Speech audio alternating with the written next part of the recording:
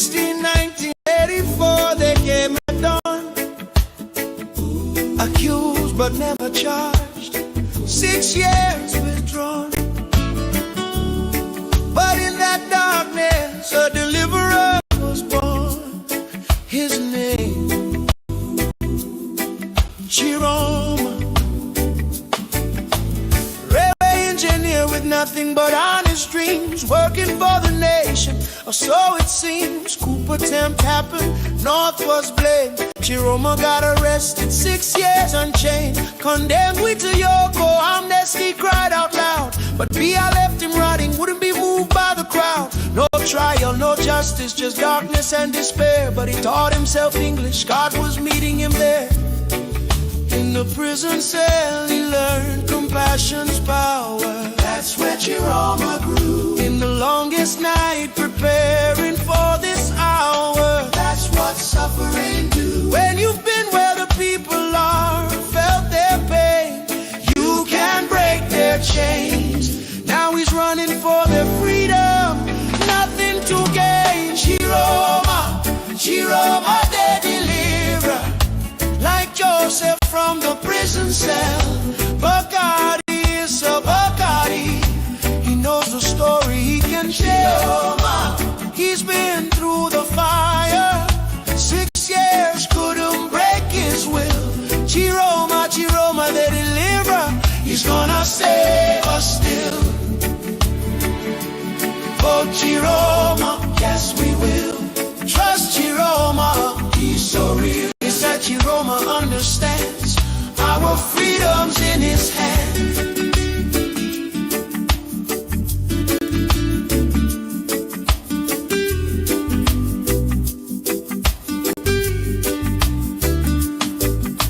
They try to break his spirit, thought 6 years was enough. But trials only make you stronger when you're made of tougher stuff. From prisoner to minister, then back to opposition, because he saw the suffering needed a new vision. June 24, 2025, he walked away from power. Said, I can't defend the system for 1 more hour. Left the government to fight for you and me. That's the kind of leader who will set our nation free. Joseph was forgotten in Pharaoh's darkest cell, but God was preparing him a story he would tell. From prison to prime minister, God's timing is divine, and Chiroma's story echoes through the sands of time. 6 years in darkness prepared him for this day, to lead Cameroon forward in a brand new way, not with bitterness or hatred, but with vision clear. Chiroma's time is now, the moment's here. Chiroma, Chiroma the deliverer, he's been tested, he's been tried. Bacardi is a Bacardi, nothing left to hide. Chiroma, from Kondengui to the palace, watch what God will do. Chiroma, Chiroma the deliverer, he's delivering you. If you've ever felt imprisoned by the system, if you've ever felt forgotten in your struggle, if you've ever wondered if change could come, remember Chiroma's name. 6 years in chains, now he's breaking yours. For October 12th,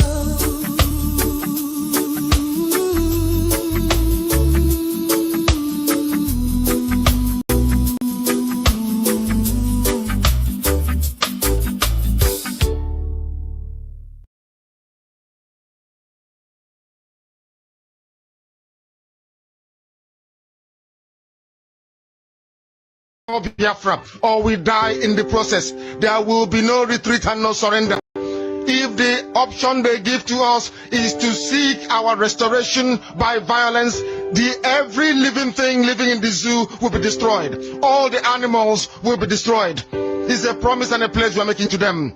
They must understand that we just don't love our country. We are fanatical about Biafra. We will do everything humanly possible to ensure that Biafra comes. It is either the flag of Biafra is raised up or I am lowered into the grave. One of the two must happen. It is better for this heaven and this earth not to exist than for Biafra not to come to pass. We dedicate it into the hands of Chukwu Abiyama, the creator of the heavens and the earth, because only him decreed that we should exist as a race, and only him has the say to decide and to determine if we are to survive or not. We don't rest our hopes in any man. We don't believe that any country can do anything for us. We are going to reaffirm our faith in the supremacy of the creator of the heavens and the earth, Chukwu Abiyama, upon to whom and in whom every glory and honor belongs to. That's why we worship him and nothing else and no other. We worship the one true living God. That is who we worship. That is why we were created. We are not like any other people. We have been chosen by Chukwu Abiyama to serve him. We have been chosen by the creator of the heavens and the earth that we may serve him. That is why in our names it contains every praise imaginable. Every praise imaginable to the Most High is contained within our names, because we are very special people. We are here to reaffirm and reiterate that. We are here to ensure that this very march towards our freedom cannot be hindered. Any obstacle on our way, real or imagined, man or woman, adult or child, anything it is, once you are an impediment to the restoration of the sovereignty of Biafra, you will be destroyed completely and totally, in every way imaginable. We do not forgive. There is no forgiveness in our dictionary. We are here to ensure that the death of 3.5 million people is not forgotten. It is to them that I owe every ounce of loyalty and obligation.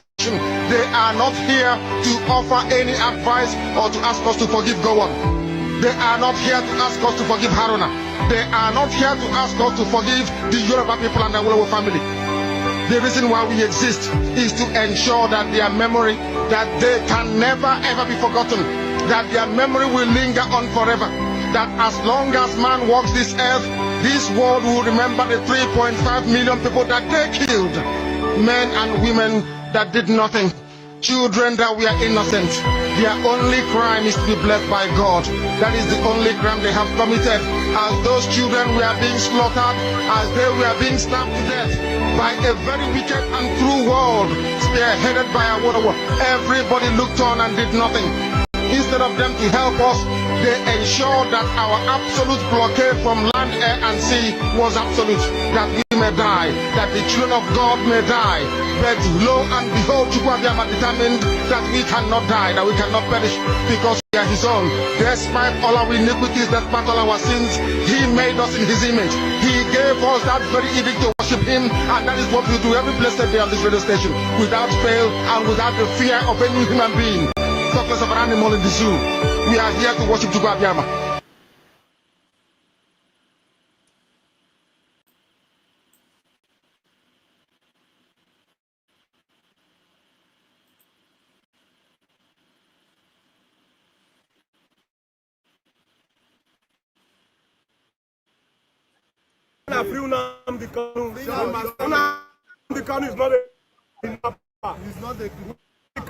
He's not Boko Haram. He's not a terrorist. He's not a bandit.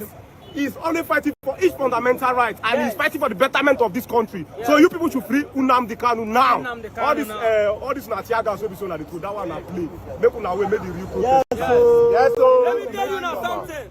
If federal government can go to Kenya to kidnap Nnamdi Kanu, which is against the law, then the federal government is sending a wrong message to citizens that anything that you cannot get in the law, you should break the law and get it.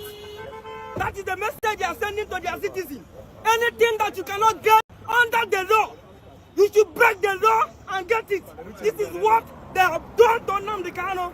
And the same way they are sending a wrong citizen, we the citizen may adopt the same pattern very soon. This is the message of Tinubu. Thank you very much.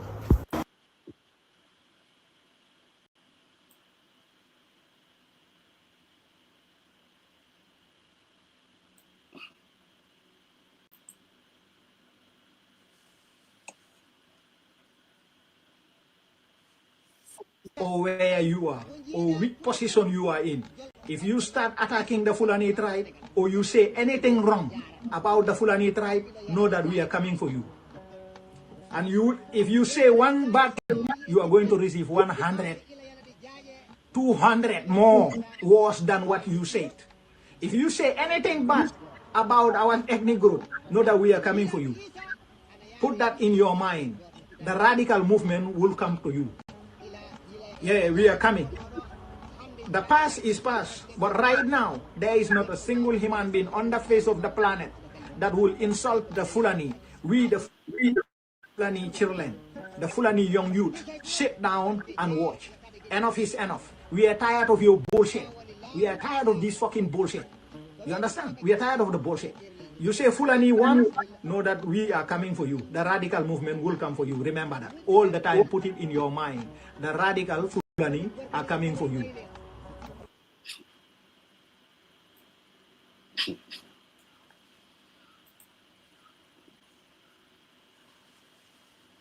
Every one of you hearing me right now to pay attention carefully. They want us distracted by gossip. Why these people quietly spread their agenda right under our nose? You know what these people are doing? They are dominating Instagram and TikTok. They will open an account on those platforms. Any post they see that is against the bandit, or any post they see supporting Trump coming to Nigeria, they will go under those posts comment section. When they find out you are supporting Trump coming to Nigeria, you are saying that, okay, let them flush out all these bandits. You know what they will do? They will not come into your own comment section. They will start threatening you.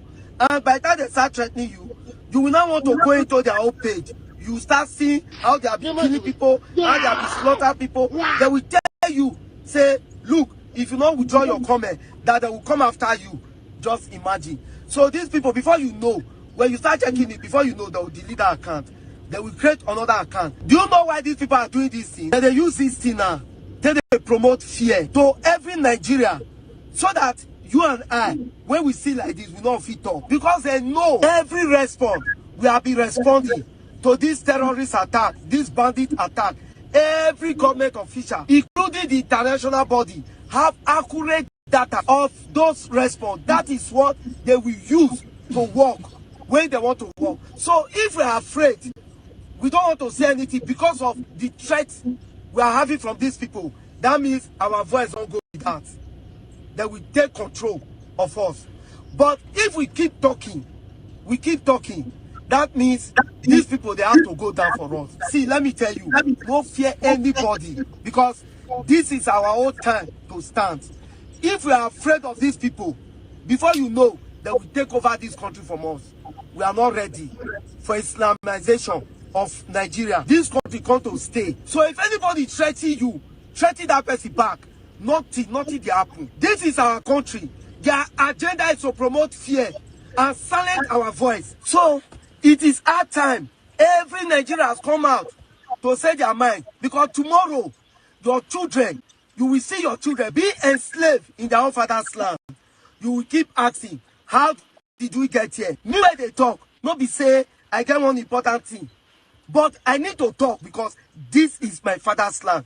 Tomorrow my children go ask me, how did they get to this place? Then they will know that there was a time me as a father I speak. If my father has spoken, I will not be here today shouting.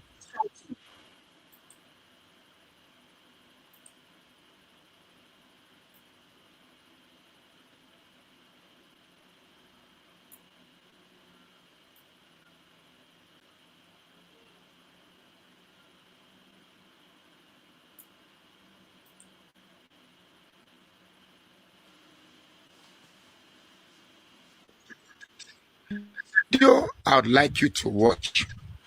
Please watch the video. I will break little by little for you. Let me tell you one thing that you don't know, that this government did not know. I've been saying it though. Watch out ethnicity and religion crisis. Watch out ethnicity and religion crisis. Right? The Igbos, they are tired of this world called Nigeria. Hausa is not the problem, but the Igbos. Any Igbo can go against it. You can lambast me, you can insult me, it's not my business. It gives me courage, it gives me more glory and blessing. Your insult. Igbo They are the problems of this country. They are desperate of power. They want to rule Nigeria at all cost. And I've not seen them ruling Nigeria, even in coming dispensation. Let them bring, when 10 trillion of people out. Igbos, they are betrayal of themselves. Igbo cannot control Nigeria. Let's be realistic. Let's be honest with ourselves. But they don't understand. Instead of them to seek wisdom, they are flexing muscle. And that's not the answer. That's what Tinubu does not even know. Obasanjo, who is advocating for them, they are the one who spoil it. All these Obasanjo, Yakubu Gowon, who are they? Many of them. So Obasanjo wants to make an amendment now, when it's too late. Tell the Baba to go and sleep. We can't make any amendments. Igbo, there is an error at the beginning. A curse is on you. If you don't reverse that curse, Igbo, you can't be president of anything in Nigeria.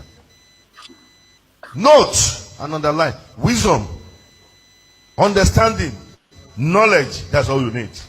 Now, when you watch this video, you tend to see how much decay has entered into the very fabric of the psychology of the people that have bestowed on themselves to be carriers of moral guidance. I'm talking about men of God.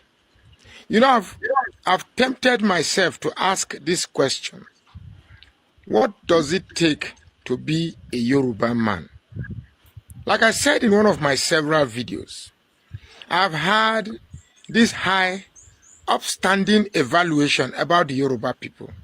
But ever since Tinubu came in, it's like the emergence of Tinubu has come and uprooted the very evil embedded in some Yoruba people. The very evil one among them, like, has been uprooted. So I ask the question again: will it make sense to say that being a Yoruba is like belonging to a cult? Yes, I said so. Please, if you are the rational Yoruba guy, don't be angry. You know very well that I'm not a tribal junk like most of these things that parade themselves on the social media. How can a primate, a supposed man of God, come on pulpit, knowing fully well that he's being recorded, say that Igbos are the problem, Igbos are a curse, Igbos are this, Igbos are that? See, let me tell us, if we do not, and I'm talking to most Yoruba people whose mainstay is this deliberate hatred amongst the Igbos. You and I know that an Igbo man, I'm not advocating for Igbos, but I'll say things the way they are. Igbos have never been the problem of this country. It is very false to say that Igbos want power at all costs. As a matter of fact, there was a time in this country, Igbos never bothered about being presidency.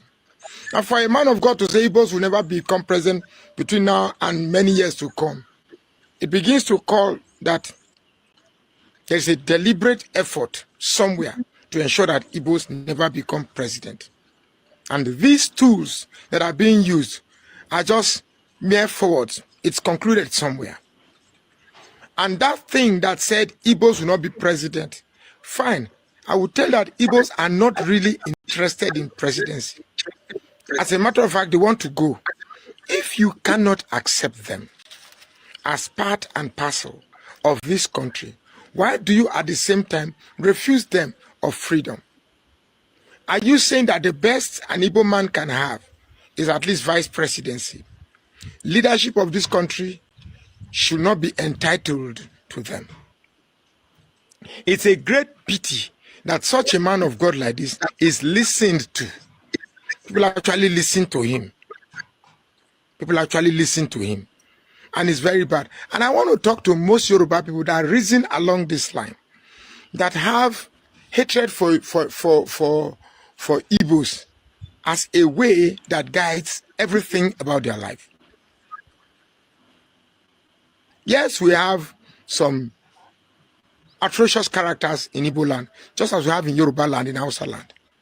But to stereotype a whole tribe as being the problem of this country, if I must even ask, if I'm pointed the dagger in my neck and even point the tribe that is even the problem of this country, I'll put Yoruba first. Why? Because you are so enlightened, supposedly, but yet a people who can't fight themselves away from their tribal enclave or tribal proclivity to embrace the truth and rationality are a bigger problem than those who seek fairness and justice. Nnamdi Kanu once said some time ago, and I frowned against it, that any man attending Yoruba church is a fool. With videos like this, one can be tempted to reconsider his statement. Well, I don't intend to bore you with many stories. If you are a man of God and you are indulged in this type of rhetorics, please stop. No single tribe is a problem of this country, but individuals. We have individuals in Yoruba land that are problems, individuals in Igbos that are problems, individuals in Hausa that are problems. But to stereotype a tribe, saying that they have a curse, that is a no-no for me. And if you are a non-Yoruba still attending that man's church, something is definitely wrong with your head. My name is Magnus Soraka. Please follow this page and share this post now.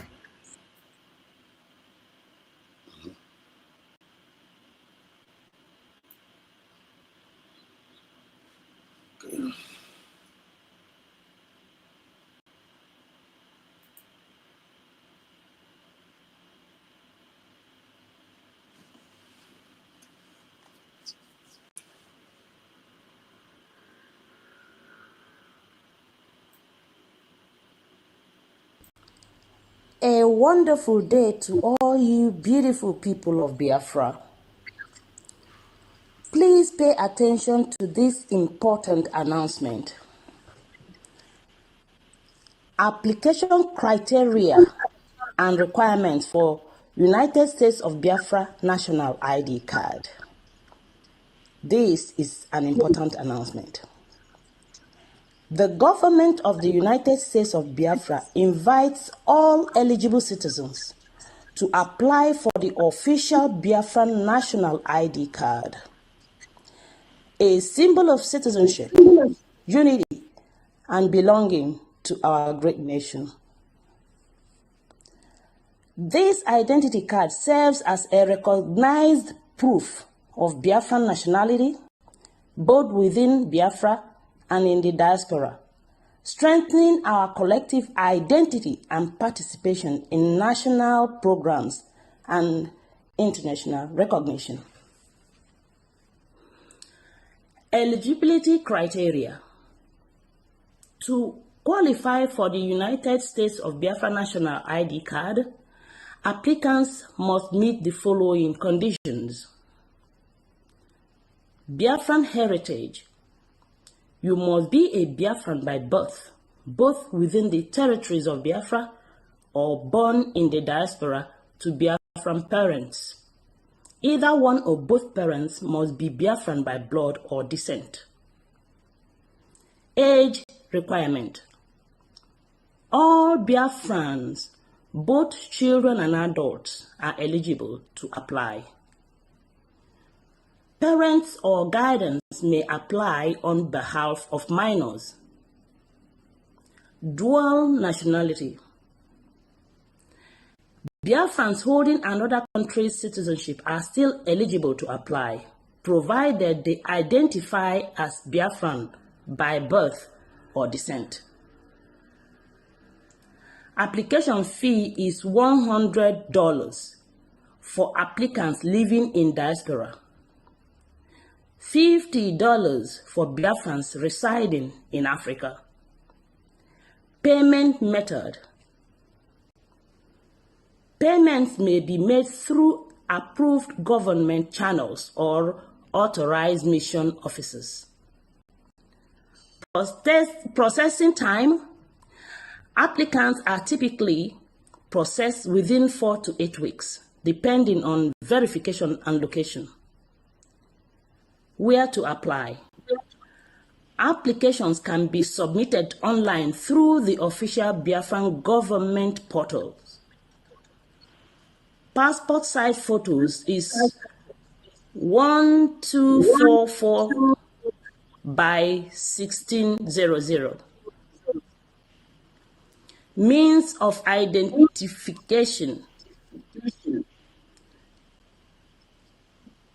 1.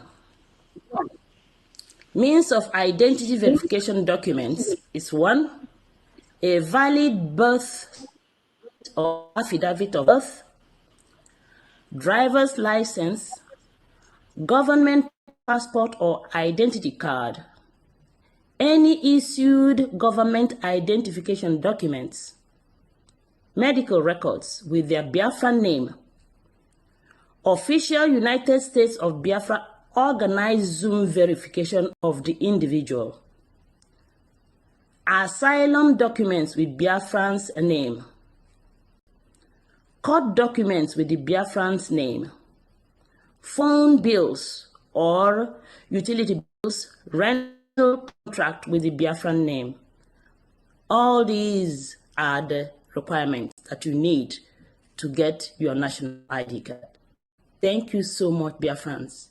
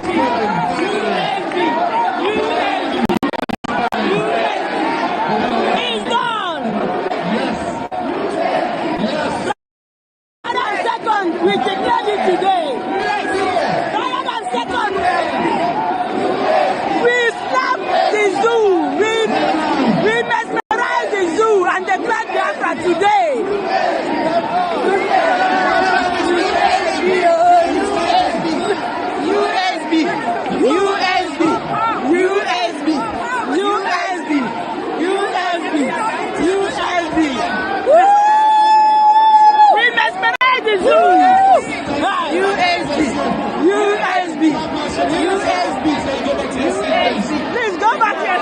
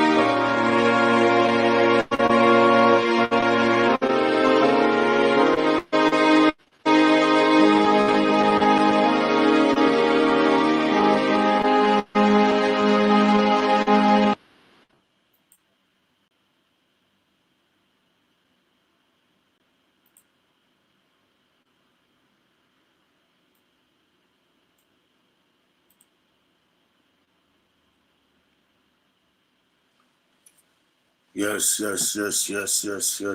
Greetings, lovers of freedom all over the world. Greetings, Genovia France all over the world. Umuife. I come Nanelu. Salute each and every one of you. This is Biafra Exodus TV. Always bringing you the message of redemption and liberation to the hearts and the minds of our people.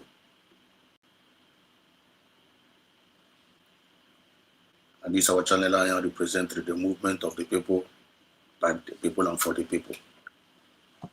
And please don't get us twisted. You are highly welcome. We are highly welcome in tonight's program in the name of Chukwuka Biama. In God we trust. God bless United States of Biafra. God bless all the citizens of the United States of Biafra, the ones that are genuine, the genuine ones. If you are one of the Ndo Biafra, that this Biafra movement here, you know, claim you in the United States of Biafra. The blessing of Chukwu Kabiama is not going to be your portion. Because you cannot be a citizen of USB government and you be constituting nuisance and then you be expecting the blessing of Chukwu Kabiama. It's a lie. God can only bless the genuine citizens of the United States of Biafra. That is the honest truth. God bless the United States of Biafra. Long live Mazina Nikalo, our supreme leader. Long live Mazina Nikalo. Long live our Prime Minister, PM Simon Ekpa. Original, our Prime Minister, PM Simon Ekpa. Long live you. Acting Prime Minister needs to wear an internet, not cause confusion, not cause distraction. You're not talking about them. You're not talking about all those fake acting prime ministers that are causing distraction, causing confusion. Jesus wear an internet. Grab your front flag in a triple. That change neck and that walk on a war. Because you cannot mess around with the United States of Biafra, mess around with our flag, cajole it, mock it, then you expect you expect that you escape the judgment. You're not going to escape the judgment. On the internet, you can know many voices. Many voices are out there.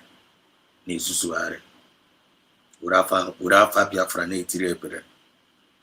And now cajoling the divine movement, and they think that they are smart. Don't worry yourself, Umife. But Alimmo na piana. The Egyptians you see today, you shall see them no more. Long live PM Simon Ekpa, the dragon, who has shown us a very, very good example, who served with all his heart, with all his mind, and with all his spirit. Who appointed some individuals to come and work with them. Some of them are genuine, and some of them are not genuine. And those that are not genuine, it's a China Nelu. The Biafran spirits have exposed them, and in on the surface. Ochiha on our hair. And Obidigwe, which is the Biafran spirit, Chukwu Kabiama, is separating every chaff from the wheat. Long live PM Simon Ekpa. Wherever you are, God is with you. Chukwu Kabiama is with you. You are not alone. You represented well. And wherever you are still representing, just like Mazina Nikalo, our supreme leader. I got continue now, Boruno former, Negberu Negberoma. They represent one outside there. They represent one outside. The Biafran spirit is confirming our representations. Every Genubia France all over the world. Umife. We will continue to abide in the divine instruction of the USB. Come rain, come shine. We will continue to love our divine government. Come rain, come shine. We are not going to be distracted. No matter how they are throwing in their nonsense, throwing in all their confusion, when the enemy will jump and pass. Long live PM Simon Ekpa. Long live our Deputy Prime Minister, Dr. Ngozora Obese, original. Agumai. Ilili Amuite Yobanyoko. As if who she is. A mother that reborn Biafra for us. With tears in her eyes. Long live you, Dr. Ngozi Orabeze. We will continue to pray for 1,000 men wisdom for you and all the genuine cabinet members. Unu ga-adị, unu ga-ebi. Onye ọbụla na-achị unu ga-ada. Onye unu chụkwara ga-ada. Osaka unu dị ọcha. We, the genuine citizens of Biafra, can see your hearts and you can see your services and we can feel you guys. I need feel you.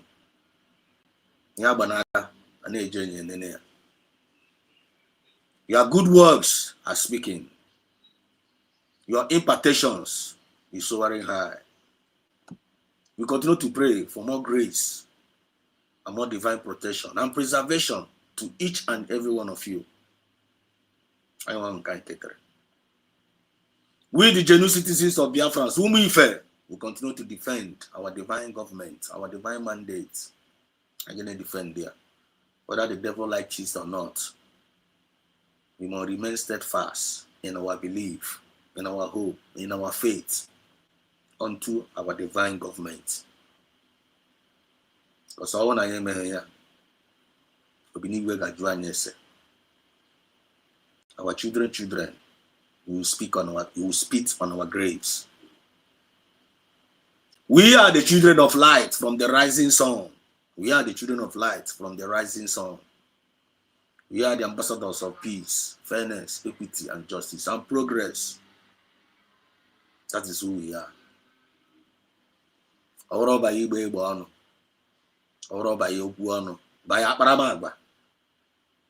always say this, come and test us and see that the Lord is good.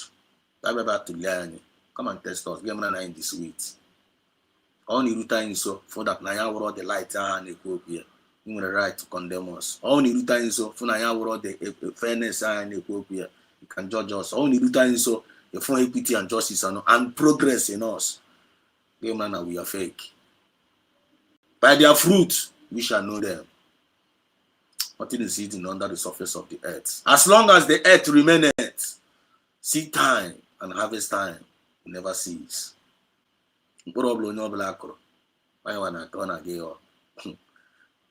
ask that no this Biafra movement. I want the Korea go 1 year. And I can't nothing to you. Nothing to you. It doesn't matter how they are laughing at us today. It doesn't matter how they are mocking. It doesn't matter how they are distracting themselves. It doesn't matter how they are making mockery of themselves. That is none of our business. Our business is to keep on doing that good job at Chineke Natiri right now.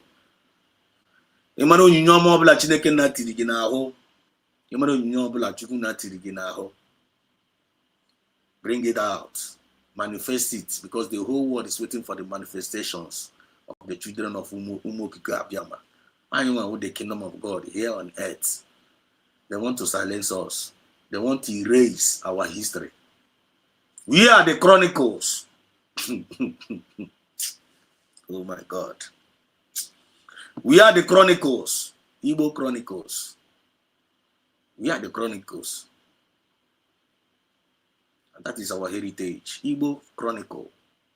We're going to talk about the Chronicles here tonight and the heritage of the Igbo heritage. Don't play.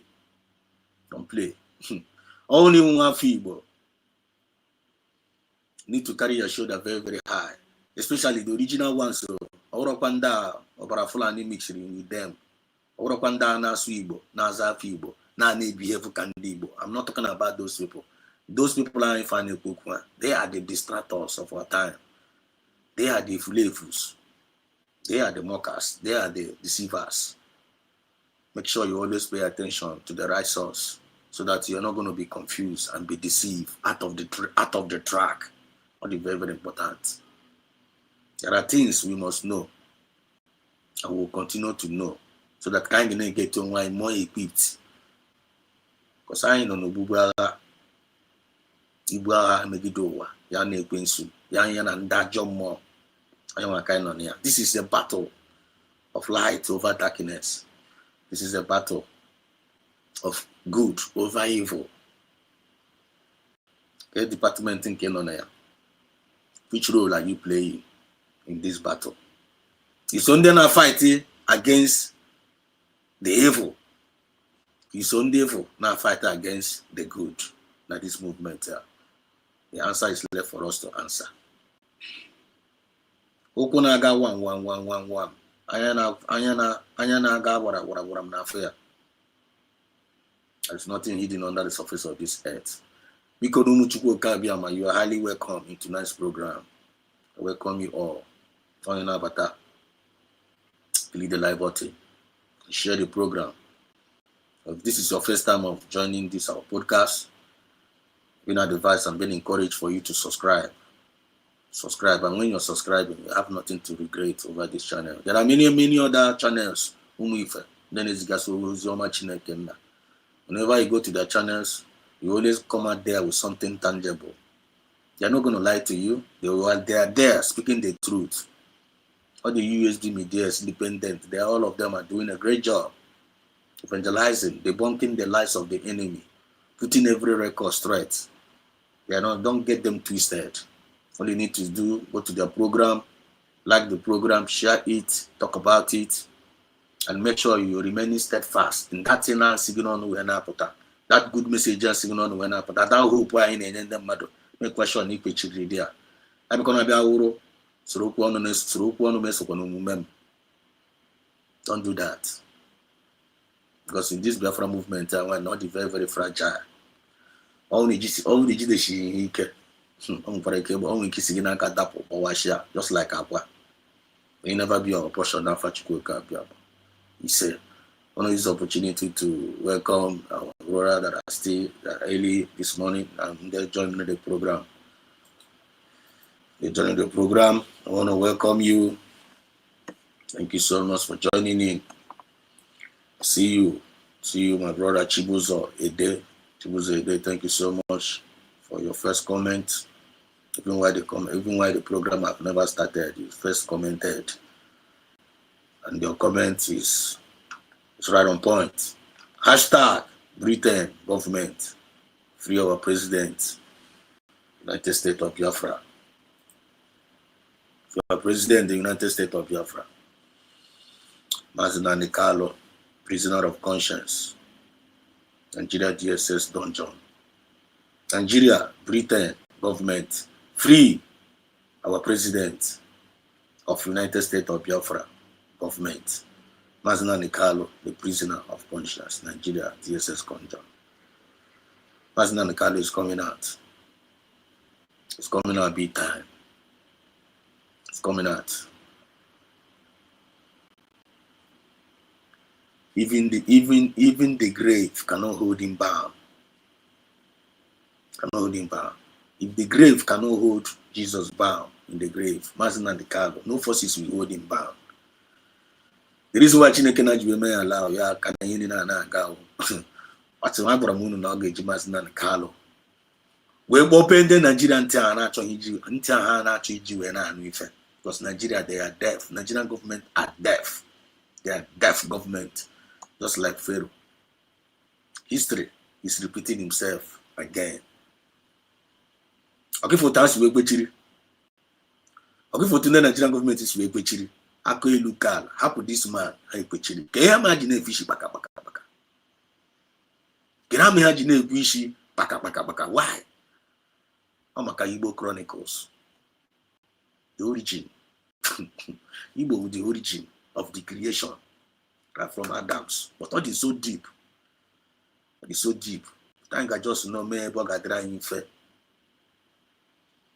Can you the Nigerian government the world is I don't kind of why. I know that about like all Igbo Chronicles. The history, the Chronicles of the Igbo is the history of the Igbo. Ndibo. May God open up our eyes. Go Chineke nna mepe anya. Kai we na water the time and the season I on email. Cause all anya mepero. All anya mepero. You got anything. You got no neku ashianya, but onwe if you got full. You gonna know things, but onwe you gonna perceive. You gonna have things, but you got the blind. You gonna do a lot of things, but you not gonna make any effect. But when you are in that right source, receiving that right revelations, about the time and the season I'm an email, knowing fully well who you are. One, you got to be very, very sensitive. You got to open up. And when it's not believe gonna distraction to you.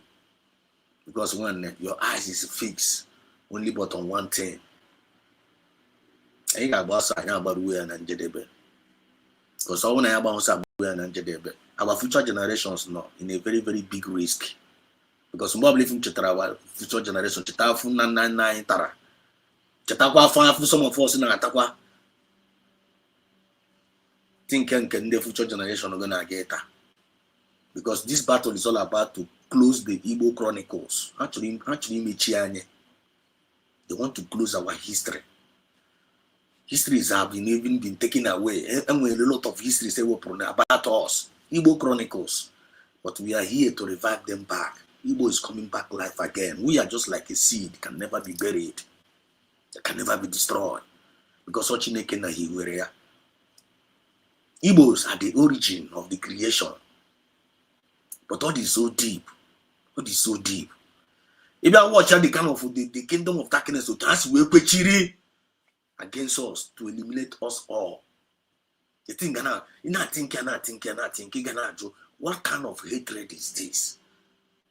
What kind of hatred? What type of hatred is this? Each year from year back, year in, year out. When it's in Ghana, why?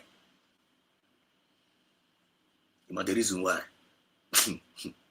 Anyone with the greatest creation of God.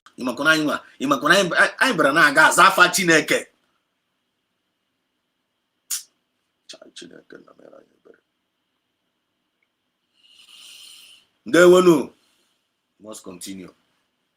Chibuzo, thank you for joining in. I see you and I welcome you. One Igbo 347. That is no, I see you. You're welcome to the program. You're welcome.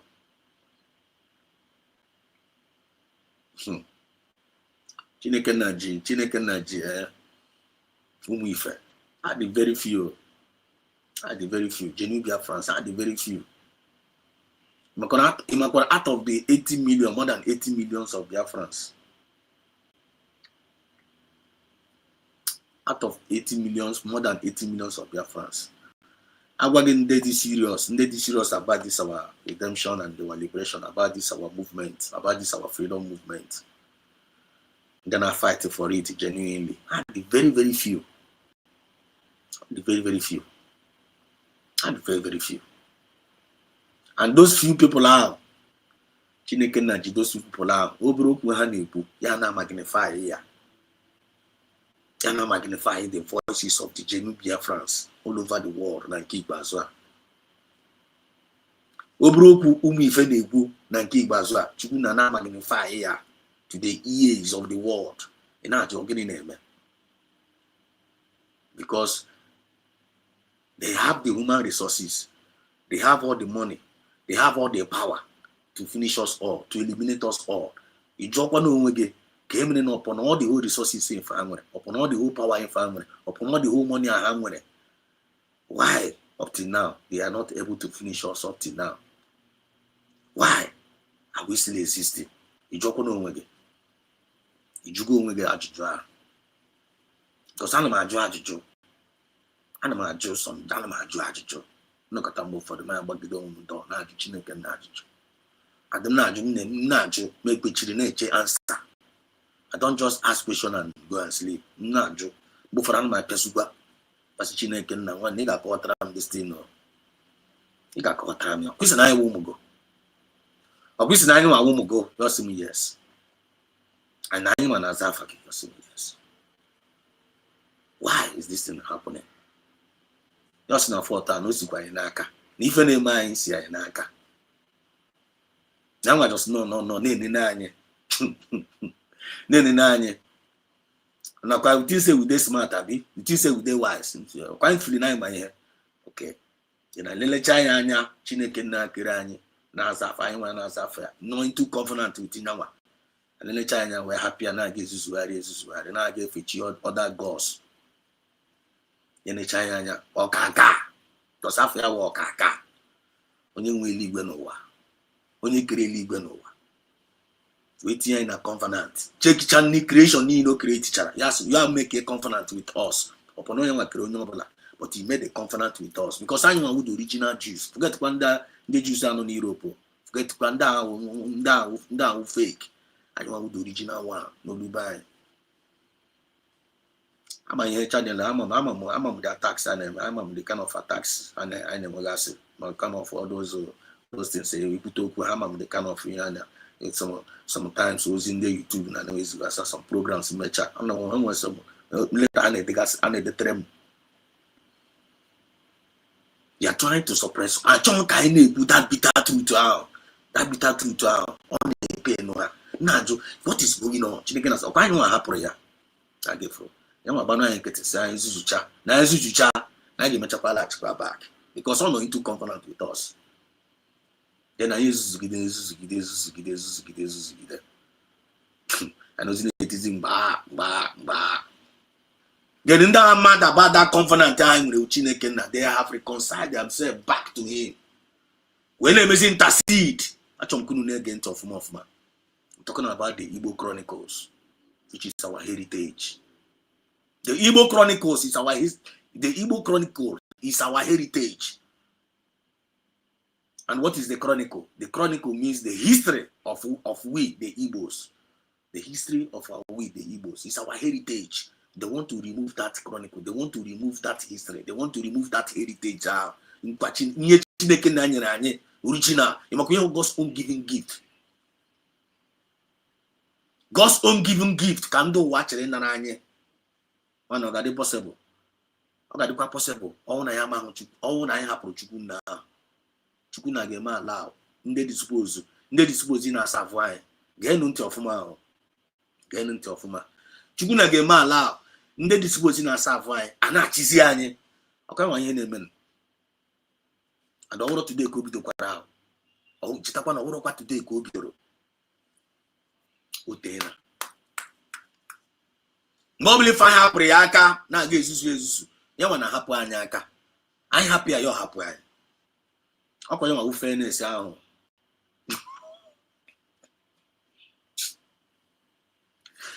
ọkwa ya nwa that fairness ahụ fa na-ekwu okwu ya come unto me and I will come unto thee.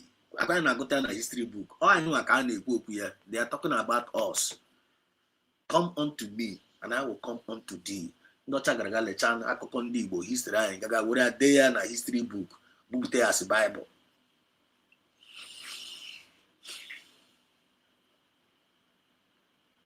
They know us more than we know ourselves. They want to erase our chronic. They want to erase our heritage. They want to take it all. Eliminate all. Check in Emmanuel today. Check in Emmanuel.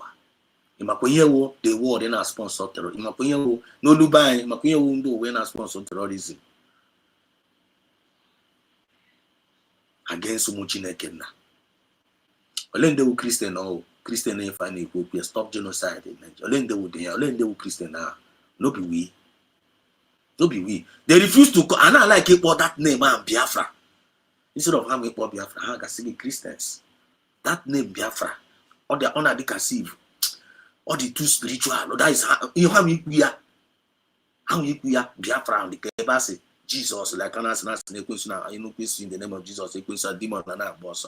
Biafra means like all comers and Carlo, the name Biafra, no natural job more. That is the reason why for that name for Biafra for all the cover with a lot of blood, sacrifice of human blood. The thing is so deep. I don't remember when you believe they use the name Biafra wrongly. Yeah, you are not using it rightfully. Those people are my fan anymore. If you are being used to work against this divine movement, you might feel more again. Or the very, very disastrous. Or the very, very disastrous. I might put them up now. This is the movement. This is the kind of message of redemption and liberation to the hearts and the minds of our people.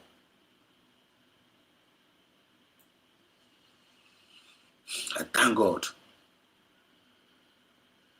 the little voices we find raise is causing a very, very big wave in the world today. Stand still. All of them, they are talking about us right now. If you don't talk about us, you got the banned. If you don't talk about us, you got the banned. All of them.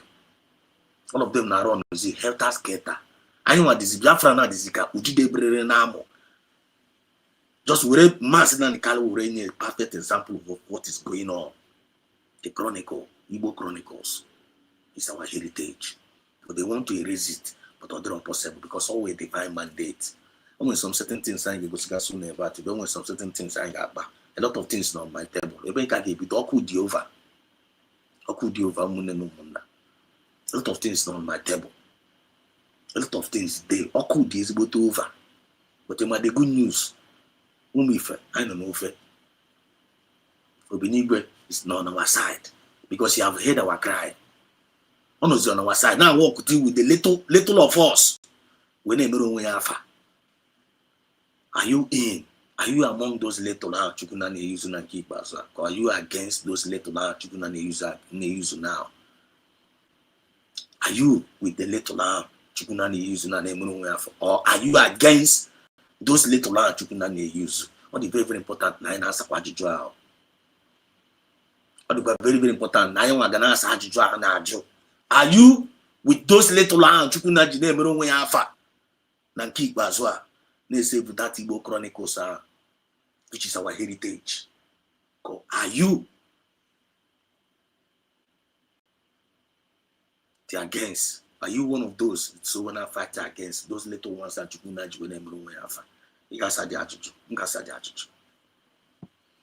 and all in on this movement and kick back, so you're only on the right side of the history.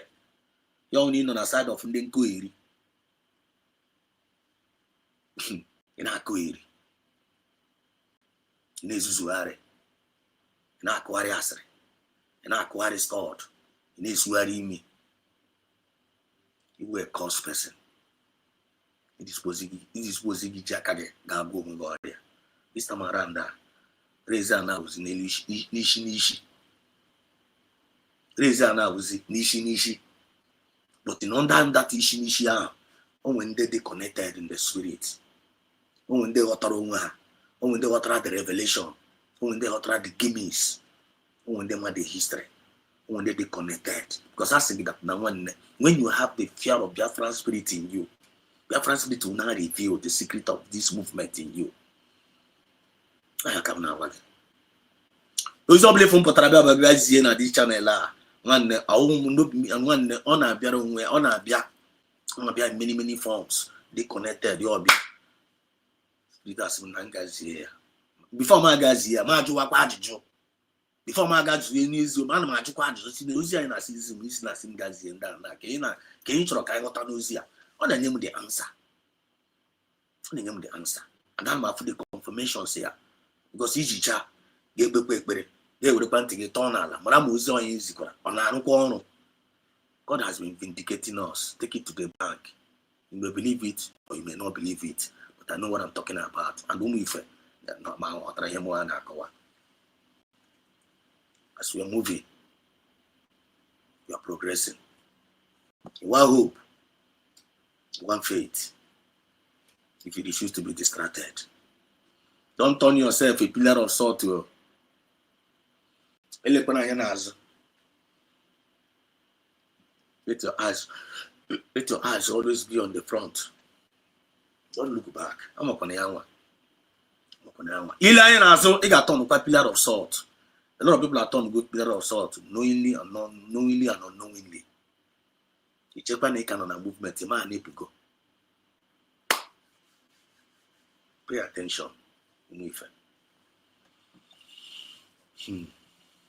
One Igbo, I see you in there.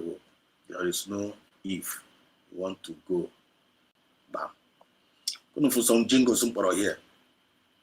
Go for some jingles. Normally, but on a program, make sure you pay attention to everything that happens in this channel. Take everything serious. If you ever Fulani na onye Fulani terrorist na Bamba. If you ever couldn't Fulani terrorist na Aba. No one mention Fulani again. Now they are coming for us. Nah, they are. It's not way brave. It's not way brave. I want to YouTube the I want to YouTube the meet right. Can you negotiate what is going on? People to that say bunde mmadụ nwanne ọkwa ọgwụgwọ oge ka anyị nọkwa ọsọsọ Biafra ga-eweta the restaurant ọ Biafra na gị save ụwa Biafra with the only the last chance of saving humanity n'ụwa. So they are coming for us. They are already doing it. Ha maka nwere ya ka iyi na ha ga-eme ụwa niile ga-abụ isi n'ala. Ya wa ideology, very very devilish deadly ideology that amaghị ndị a si wee lụọ ụwa. Fulani na-anya nwere ike wu ndị Fulani na-anya nwere ike wu demons a Chukwu na-asị n'eluigwe wee chituo. Ọ nwere ike wu ekwensu na ndị a si all those demons a na-ekwensu esi wee chituo n'ụwa to suffer this war. That's the way because these people they are not human beings. These people are beasts. They are no beasts. They are fine. They are coming for everybody. They are coming for everybody. If you don't wake up now, happen sentiment, happen koeri, because only you learn about okay. Only you learn about okay. One day put a get channel Makamas and Carlo. They are coming. No, all Makamas and Carlo. Now they are coming for Mas Pierre Mekuga. Thinking, but they are only standing against their way. Okamas and Kaluji Nigeria up to today. Maybe because Nigeria is Islamized. No idea. Okamas and Kaluji. Mazinan Kalu, one man. Igbo heritage. Atokunu Genunte. Igbo heritage, which is the Chronicle. One man, one Igbo man. One Igbo man. Umunne no monna. One Igbo man. In nature, nature. One Igbo man. The whole Nigeria, one Igbo man. Jinde Fulani no up till now one Igbo man, but the Fulani they have never Islamized a whole Nigeria. You must know one Igbo.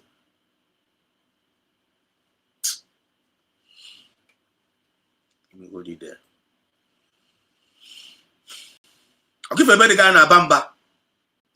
No black shit. They are coming for you. One I made you put out the guy. And the reason why they made that thing now to put fears. You watch you remember go see that thing now. Go see another one. Maybe that one can worry. Only cause that very account and Yoruba. If you go Yoruba in Lepu, na whenever na fight against Igbo, nda Afonja Yoruba. Because someone would they after the Fulani, if after the Fulani terrorists, the next dangerous people in Nigeria for Afonja Yoruba. And when a good Yorubas, and when they civilized, and when they two kind of Yoruba, normal Yoruba and Afonja Yoruba. Afonja Yoruba, when they the same mindset and the Fulani, his men now mupara. We need each other. Man, pastor how? Man, when do Melana ha? And when that Afonja na pastor, from that pastors, when you hear them speak, you got the hatred, the bitterness, and the bendigo. Hana idea. I cannot go openly. And even asking that Naman Hakucha and Andiboga, they don't care. I got Bagia. I know a church and they will preach against Indi. I don't know Melana, they will talk. I know a politics, just like Tulumbu, Afonja, Yoruba. Look at what they are doing, our people. Working against the Igbo current, they want to erase us all. Yeah, well, international conspiracy, one front, but it's only one man. Out of from that Igbo heritage, you know what? Stand still. Even while he's still in the DSS dungeon, even on in their camp, or in their midst, Haji and all, you know what they go on there. All the very mysterious. But the front and kick baswa. I know that Ndisha for goes then take on here by force. Ndo be the chapu. Ndem boro that gije. All Igbo heritage. All we, the Igbos. It doesn't matter. Ndo obra fulani, eji obra fulani were more in our midst. One day they can't stop that Igbo chronicle. They can't stop that Igbo chronicle. They can't stop our history. And nobody is going to take it away from us. Even no matter how big they are, no matter how mighty, no, they cannot erase us. Take it to the bank. That few original Igbos will hurt the world. I got pause the world, and they must give us what we want.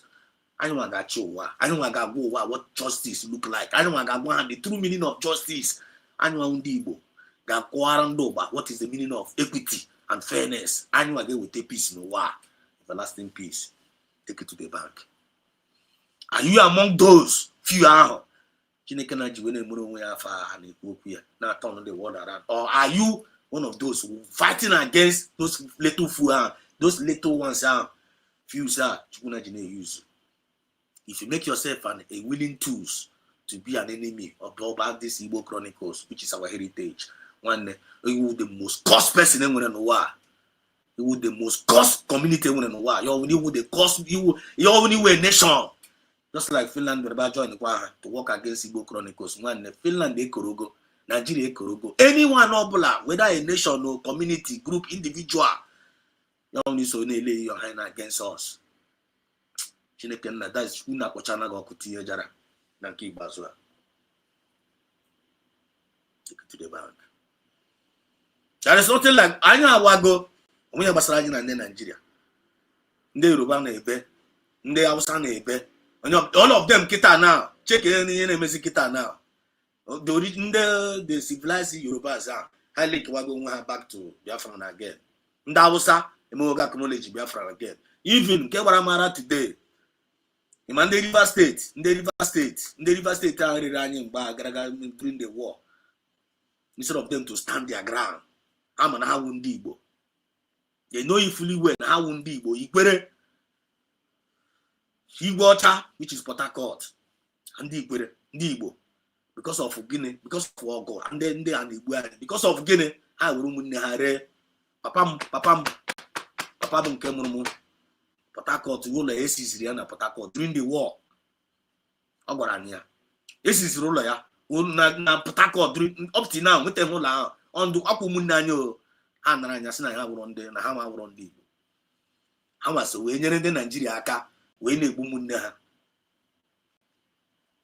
to the original Igbo Chronicle, when they did not deny themselves. I look at the Rogwan when they put us in the water go. 5 states. That's in the Oklahoma 20 pounds. Now one name only one Igbo. Let us just continue.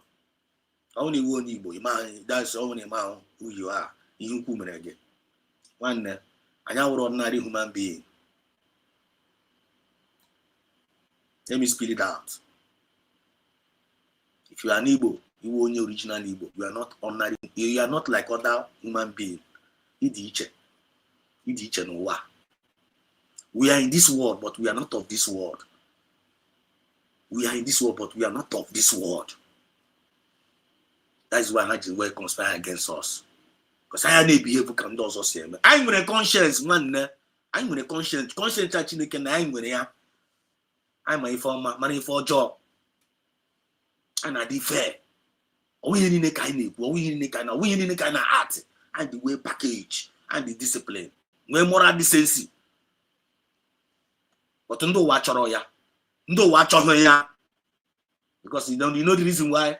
Because always in charge of this world.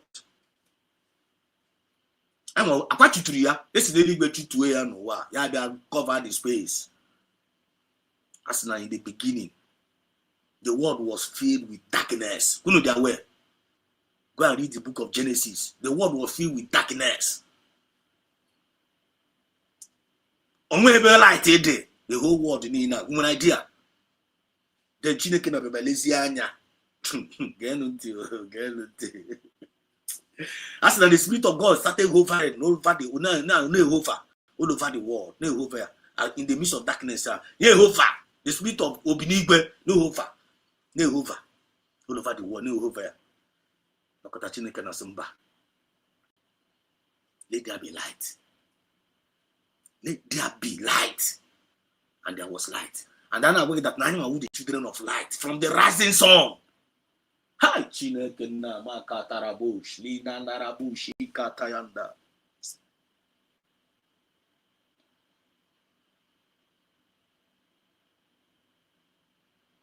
It's too deep, it's too deep, too deep. May God open our eyes. You think Karemo? But we need to open our eyes. Know who you are.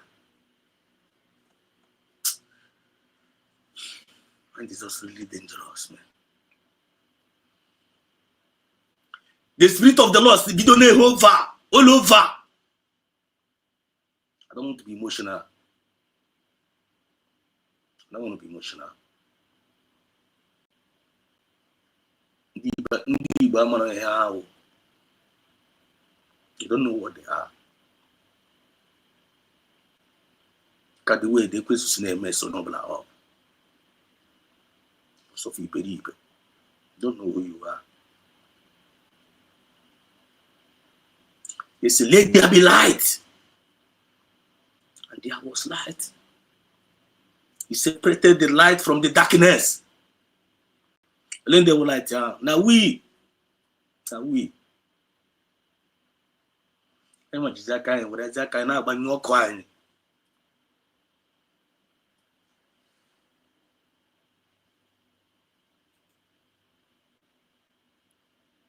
I want to say, now, but you see, I walk. The 9 ishi na iji aka gị na-agbanyụ ọkụgụ ị nakwa anya isi na-adị iberibe na very very that is Chineke na-emepe gị anya onwe gị na-esusu na among us mụ na Chukwu na-emepe gị anya.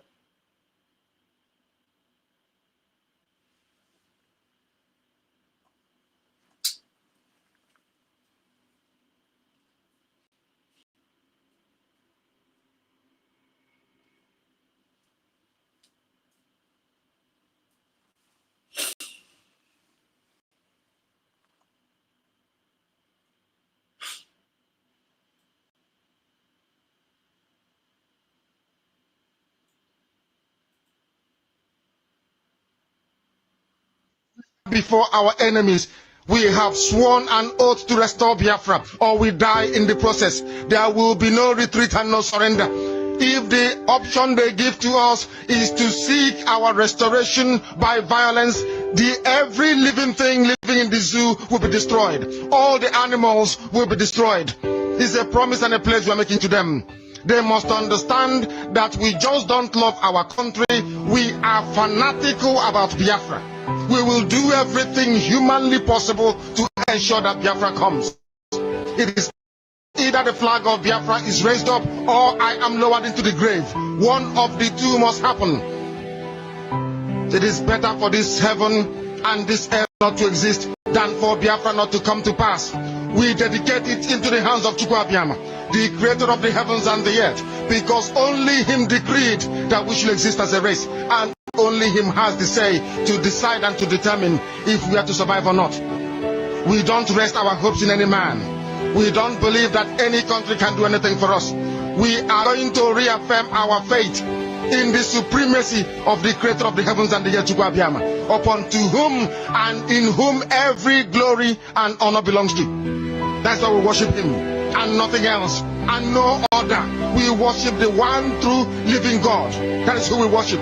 That is why we were created. We are not like any other people. We have been chosen by Chukwu Abiyama to serve him. We have been chosen by the creator of the heavens and the earth that we may serve him. That is why in our names it contains every praise imaginable. Every praise imaginable to the Most High is contained within our names, because we are very special people. We are here to reaffirm and reiterate that. We are here to ensure that this very march towards our freedom cannot be hindered.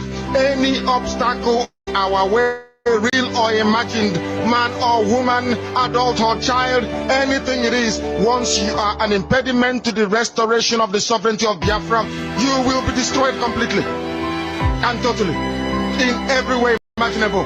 We do not forgive. There is no forgiveness in our dictionary. We are here to ensure that the death of 3.5 million people is not forgotten. It is to them that I owe every ounce of loyalty and obligation. They are not here to offer any advice or to ask us to forgive Gowon. They are not here to ask us to forgive Haruna. They are not here to ask us to forgive the Yoruba people and the Awolowo family.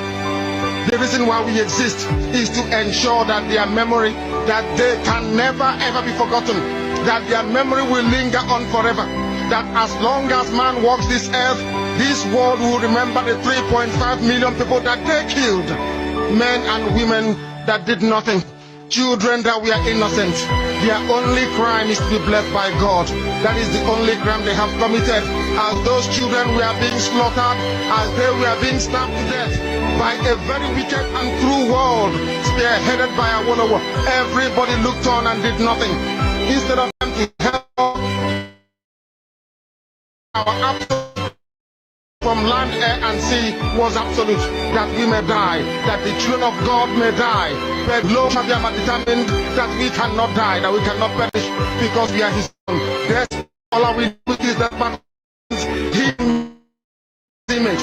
He gave us that very image to worship him, and that is what we do every blessed day on this radio station, without fail and without the fear of any human being, talkless of an animal in the zoo. We are here to worship to Shabiama.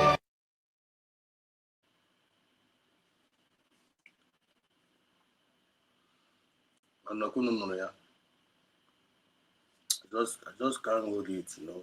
I try to hold it, but the two. I can't just hold it. I'm more for this message and the too heavy. The too heavy.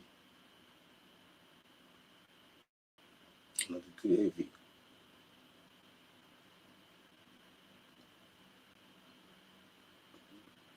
All the too heavy. Sometimes I carry on.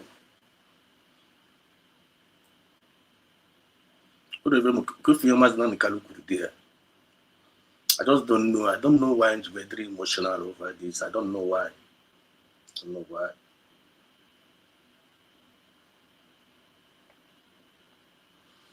One prayer point is Chineke, and ask him Chineke now. One thing get me out.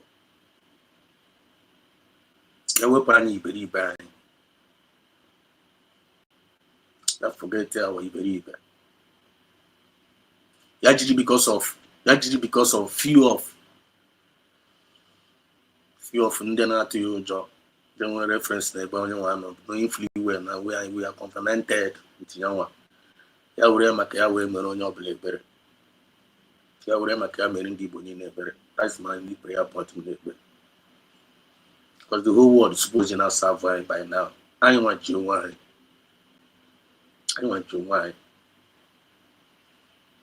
Ọnwụ nọ na-ewute gị asị onye Igbo. Ọnwụ nọ na-ewute gị asị onye Igbo. Ihe nlecha ife na-eme fụcha ndị a na-adịcha ka oke ka lizard. Ebunyechara AK-47 nye ha machete ewere na-asụ anya akwụ. Anyị nwa ụmụ Chineke na-asụ anya akwụ. Ya ọ nọ na-ewute gị. Nso gị ka continue na-ezuzo. And knowing fully well at the end of the day, Chukuna materialize a new identity, United States of Biafra, united will stand, and divided we will forever fall. Your only castle when they play the role in a sabotage. It's our chronicle, it's our heritage. And the young in a swibo, that's a feeble, the criminal Biafra. Only so part of our pain, you only so we day so we use one I give no beauty with a tua, maybe go peregwe chukuna ne lily anya. Honorably fine Bruno that this Biafra movement is forever cause. Check your own animal human being when it came with this kind of emotion about these civil ones among us. How much more Chineke? How much more Chineke? But let there be light, and there was light.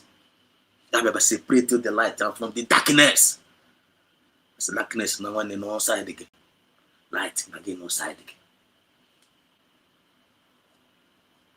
that created the firmament, where bia nwala, bia mmiri. Ya sum aso, no mmiri kunu ga no. No mmiri kunu ga na no. Achom kunu na connect dot here because I na make we ya ndem na say Bible. Nwanne iwe onye ara ahụ. And onye ọbụla efu pụtara mbịa, I will curse that person. Nga bụ onye ahụ ọnụ. Nga bụ onye ahụ ọnụ.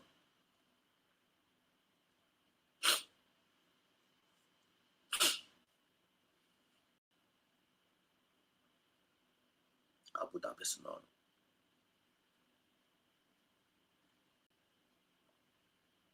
Everything we know where. Now when actually couldn't worry these physical things when I compare these spiritual things if and acquire me here. I know what Jack I need to pure wine. The Frankie Bazwa, Obinigwe Kuliena, and Oji justice equity where Nabia. Justice. Don't ever you be a victim. Don't ever you be a victim. You went away Biafra spirit. You went away. You went away. People go me many times. When they gonna ask now when you panonya, and you pan this said or so, they panonya. Man, don't go that side. I'm only but a vessel, just like many other vessels. Many other voices they use, not only me. Not only me. Once you open up your heart, so we are what this revelation is here am I. Now use them at least come in your obligation women at this Biafra movement that you can let them. I want the best decision in key making or as only way. No know the sound of my voice. Happen to sentiment. Happen to every way if I need. Happen to pillar some of the people need it. Happen here. Oh God draw. God draw. Use. We, the people, use. Are you available? Make yourself available. And don't blame making you available. The Biafran spirit can never use you. If you make yourself available to the Biafran spirit, he will use you and they will take the reward. Your generation will go get proud of. I short, he got the happy. At the end of the day. But you happy. You know this good message of redemption now. No chase you bitter truth with passion with emotion. You reject here. Chineke na poor generation go.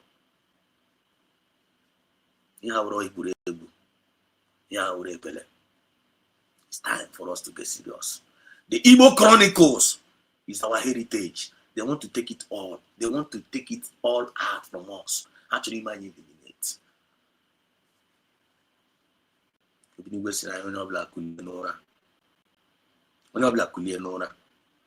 Only the Yura man na. If I'm asking the color for in voice here, in the voice here, or not human being or our heritage. Or one man catching a Canadian post on Nigeria. Nigeria no stands there for because I did the redeemer. I got the redeemer. In my fellow men. You have the kingdom of darkness. Masnan carries like an angel, Michael. Very buara, ne buara since ya. You know, cannot walk. Masnan cannot ba. Also, I'm going to lead from the front. That's Chineke and now commit my soul unto thy hand. And some other, you know, those we go here. And some other, Genubia France and also. I'm on the how. On a phone and more. But I give that kind of effort. One we will be a frank without any tape. Just God, may God have mercy upon your soul. I want to dispose in it. Must continue. Why you go? I forgot my bad. I forgot my bad now. Since now, I forgot my bad. Since because I'm sorry for commenting. Man, knowing the spirit like this, we feel more. Not here to come and please anybody. We are here fellowship together. This word is for each and every one of us. Nobody is an exception.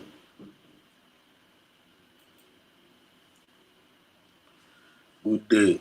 The friend said us, Canon Deo, Chukwukozege, Nifa, Boton Nifa Keo, Chukwukozege, Thank you, my brother. Something big is happening. USB is shaking all the tables. See, that's what I'm talking about. This guy, this Kanwa, in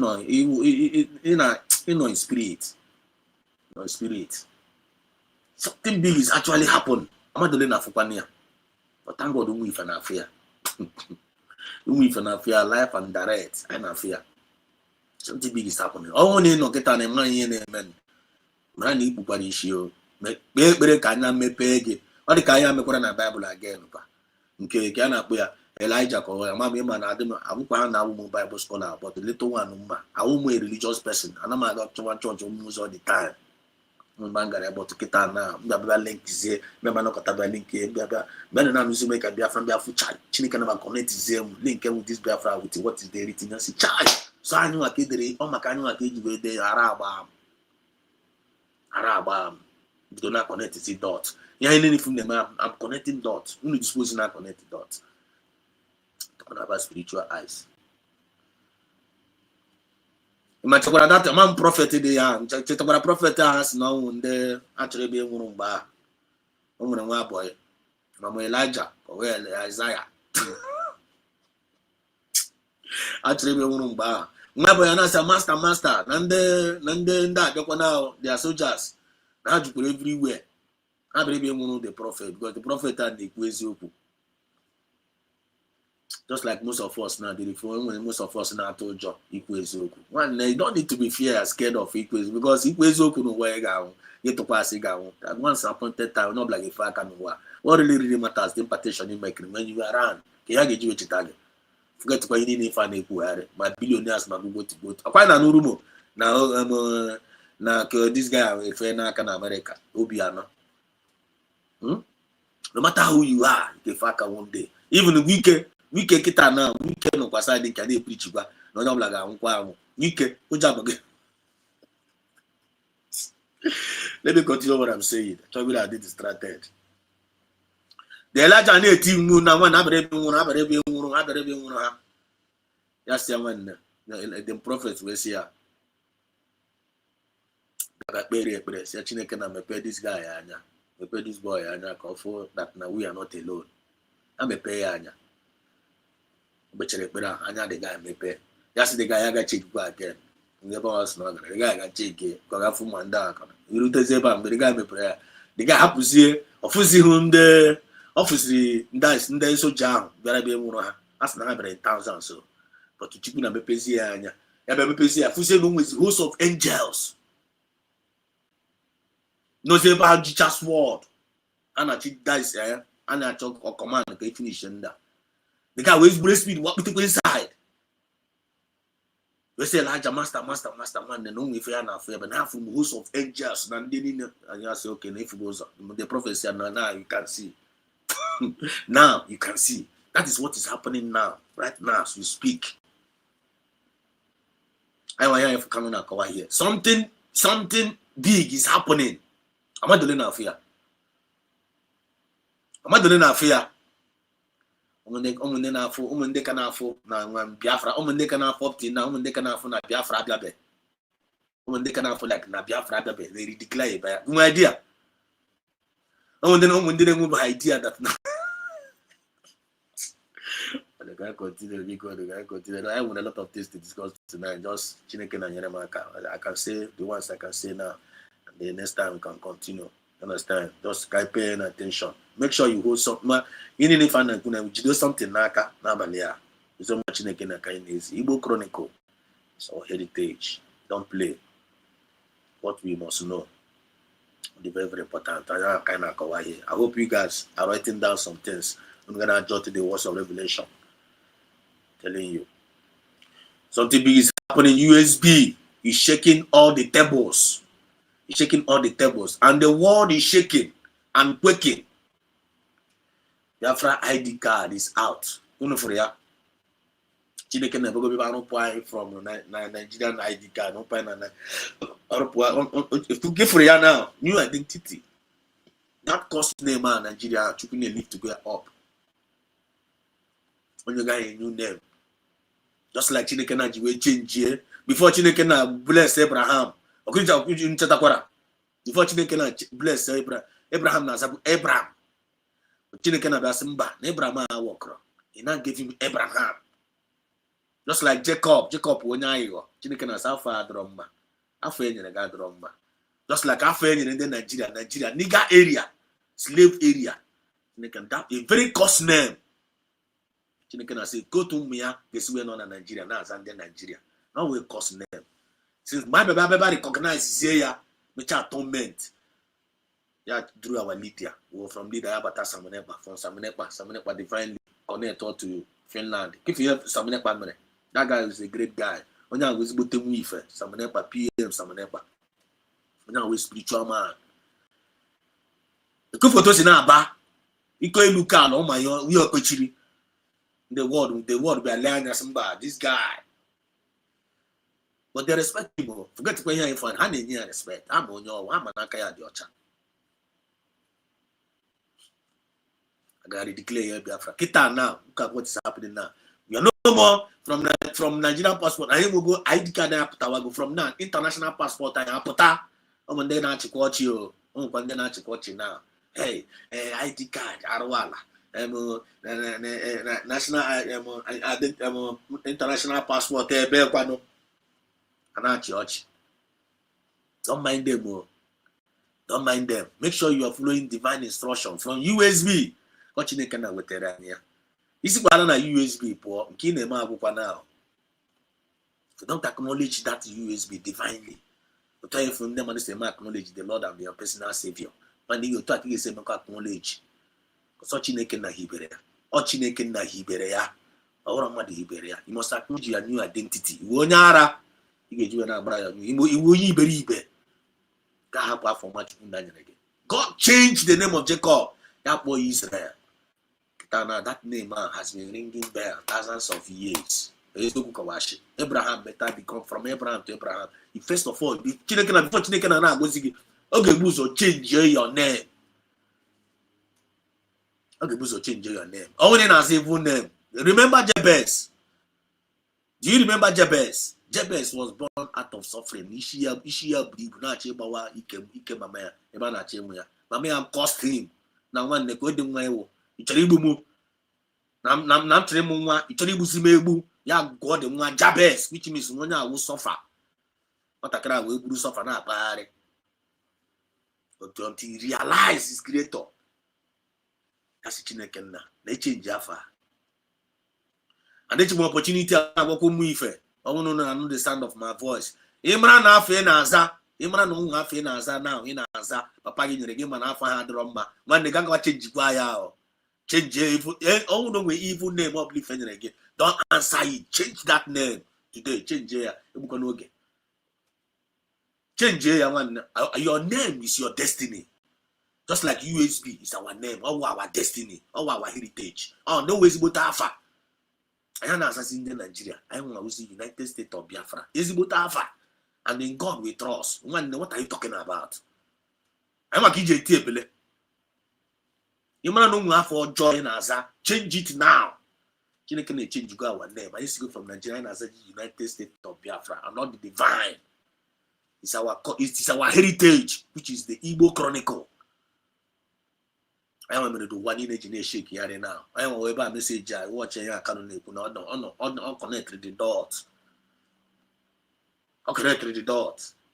The world is shaking and quaking. Always offer of Fuma. Offer of Fuma. I'm not doing a lot of us, man, now. Offer of Fuma. The world is give to Maslan Kalusinachi. If to Maslan Kalusinachi, there's Zakaelu. Okonye GH. I'll put up a crowd, but only celebrated the victory. In Africa, I never do open. Don't play. I meant to wait here, but very, very important. What we must know. What we must know. Don't play. Don't play. Only in a Eguzina. Igbo not too much. Igbo not too much. I want to know this Biafra movement. You want to know where keep it. Now one, make one know get better. Another mama daddy baby la more. Which means prodigal son self kagema. I want to blame prodigal son. You know when the prodigal son don't come. Don't play. It's very, very important. Biafra ID card at go down, international passport na get to down. Our new name is now speaking. He live to go that course ahụ. That abụmọnụ ahụ, he live to there. Ilana kita na ụmụ ife niile all over the world. They are all shining. Ị na-afụkwa ya? Nwanne na-afụkwa ya? Chai. Na ukwu karịrị etu na ama m nke m ga-ekwu happy ibe ya. That is no problem. Let's continue. Biafrans are defining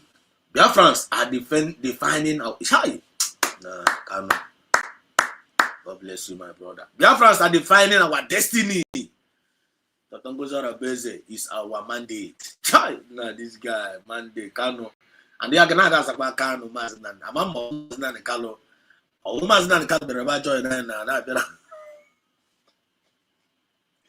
Kano edition of Maznan Kalo, yeah, because this guy did too much. Man, they work now. I know them voice before. Even when they link, you know they speak, but you always keep message on and drop here. The comment section. They go try again, game run a song we need all more able. So Kano, we are blessed having you in our midst. Kano 07. Whoever you are blessed having you in our midst. You were sign and you were wonder. You didn't kid you, no? You didn't kid you. We are blessed having you. Chibuzo, I see you. Chibuzo, there will be by mouth. Direct USB 100%. Umife. How they go? How they go? He say, Chibuzo, he say, thank you so much. Then Chuka, Ihe Binike. There we go. This is my first time of seeing you here. You're highly welcome. To Google Zegi. Good morning from here. So join and hit the like button. Very, very important. Join and hit the like button. Join and hit the button. Share the program. So much kindness here. It's only the kingdom of darkness will not like what we are doing here. It's only those that does not have conscience will not like what we are doing here. So don't mind them. Ije nwanne m paranuma. Onye njem ọnụ. Chukwu gozie gị my sister. Bote nwe ife, original, a warrior, militant. Onye jide nke iji. Chukwu gozie zononolo. You're highly blessed. Ijoma, you're highly blessed. Take it to the bank. Go the radio ezigbo nwa Chineke. Thank you so much. He said, please continue to like and share as you are joining. Amen.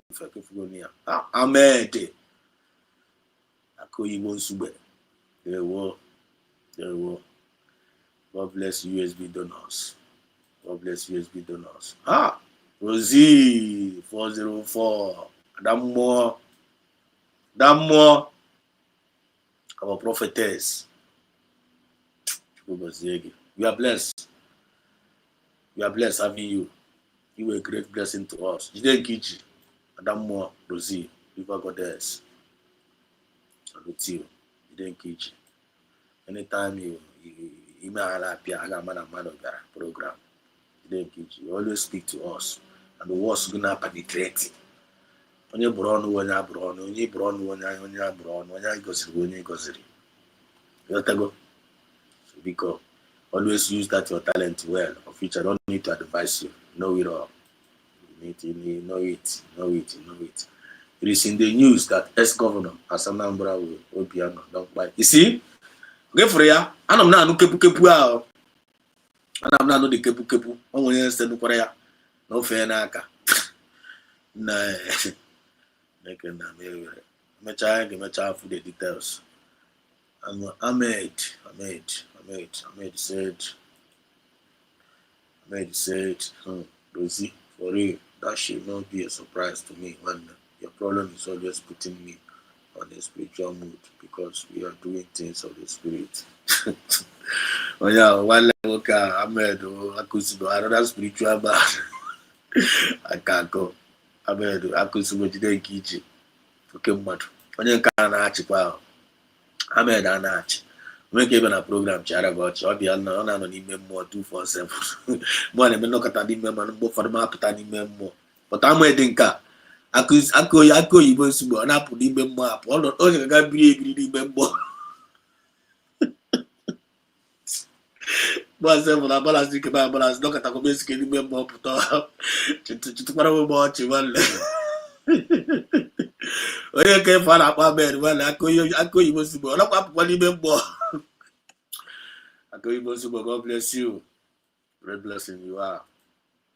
There you go. Rosie, the news was on Marcel Happy. Okay, Akocha platform. Okay. Noted. That one we If you go near now, after much, in billions, so what happened there? Then now, can you get you a Chetopia now? Okay, for quite what kind of book here, I can't know. Can you get you a Chetopia now? Onye proscribe anyị terrorists, proscribe ụmụnne terrorists. Onye say that na igbu onye Fulani ga-ekwo 500, onye Fulani igbu oge Fulani akwụ were egbu ụmụnne ya wee tie epele wee resi ndị Fulani chai Chineke na arụ mekwara arụ mere ụmụnne arụ mere. Love day, I see you. Love day, nwa Chineke. Also, good evening, Maazị Sedos TV, and good evening, Biafrans all over the world. Breaking news. Now breaking news. Wow. Hope you know he's dead in the United Kingdom. Wow. Another confirmation. Okay. I feel like all the enemies of our freedom. As you go down the head towards Guinea, the Red Sea. Hey. When you say that you know the person they play. Say Chukwu Kabiama. Ahmed, Biama, the Ebube. I'm in the spirit one. Confirm, I'm on you now. I'm on you. Let's see you in the future. On your Google, on your Google phobia. Mazi will be all right. Remember the people. Mazi will be all right. Remember the people of Israel and how long they stayed in the wilderness because of their foolishness. The same history is repeating himself. We will eventually get it together. Thank you so much, my sister, for the consolation. Thank you for consoling me, for consoling us. That is the word. The thing I have to off the camera. The thing have happened to Simon by one certain time. Remember. So sometimes you can't control it. Sometimes you can't control it. And that it is. I'm going to go before. And eventually, we will eventually get it together. He said, my sister, thank you so much, Ije. And Ije is also greeting Sister Rosie. They were greeting his one near wine. Rosie, our special sister Rosie, is greeting her.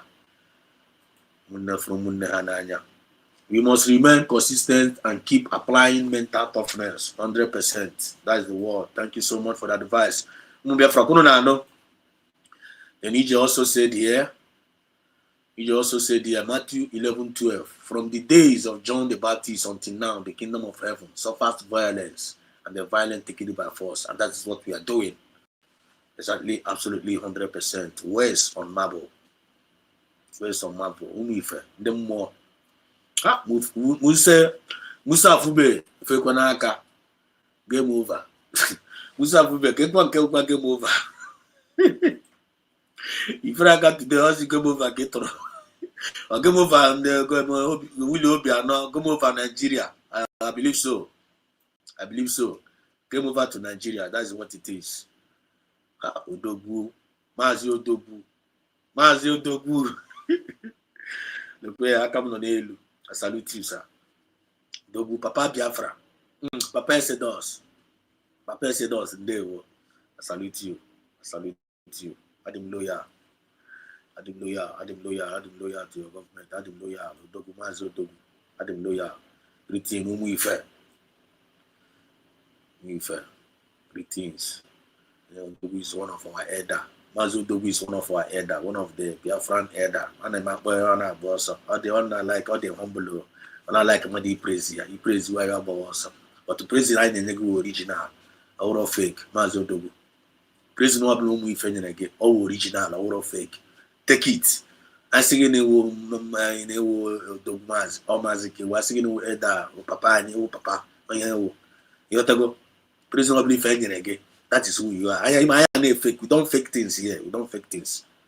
We don't fake things. We don't fake things on the original. That's what you are highly welcome. Christopher, I see you. Mazi Biafra Nesedos TV, and good afternoon from my location to you and all genuine Biafrans in the USBG. We stand, no retreat, no surrender. That is the faith. I like that. I like that. Keep it up. That is what we need. Iron sharpened iron. Violence from the days of John the Baptist, the kingdom of God suffered violence. The violent take it by force. No, the word again in freedom. I'm like Jack and holding the wool by the horn. Without kind of wine. Now we. I am a kind name. And the watch is so to now magnify our voice. Now magnify our little effort. The thing that penetrated to the sea. You might I don't abandon one now. Upon you in a oh God. Can't be emotional again. Let's just flow. Let's just flow. Please like and share. So joining in. It's over. Thank you so much. Love day. No evil entity. We are monkey. No an evil entity where monkey have become king and president. Can I go? Monkey become in the animal kingdom named Republic. That is it. Tinubu is a monkey. Tinubu enwe na-achị Nigeria. Ị ga na Senate, ị ga-afụta ha si amagharị ka na ka enwe na Senate chamber ha. When anything happens, evil. Very, very evil. Yes, no one can happen also. No time. No time, no time. Only information for today. So more able fake news here. But this thing sounds like I'm enough for not them or not them call AI. Call AI. And that one of us send here. But the message, I'm not there. That is what it is. Whether I'm using AI or not AI, message I appear here. And I know that now the president, prime minister of Israel, no. Prime minister of Israel, and here we want to understand more here, but you man know.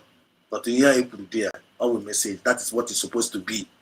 So I want to let's go there.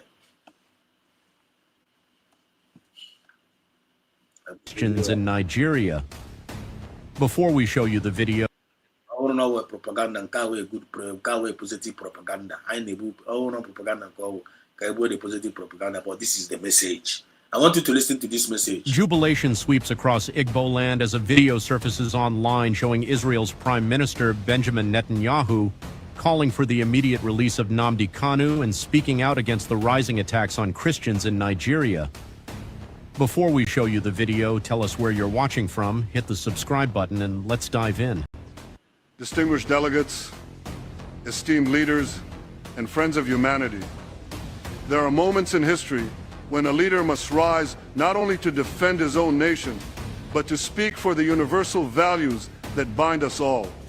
Today, I rise in that spirit, not to criticize, not to condemn, but to appeal to the conscience of a brother nation. I stand today to speak about Nigeria, a country that holds a special place in the heart of Africa and in the hope of the world. Nigeria is a land of promise, a place where faith meets resilience, where countless ethnicities, languages, and traditions coexist under one flag. It is a country whose people have influenced the world through creativity, intellect, and faith. But today, Nigeria stands at a crossroads. It is a nation whose unity and destiny are being tested by growing distrust, by divisions, and by conflicts of identity. And yet, I believe that within these challenges lies an opportunity for Nigeria to rise, to heal, and to lead. It is from that place of friendship and respect that I wish to speak candidly about two issues that have kept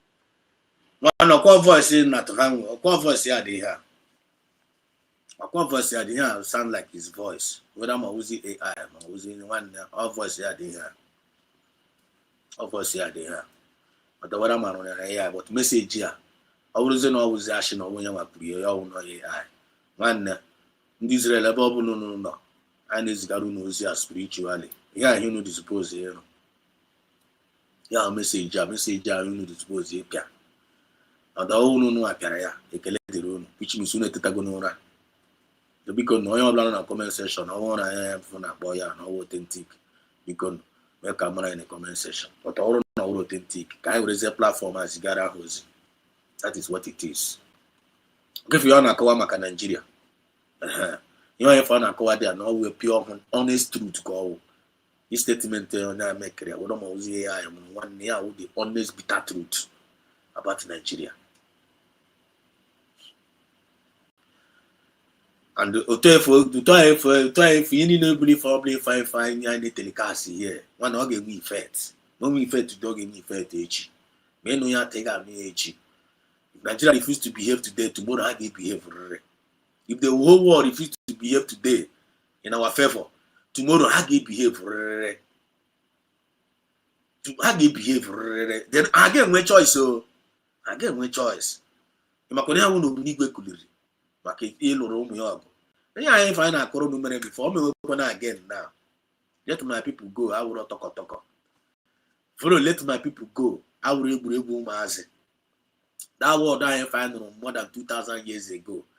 Again, let my people go. You have come back again. And only now falls on and I knew here. Only now falls on and I knew here. People of the world. But say, the language of heaven. Child. Language of heaven. Language of heaven. I never wear Swibo if I name it. I Swibo here if I name it all over the world.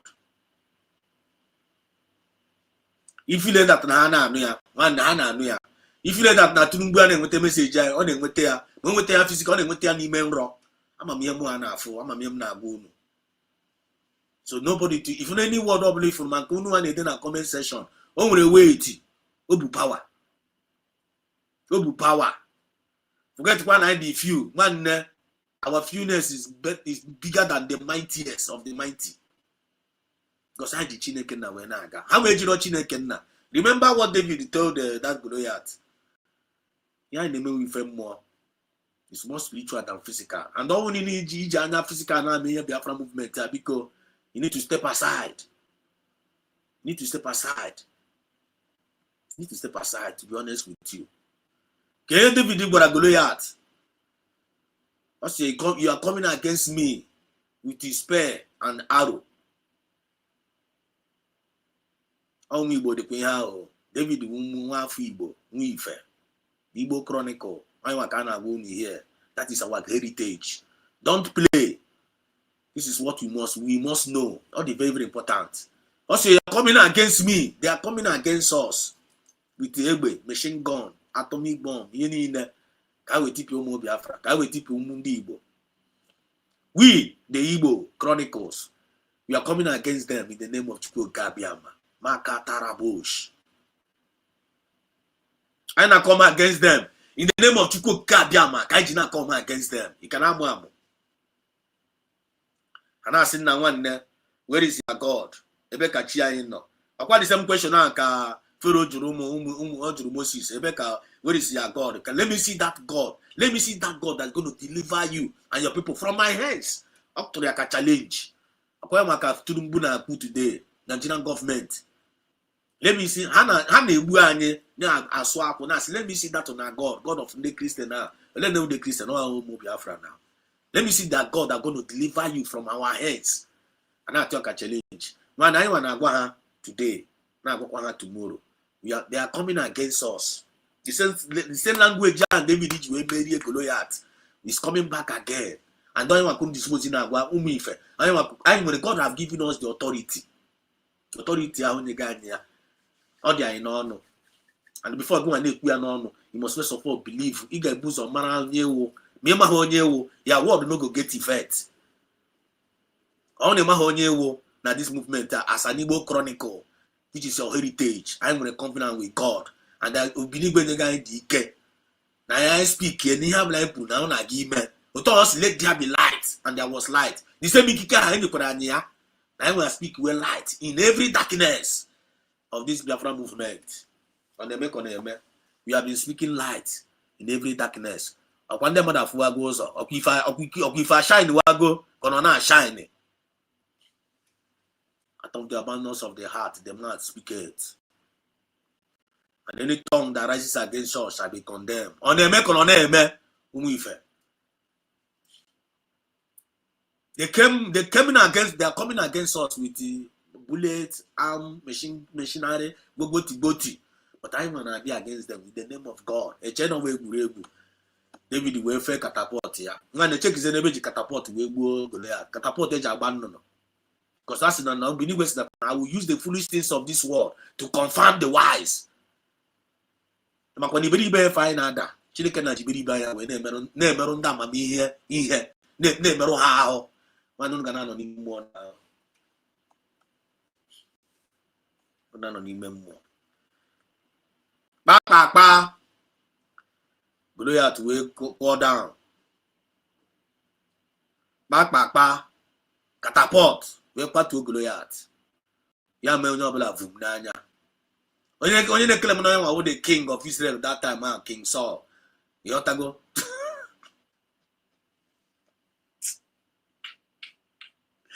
Nandu munne David nọ na hang gasara around na border. Mana ha ucha soldiers na. Imako ihe remember ncheta ya na mbo fara na atamochi. Ima ye gulo ya ti remember. Every day, every morning. How do na border how? Just like in the Fulani herdsmen. Just like in the Fulani herdsmen. But tell you if I say terrorize na bamba. Na one where I put on I get finish you. Na ti no blow now. They always like to put fear in us. They always like to put fear in you. And once they conquer that spirit of fear, why you get conquer? Why you conquer that spirit of fear? Why you get na to job? Which means in you. Greater is he that is in us, that is he that is in them. Check him. One the little good mass na the kalanya no now. The mass na the kalanya. They confirm what message here now. Kemas na kaluneme. Very, very courageous. Not only very, very humble, but very, very disastrously courageous. Because Masnan Kanu is coming against Nigeria with the name of Chupo Kabiama. Yanona Koto and Bamba. And that's what manner of man is this? And that's what manner of man is Jesus. When they speak, no kuoku asina Jesus and Jesus kuoku ba. Believe me, a Jew. Acquire then watch out what Jesus of our time now. Oku, you believe me, get the Jew. I think about that. A channel after Buchaya, now Guaguna. A man that now the Bubu Hebusiria, ya putaze in another different mode. Yes, it's Ike on the Ikendo, no Yanaka. When the Makulote find Oketana, Chineke is going to power. That's not this thing too deep. Or the two sometimes on a carry. But I'm not going to honest truth. I'm going to with wine at that time. Very, very soon. I know more Biafra need to get Papashi Chana Fachuko Kabiama. He said, none of us is going to be deceived anymore. None of us is going to have spirit of fear again. When this guy can't an interview, can't article and can't give for a number of there. Also, that Bobby make the name of the here. Akusisi to John. Akusisi to John. Now, one day, Nandang, Haga, this is more dangerous. I am a stage fan. I am not to John.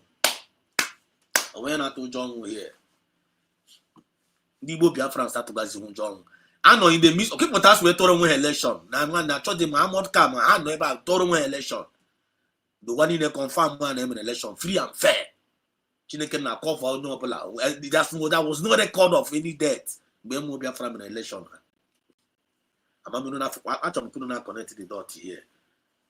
Igbo Chronicles is our heritage. Don't play. And we only for game no wa. If anyone would be anyone would chukwu na. There's no international Israel no ku.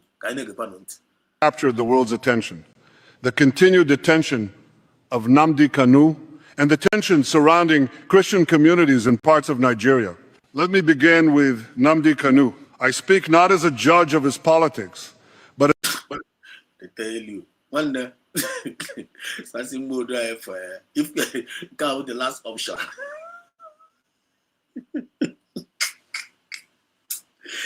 Ole ka kele wele biko ka kele wule bo. Ah, Franco Okoye, they were Chukuna Goziege, our own professor.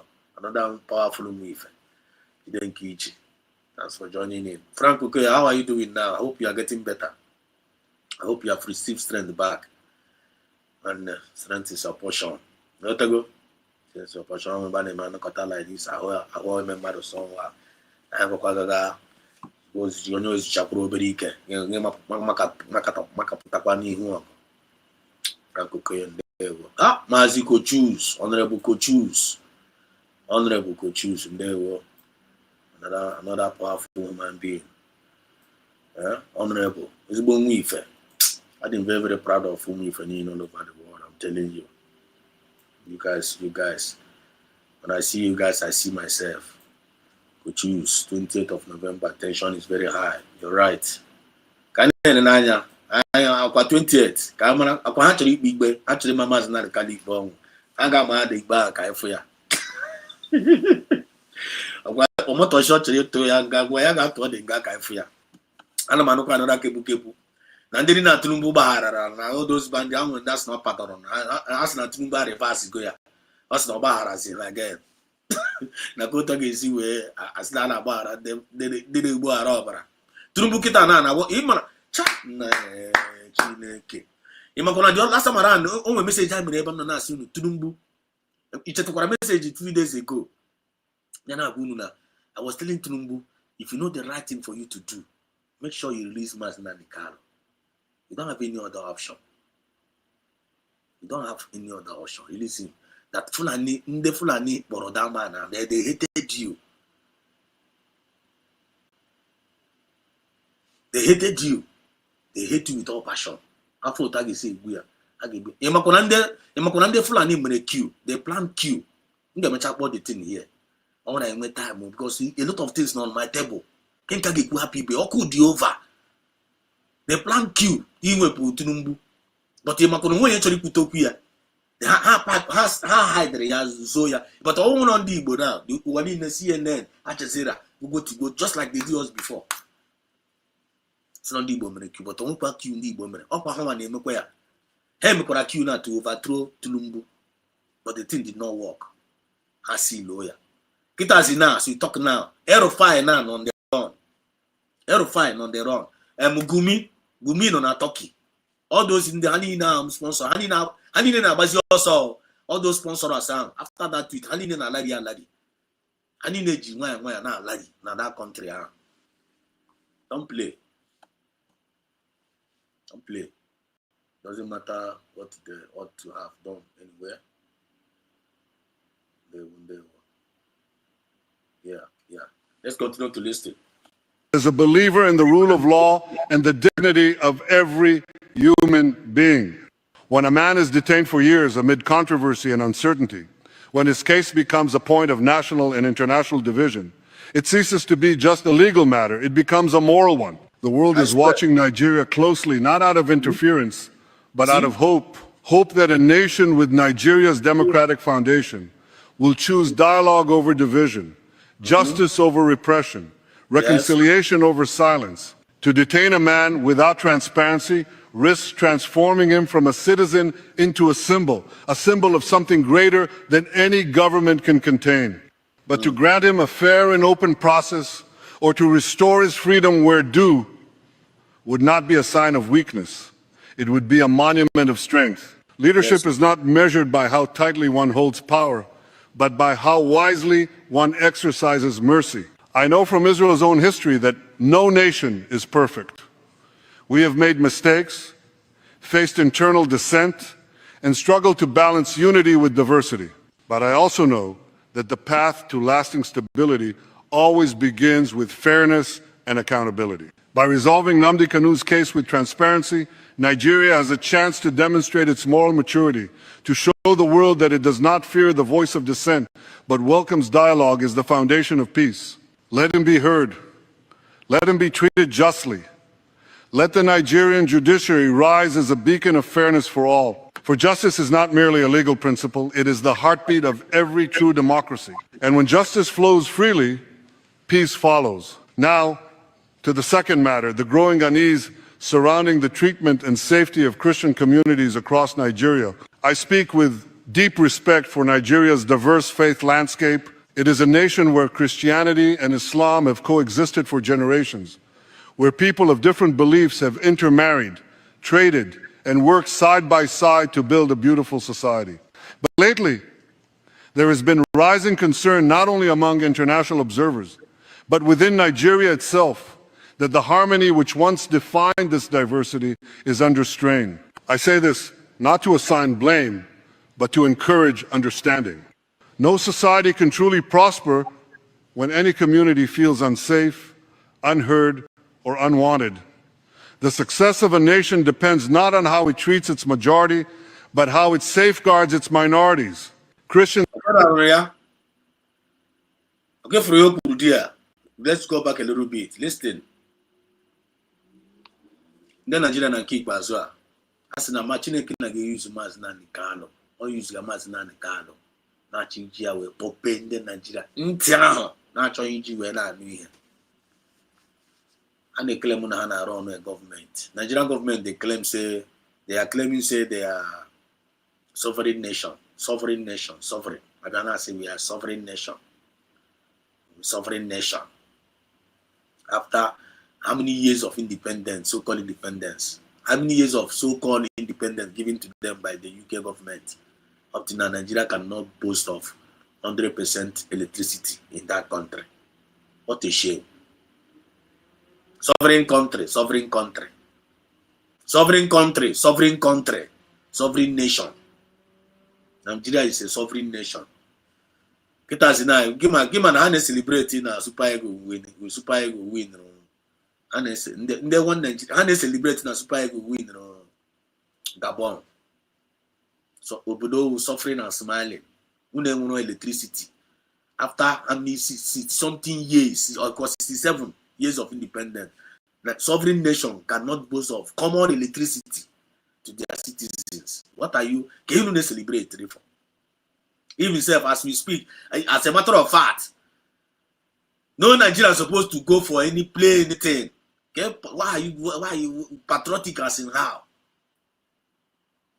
As in how? If they even call you to go and pay for you to represent a country, don't go. How many people represent in that country now? Accident, they've forgotten them. That goalkeeper. This is called the Nigerian Super Ego. How many of them were injury?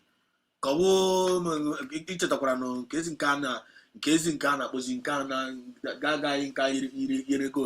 94. US the case for that guy player. Yeah? That guy was in shame. That is one na suffering. Name them.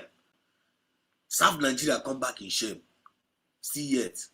Some people cannot afford somewhere to be to like kind of in a south of one Nigeria.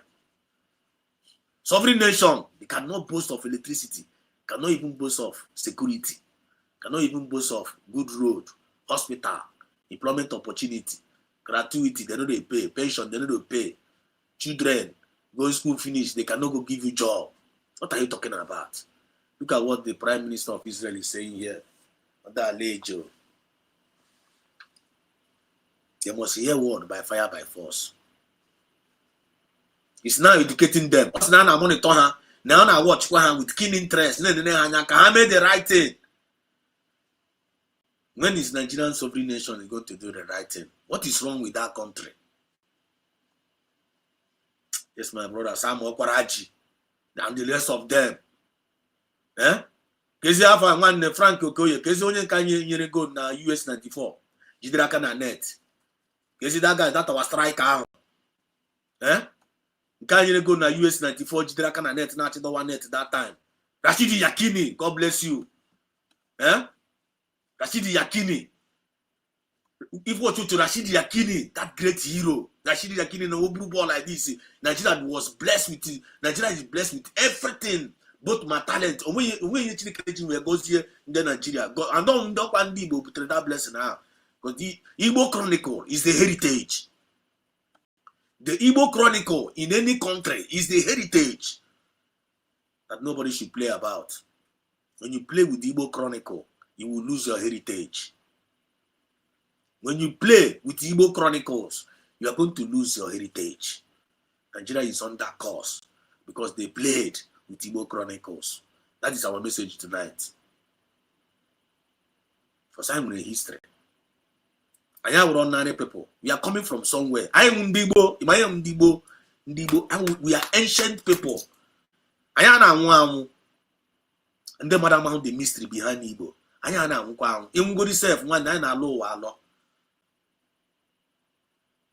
I na low walo. Then if millions of Biafra February, I need a lot to again. You know what I say? You know what I say? I mean, the thing on this so deep sometimes. It's also Sunday when you make more than message here. And that's why channel is not meant for everybody. It's meant for those that are matured in mind, matured in spirit, people that have conscience, people that have reasoning. People not connected the dot. People not connected the dot. This channel is meant for you. Matured mind. This channel is meant for you. You must take something. You can message na put na stigma. Cause no Christian chuku. Name them. Name them. In America, they celebrate their heroes. America, they celebrate their losses. They celebrate their heroes. But you see, Nigeria, they don't celebrate their heroes. Rather, they kill their heroes. And they their hero. Especially Africans. They don't celebrate their heroes. And they check your man and call a hero. And achibuya. No matter how useless that country is. The country na achieve their own hero. And Imakwana Masin and Kalu say, which access is a great access to that Nigeria. Okay, for the testimony of that Atiku now. Go to the guy in a smile, or the guy call for Jesus. The guy na smile only for Jesus. That's the guy. Now he encounter with Masin and Kalu. Without the na in Nigeria. Now this man now uji eba na wanda. Uno mana uji. Una this uji the down man.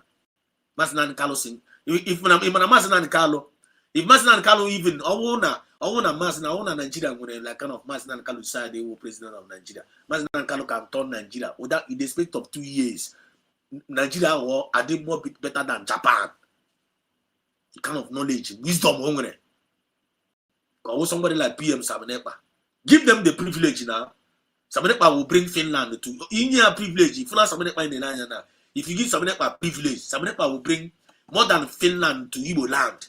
All Igbo Chronicles. Or one or toko. Or Chineke Nanyanya. I wanna turn desert into and make on eme. Ndibo Igeresi Ndibo. Ocean, Igeresi Where ocean is Ndibo Asala. Before the Tatona, Ndibo push ocean push Raja push here, no all of the again like Ganajo, how manage. The thing Bahara. I am an ordinary human being. I know what I'm talking about here. Igbo Chronicles is the heritage. When you go against Igbo Chronicles, you are going to lose your heritage. Take it to the bank. When Nigeria wake up, we then listen to our clearance call and do the needful. And even I didn't win Igbo when you bring Igbo and they can endure, they can absorb, and they more absorb, they can endure. It can endure. When you raise wiki may endure no wa. I swear to God Almighty. When any person wiki may endure no wa. Yendi bone may endure. Still yet, I need the still yet. And then you wear herself. I may hurry out everywhere I go. I may hurry out. Wow, me keep buhari. Because I'm all over the world. I'm all over the world. If you know, you know. Just continue to listen. We prosper when any community feels unsafe, unheard, or unwanted. The success of a nation depends not on how it treats its majority, but how it safeguards its minorities. Christians in Nigeria, like Muslims, like all believers, are part of the nation's soul. Their churches, their schools, their hospitals, and their humanitarian work have served the country faithfully for decades. They have educated children, fed the hungry, and contributed to Nigeria's development with devotion and patriotism. Their peace of mind must be a priority of national leadership. If Christians in Nigeria lose their sense of belonging, if they begin to feel alienated or defenseless, the very fabric. And I like you say Biafra. Okay, for time they say put here. If Christians in Nigeria, that is very scientific. About me water. Got that name Biafra the year. I want to be born in Nigeria now. This is secure. Aqua Biafra can't go here. Now I give a promise in America. And help has come. Biafrans, help have come. The Igbo Chronicles is our heritage. I am the heritage. We are the Igbo. I am Wunda Gozi. I am a shake the I am a Nifanaga. Check all over the world. This is why I know whenever you are hearing what is it called? Climate change. Am I hearing climate change? They say are fighting against climate change. Am I hearing the meaning of their climate change? Climate change. The mass exodus. If I want to lay our hand in our resources now, they fully in charge of our land. I get me about mass exodus. And the Dutch how this thing more than us. I get me mass exodus. Biafra mass exodus all over the world. For future, we remember that Biafra mass exodus 2025. Hashtag Biafra mass exodus 2025. Remember Biafra make lay their hands in our resources. I get me Biafra mass exodus all over the world. With the movement of the people from all over the world. They are going back to their promised land. Oh, yeah, climate change. Climate change if I fight against so they don't want it to happen. Mass exodus with the climate change in Ethiopia. All the spiritual. But may God open your eyes to understand what we are talking about here. Open your ears. And okay, man, when anything again make or email. And the Chineke na kure on an amuma on upon that history book that now has scattered my people across all over the globe. Not scattered all over the globe. Natam Gerupa, Mogechetane, remember our covenant here. Then he will now take us back to his own. Then August send the going back to that our land. August send the going back. And we are going to go there, not a prosper, and we are going to be exceedingly great. Now we. So master soldiers na give me. People get to lawa. You might have cars all over the world. The time no are here. Mukemu have cars. They are war. No one knows na Japan, Munu na America, Munu ne Imakwela Munu, ya Mukasre. And honey ne fine, honey ne bucha Gina, honey ne bucha science and wonder. One no noble for no Nibo to Warime, on the highly blessed. On no boom have Buji Nibo, na Goya, na Japan, Magugoti Goti. One no the highly imagine again you now. Imagine one working a member. All science and wonder. Because Jim na Fibo now. On now, you only for me to record touch and not turn to gold. Talent in speaking because we are highly blessed. G9 is very, very strong. That is the chronicle of our heritage.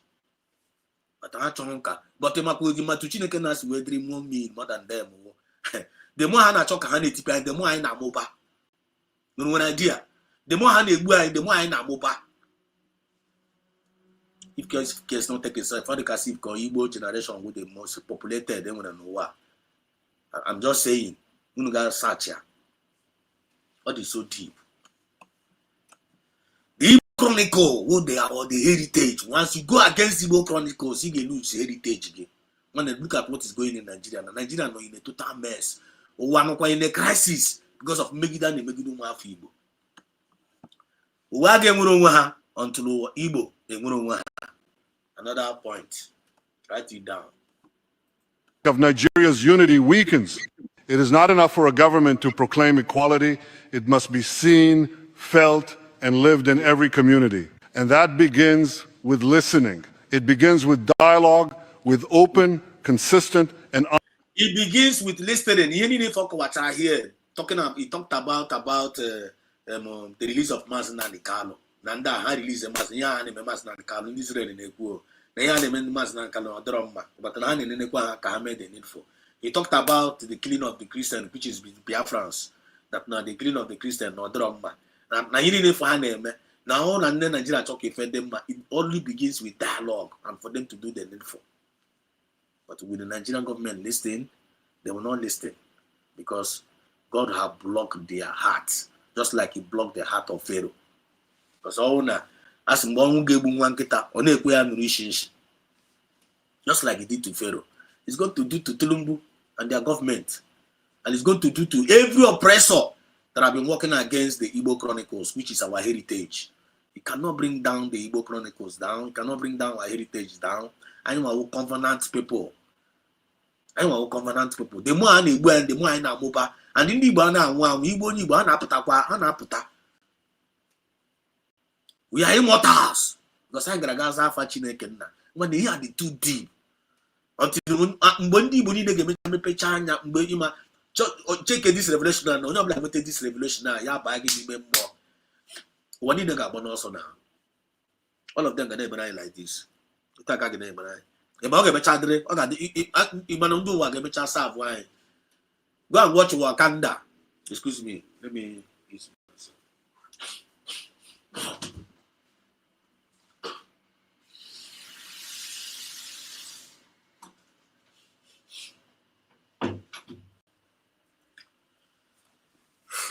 Go and watch Wakanda. Go watch Wakanda. You got what they have from now. Go move very far about Wakanda. Galilea. No time that guy metra art in a movie. And only actor Fibo. That chief actor of that Wakanda. One only Fibo they are. Igbo Chronicle. Don't play. Don't play with Igbo Chronicles. Don't play. Don't play. Whether you a government whether may you Buhari, you Tulumbu, in Coblas of Pageworo, whoever you are, may you demon you Wensu. Don't play with Igbo Chronicles. That is the heritage of God. Even though Jesus in their past. But even if I realize they have already went back and reconciled back with God. I got atonement. Maznan Kalu laid it to us. And Maznan Kalu is leading us from the front. Maznan Kalu now with the Trinity as a government. The same thing Trinity Chineke now, God the Father, the Son, and the Holy Spirit. One on Biafra now. Maznan Kalu, PM Samnepa, the Tongozora Beze. Trinity. You cannot love Maznan Kalu. All the conscience no love Chineke no love Jesus. Or maybe you love Jesus. You see the monster dirire. Because the God I have found the supreme.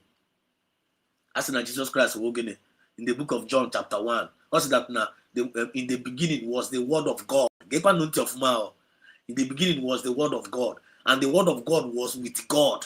Was with God. And that word was God. Or Trinity. Mazina Nikalo. PM Samanepa. Dotongozora Beze. God would Mazina Nikalo with the head.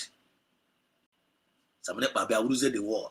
Biabuze the word. When you call that the Holy Spirit. That kind of Trinity.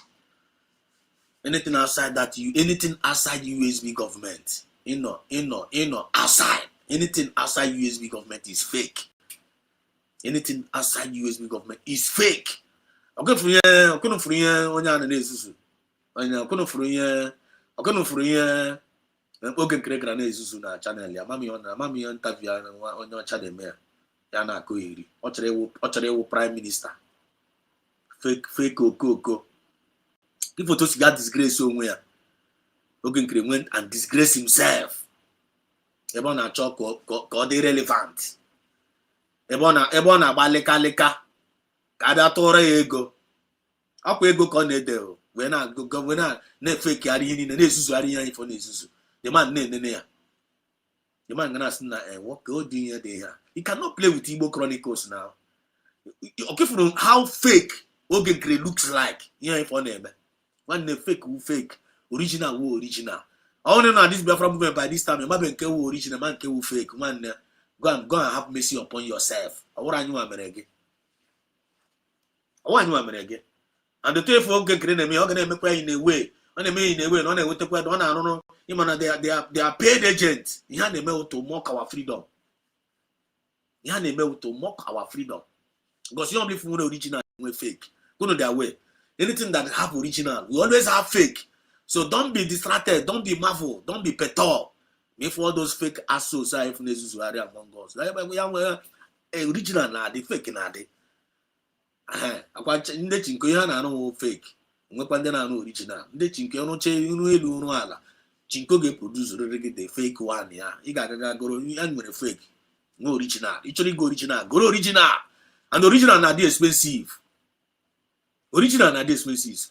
When the USB government, we are expensive. If you are a citizen of USB government, it is expensive. One, it will go. It will gold, it will diamond, it will silver. That is not for again. Because when I got through a lot. Before when I got through a lot, check the process gold in Agabiga now. Before go gold, I will go. The one man on the process and what I got chag up now. Chag up, you got through hell. You pass through hell. You got pass it through hell. Gold na pass it through hell before you have that this gold. You real no do like this and I say just like careful I'm guy yotago. You real no you real anything on a glitter. On a glitter. And I said, nah, wow, this person is wearing gold. You know, all the expensive diamond. And they will go through hell. Like this, that is the Igbo Chronicle, which is our heritage. We are not just ordinary people. And I pass it through fire. Or when they naturally got bigger through temptation, or when they naturally got bigger through process, or when they not like the process. Or when they bang bang bang. If not bang bang bang, maybe don't not go here. But you never follow them. You never follow them. Follow divine instruction, which is USB. USB divine. I mean, we're going to know yesterday. Then noni me USB hani ne bundo wama. Then noni me USB hani ne bundo wama. Then nona USB hani ne bundo wama. Do wama, do wama, do wama. And I'm going to USB no shake. That is our new identity. We are the Igbo Chronicles. That is our heritage. From nowhere, we are being redeclared. We are being redeclared. We are being redeclared. Honest engagement between leaders of every faith. It means building systems where grievances are heard, addressed, and prevented from festering into resentment. Israel's own experiences taught us that peace is never born from silence. Gonna look here, go from the Israeli government alleged.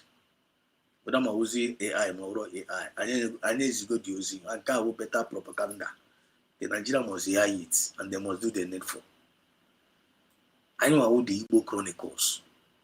We are being rebelled. And actually, I can political. Over more than 5 million since 1967 to stroke 1970. They were 20 pounds. We near Habidopo Wanishi. Now they are still on top of the world. Are you listening? Hello? Are you paying attention? Jirima na the Carlo. Tia 5 years na DSS. Mioya Brenelu Miana la Masina the Carlo. Can you really quack? Are you listening? Is it not mysterious? The thing about Nigeria. The thing about Nigeria Kona. You will love money, you will love money. But later meet a man. Jire go to one side. See no freedom, camper. See no life, no freedom, no life. I must not come in the number, which I preached yesterday. No freedom, no life. No freedom. You know, no undo. You know freedom. It's in nature, no undo. You put in a buga, but you know freedom. You know, child free station go at Cheguni in a bobo yibo, ba la in a ba, no free station, no mansion in a Fulani, no nazo logo, ne check it, capability. But I you beg she possess wood, no go log out. Are you not ashamed of yourself?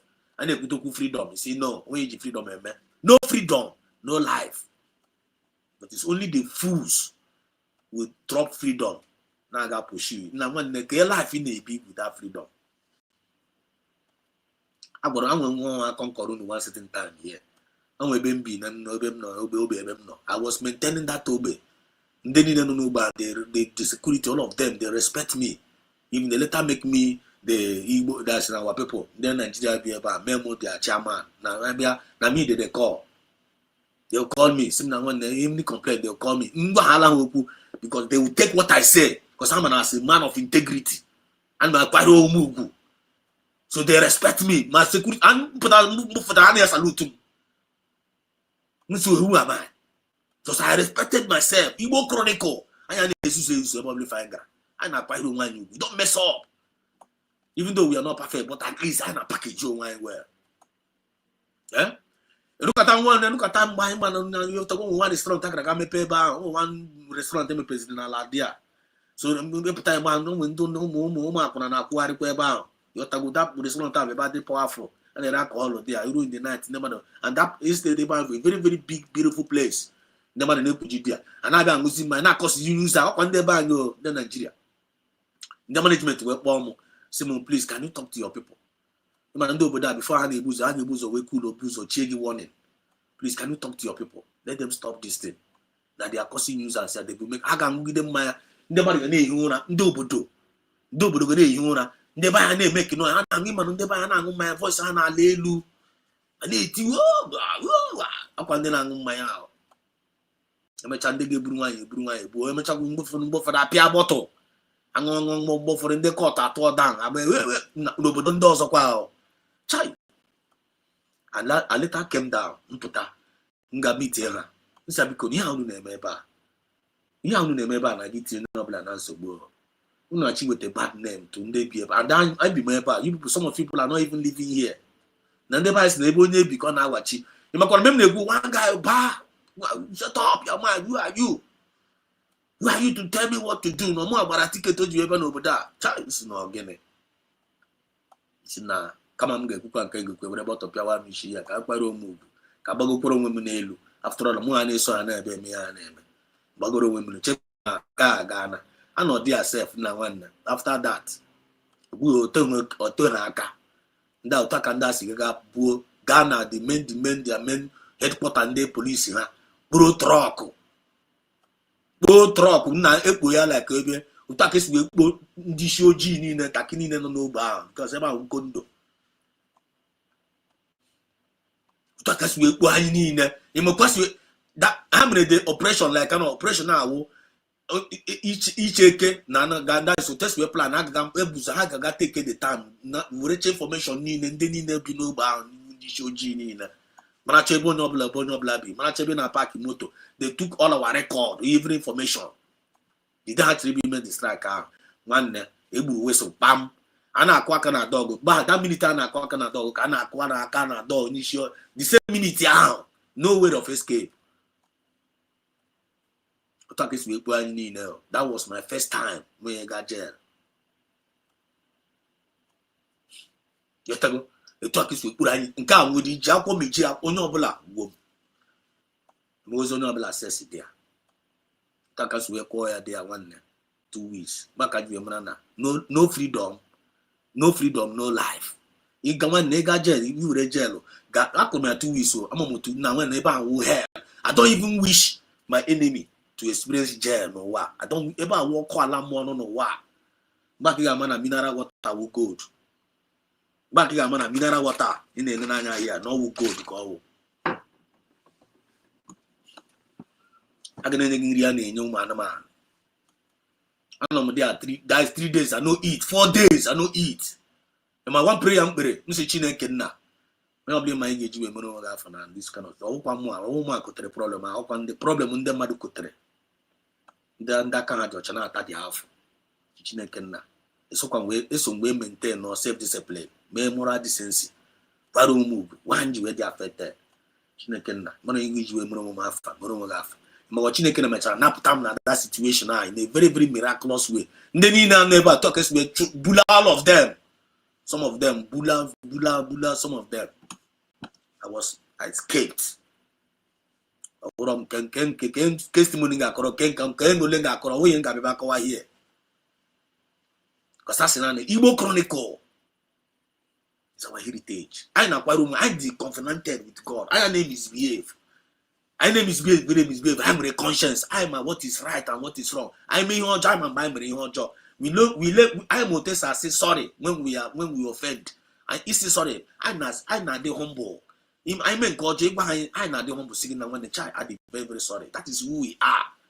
We are the ambassadors of peace, fairness, equity and justice and progress. That is our nature. And if we are not, you cannot fear in us. Come and test us and see that the Lord is good. I'm not going to test all over here now. We right to condemn us. Nobody could illusion with Kimis.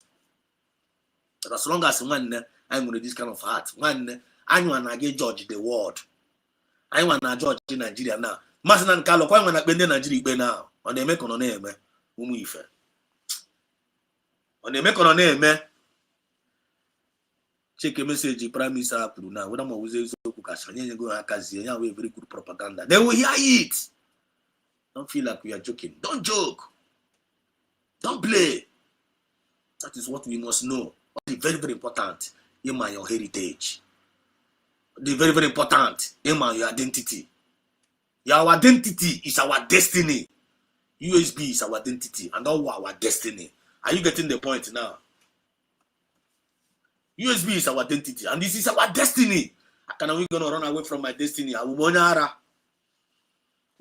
destiny, man, boss on my destiny. A very God's own giving destiny. 3 generation number. That is the reason why Master Kaji went on a jail today. Because someone OCD are poor. I need a fool now. The victory of Master Kalu is the victory of all Biafras. The victory of PM Samuel is the victory of all of us all. The victory of USB government is a victory. It's a victory of humanity. Take it or leave it. That is the reason why that day this noise was happening in Finland. Remember this day. Remember this day. Remember this day.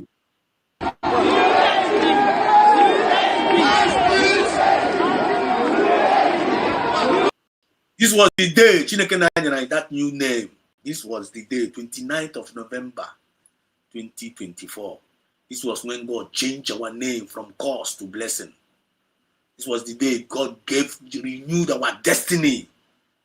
That day, our ordinary day. Remember, the Tongo's Rabese cried. The day on now more than one. We must way back. Some plan on even more now. Berapa bagone lupodo. Eligwe no wa. We could attention that day. That day, the day, the earth was in attention. The whole world no pause. No blah no. Whoever out that day. Until that day,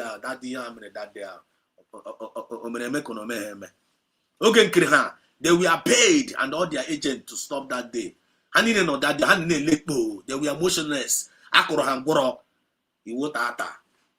Divine mandate. To come and stop that thing that day, to stop the movement that day. Some of them, even when a living witness, Mazo Dugwenugu was there that day. Maybe let Angie put a link. He will still say it. I can call on him and what of their life? That peace of God was their life. That only guy whom we fed. The Tongos are busy was the one they had obey Rapa. You want to mother on a labor. You might hear with labor now. Labor. Ya brood, ya female. Ya nanya. We had teacher. Ya got more with the pen. After all the clay, Biafra. That was the shout of joy. This was the shout of joy that happened. Heaven and earth recorded that day. Back at Destiny changed. Igbo Chronicle, our heritage and our destiny. We must defend and protect our destiny. Don't lose it. Don't go and sell it with porridge. Just like he saw Gaga with Betrayt Agare. Recha Chena no we have Burebu. Comets cost oil his life, cost oil his generation. Today I'm only whistle. Onyama Jacob. And Jacob Jayo, when I had the thing. And Jacob and Babasa put a very wrong name. Because Papa Aguri have fire. But God changed his name in the wilderness. Change his name because he wrestled with God. This why. Just like Jabez cried unto God. See, God changed my name. I have done for too much. Igbo Biafra, I didn't put Okolu. Chineke na change your fine. I have to go for.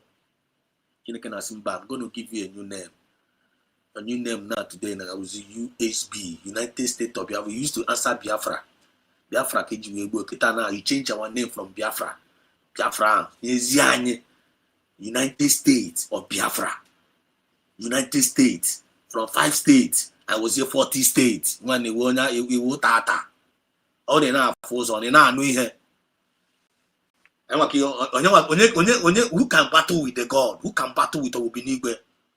When you can battle with Chineke na Kerani, Nyana ono dia, Onyana, Onye Onye no boro Onya boro umu ife. Onye mepon we bono. Onya wonye boro. Every spirit of fear is disappearing. We have Anyana to you job. Just like that article and said that umu ife ana to you, Anyana to you job. Onye gburu egbu ya 2 times. We are not ordinary human beings. Igbo Chronicle, the heritage. That day was this day.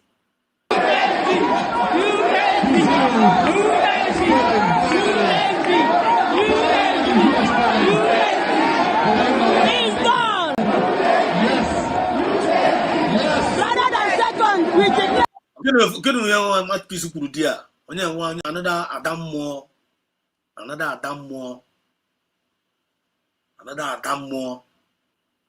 Ordinary human being might be saying in line. I mean a lot of them. Watch out, my Rosie. They are not Rosie in a line about River Goddess. Ordinary human being. God say. Frankie, they are not ordinary human being. God say. If you might be so good, come with glitters, militant, only can say for Ghana was glitters, one up with glitters, only can wait in Jamaica. Only can wait in Jamaica. Any opportunity, you know, if I find Nigeria now, by this time I am Lago, I am Lana. Only can one side, they could go off for a usual only can use the DJ glitters, only can put about the office. Can't get happy bear. They also one they thought Nigerian government thought that taking away Mazinani Kalo will end the movement. Nigerian government and the world thought that taking away PM Somanepa will end the movement. But I want to let them, I want to tell them something. Even Yawan Dotongo now they will piano also. They more dangerous than Yawa Nageto down. But listen, I don't care if I be glitters here. One onion car walk. Okune. Okay, reason go there the madu gije glitter or do madu ya young to me na USB cabinet. You won't always see US, maybe your deputy prime minister. It's there by this time Asura the Munoko. I can be more dangerous people, nothing. So it's not about arresting somebody, arresting us. Yeah, why ideology? Always spirit. Each donya and your by on now. I could make the Mazna Kalu microphone. As not the dangerous with microphone. We don't the Masna and Carlo. PM was more dangerous than Masna and Carlo. Musa de Tinebe. Peter Zabejide number. Katua Samunepa. I get Jesus Samunepa. The Tongos are best about who say Lilia with the Yaba Yoko. Oleka, Ole Poop.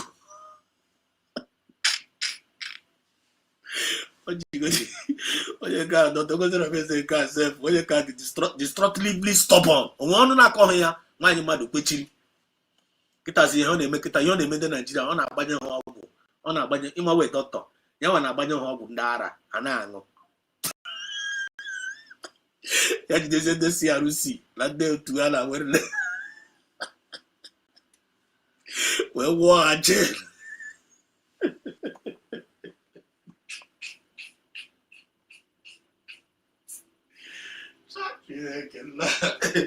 wee jide ha wee wụọ ha cheno war chair while I know for me. I know they about to gaga. Why you shot Chaburu Keabia? Say we shall see. The better one you shot channel today. About Obakashi don't know, Bakashi Dogo, Bakashi don't know.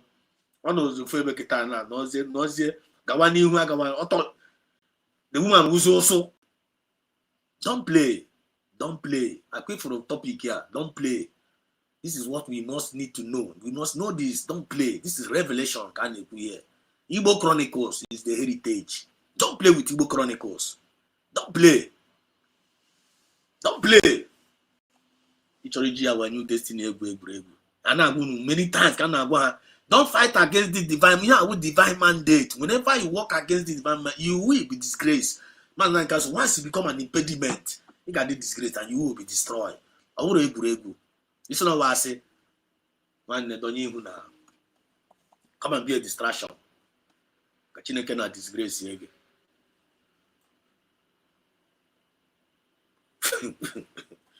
Genonte, yeah, all the day.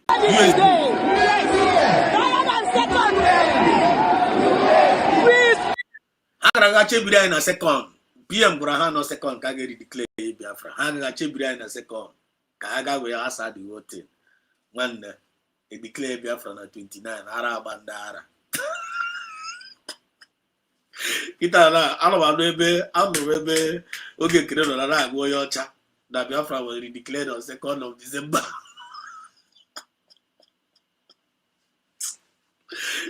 I swear to God Almighty.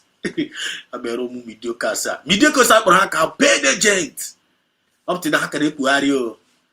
So see how the music now. After a label, they use began on Chonoma and a baby in our glory. Don't worry.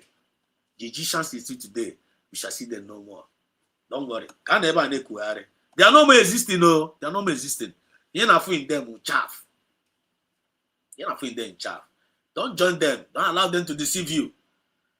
I imagine that so you programming in a gap. We don't know fit and not bare. You can fit a lot of things. Receive the real message. We shall know the truth, and the truth shall know shall set you free. Now they come up on your side. The zoo, we mesmerize the zoo and the black Biafra today.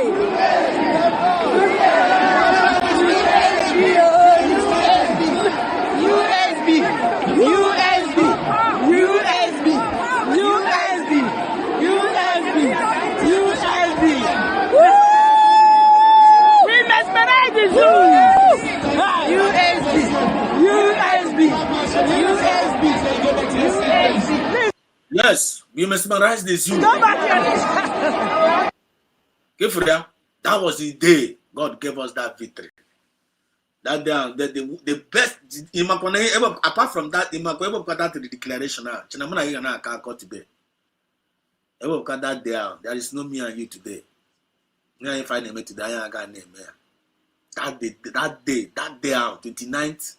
29th. Watch out, this November night is making us 1 year. We are going to do 1 year anniversary. Everybody get ready. After this 1 year anniversary, you got for how boom USB and I get check it.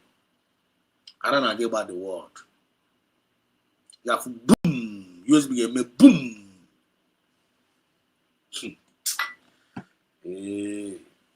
I'm gonna do to you need to God bless me. Kono ngaswana yes na ekukwara yeku. Ana egbu achara achara na eto. Yes one. That's what it is. Check him then no kifu nde Frankie na pogasa afa here. Frankie Okoye. Kifu ya. Wisno Ruma, Peter Rufai, Christian Chupu, name them. Rashidi Yakini, Sam Okwaraji. Ndeni na unde savuchara one Nigeria under Super Ego. All of them came Nigeria mechameha. All of them served Nigeria and died in shame. They served Nigeria and they died in shame. Nigeria did not reward them. Nigeria did not celebrate them. I am a kind of bandits. The bandits in a bundem matter. Insecurity is happening in Nigeria. Kidnapping is happening everywhere. Government is committing genocide against their own citizens.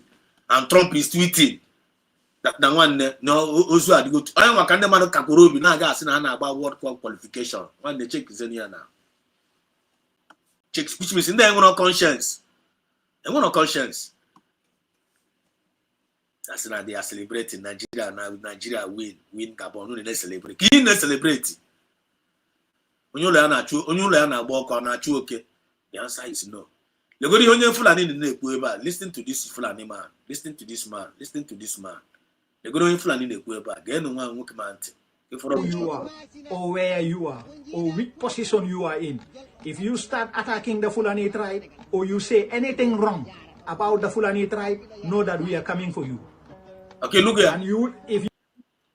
Okay, the only one is what Fulani. Now, no, if you don't have akwa ndị na-egbu mmadụ ha chapụ mmadụ ụkwụ o nwere video nke somebody send the remote today amamotu se nene cannot even watch it ha gbuchara mmadụ chabiri amụ ya ahụ chapụ isi ya chapụ ụkwụ ya chapụ ha niile separate the whole part it's basically ma were kpọọ ma amụ ya na-egosi na video na-egosi the world nkịta iwere this thing na asị gba YouTube apịachie page ya apịachie I don't know why they don't want us to be showing the world they follow that na commit. This man want to about their evil Hana committee. If you talk against them, Hana committee, they will still come for you. Then Nigeria future, nobody go talk. Nigerian Arise News no go report this. Nigerian Arise News no go report this. You no go see this thing now for Arise News or maybe channel with this threat. You no go see them.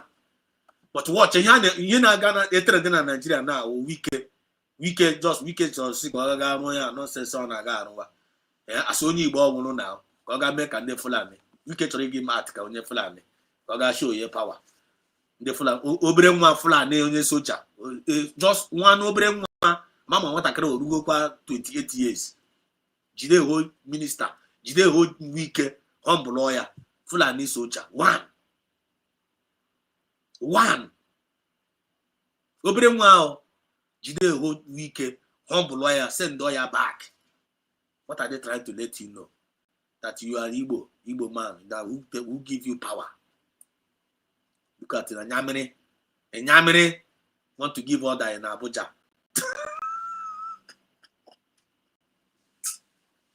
Nyamere, obre nwa Fulani, keji we to Wike back. Wike ba. The man see her, the boy see her nowhere. Send lawyer back. Even my truck they send it now. All of them, the whole Nigeria now actually weak ochi. Ana mock weak na chi ochi na pa yemu. Because no one Igbo. If that's no disgrace here, can you tell me no one a weak wonye Fulani? I want a weak wonye Fulani. Weak wonye Fulani. You want no Fulani gara jema weak gara. When I'm your game that one now, I'm go. You guys, can you insult the person? Because of Igbo, look at the way they are disgracing the even Wike now wear mockery. And he deserve it. Wike deserve it. And won't be here Wike from. Won't be here from. It's come video here. You got for Ogaraga me and Ogaraga me press release. Na ebezi akwa na press release. Na Nigeria abuna. Wike na kuzi na Nigeria efugo. Because how were ya na ala? Wike can never rise. How disgrace ya?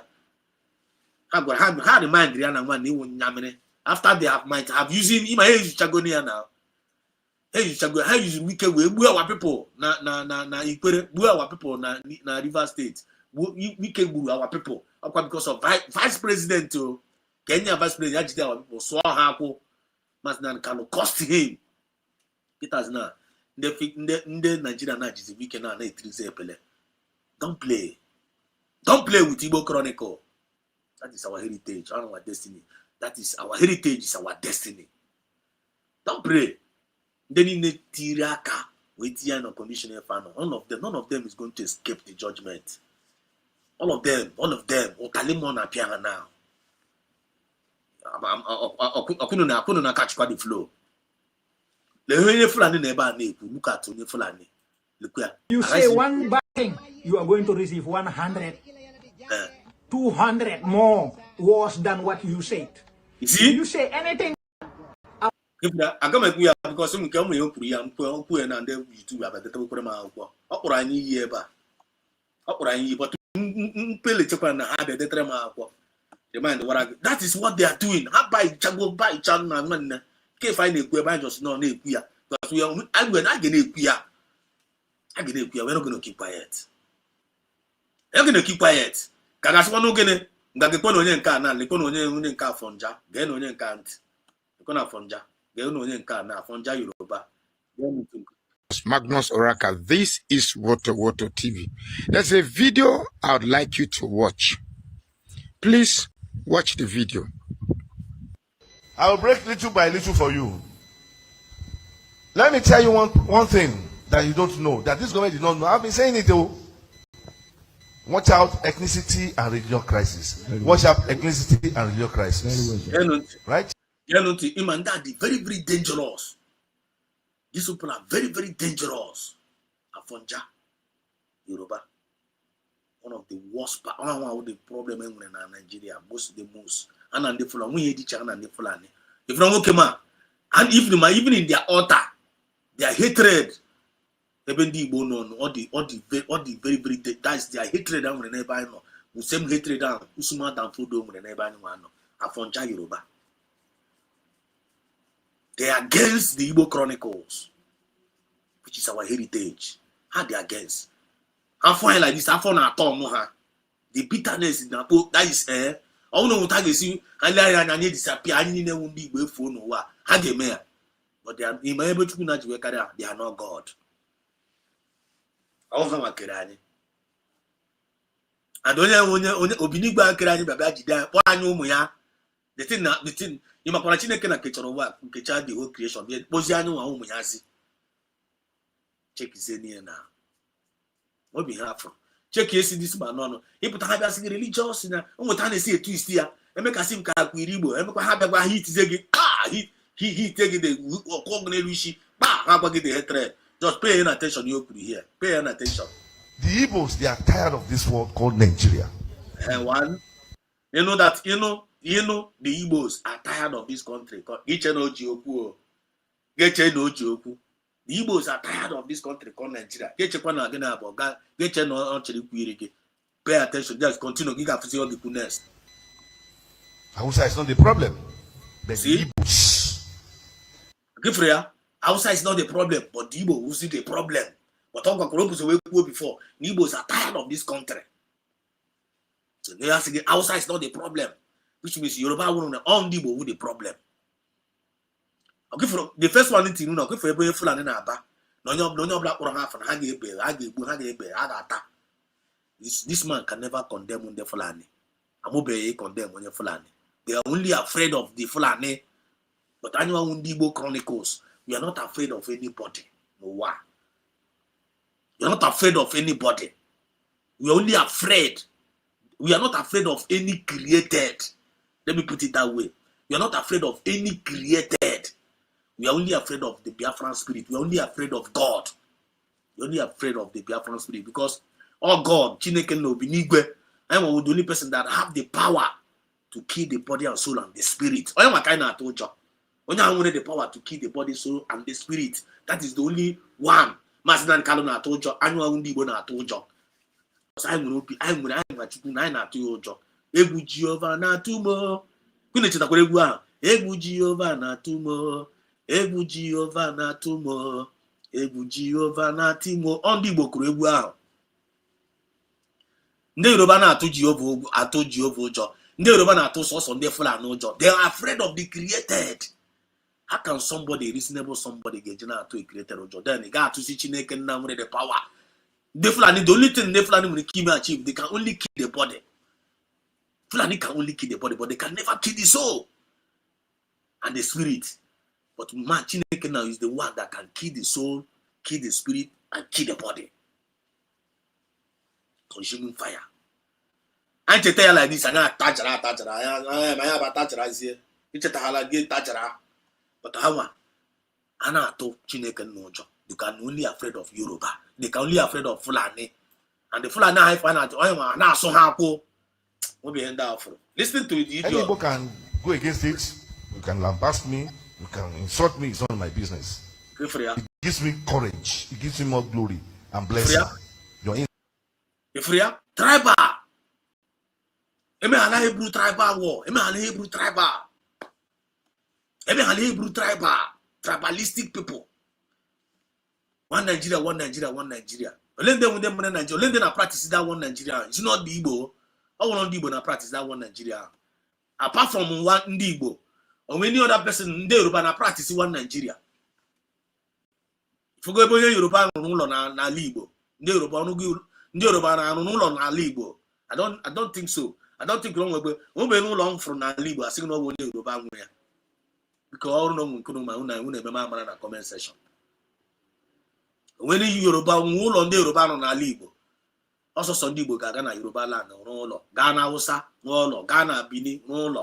Is not one Nigeria. Oh, na practice one Nigeria. Uyo ma gị. Ọ ndị Igbo na-eme ya na uyo ma gị. Ndị Yoruba na-eme uyo ma gị. Ka ndị Fulani na-eme ndị Fulani na-eme abịa agaga biri n'ime ọhịa anyị. Nke anyị na-eme anyị pụta anyị na-egoro legally kwụọ ụgwọ ya. Jide certificate. Just like Otais where they declare Biafra now, when certificate ya. No story. Original ka anyị wụ. Anya na-eme ihe fake.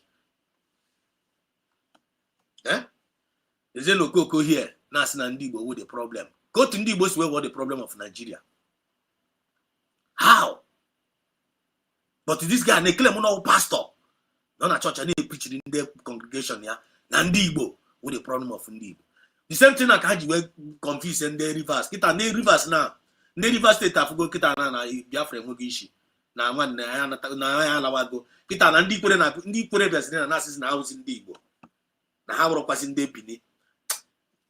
This night I ga-agba iru some certain just may God just give me the grace this night ya. I give me some things on my aka nkọ ama nke m ga-ekwu happy ibe ya. Ndị rivers na-ebezi na ha ahụzi ndị Igbo na ha ahụzi ndị Benin. Why? Because I forgot that na ihe a na-eme enweghị isi. I forgot that na Biafra enweghị onwe ha, which means ha chọzi ibe mgbatakwazi onwe ha na ndị Biafra. Ha no go there. We are not going to reply them for now. We're not going to reply them for now. Listen to this short. Igbo, they are the problems of this country. They are desperate of power. You see? They want to rule Nigeria at all costs. How? I go test with the spirit of power. Oh yeah, Peter Obi na-ezuzugharị. Peter Obi onye Igbo. Onye Peter Obi na-ezuzugharị. Peter Obi anyị ma dịrị ozi ọ na-aga na. Ọ bụrụ ndị Igbo dịrị ozi a na-aga. Mgbe ọ na-aga dị ozi asị nwa na ozi na-aga. Ọrụkwa anyị ma dịrị ozi a. We are not talking about one Nigeria anymore. Anyị apụgo. Why you want to represent Igbo afọ ndị Igbo na-aga identity? Because you want to dent the chronicle of Igbo, which is our heritage. All of them, they are in a mess. You can't dent the chronicle of Igbo. You can't dent Igbo chronicle. Because Igbo chronicle is the history of Igbo. I'm a connection with them. We are not ordinary people. We are not ordinary citizens. I had one Nigeria. I'm the divine. You can't dent our image. I can't live my positive life with the negative people. Look around you with the people you spend your time with. We can't live our positive life with the negative people. We can't live our positive life with the negative people. We can't. We can never live our positive life with the negative people. Look around you. The people you spend your time for your living. Look around you. With the people you spend your time for your living. Look around them. Look around you. Man, they're gonna have uncle. Man, the kind of spirit have possessed. Now this Biafra movement here. You can only know them by their fruit, not by words. Follow what they do. Follow over by follow what they do. Monitor them with what they do. By their fruit, you know them. I keep hear this man the microphone on a church here. As a man of God, now poison the minds of his congregation against the Igbo Chronicles. Any tongue that rises against us shall be condemned in judgment. Kunu they are aware. And no weapon fashioned against us shall prosper. Kunu they are aware. Or my reality. Bossa Bokuro Obama no go on. This man for this man Kurogo. This man opera number now. Opera now, maybe Opegonia under Katunumbunia, Tunumbuki on Tunumba Chore envelope. Say, nice one. You are representing well as a Yoruba man. Take this. You're ready for Yaza. That's a seat. I am a Jesus man shall not live by bread alone. Man shall not live by bread alone. So much infrastructure can never help you in life. So much infrastructure. You have forget get rid of future generation. Rare. You the child get feeling the smart. Think say they wise. You a mumu man. Okay, for very, very soon. Because na anu ihe, this EGG will may never be your portion. Now, Fachuku Kabiamana, this movement here. Look at the idiot. And I've not seen them ruling Nigeria, even in coming dispensation. Imagine. Let them bring, when 10 trillion will be come out. Imagine.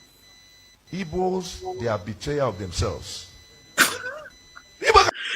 If that's a miskobu, okay, for Kurukita now, or the partially true to Igbos are betrayed. If that's a miskobu, the whole thing, I'm gonna be very sensitive.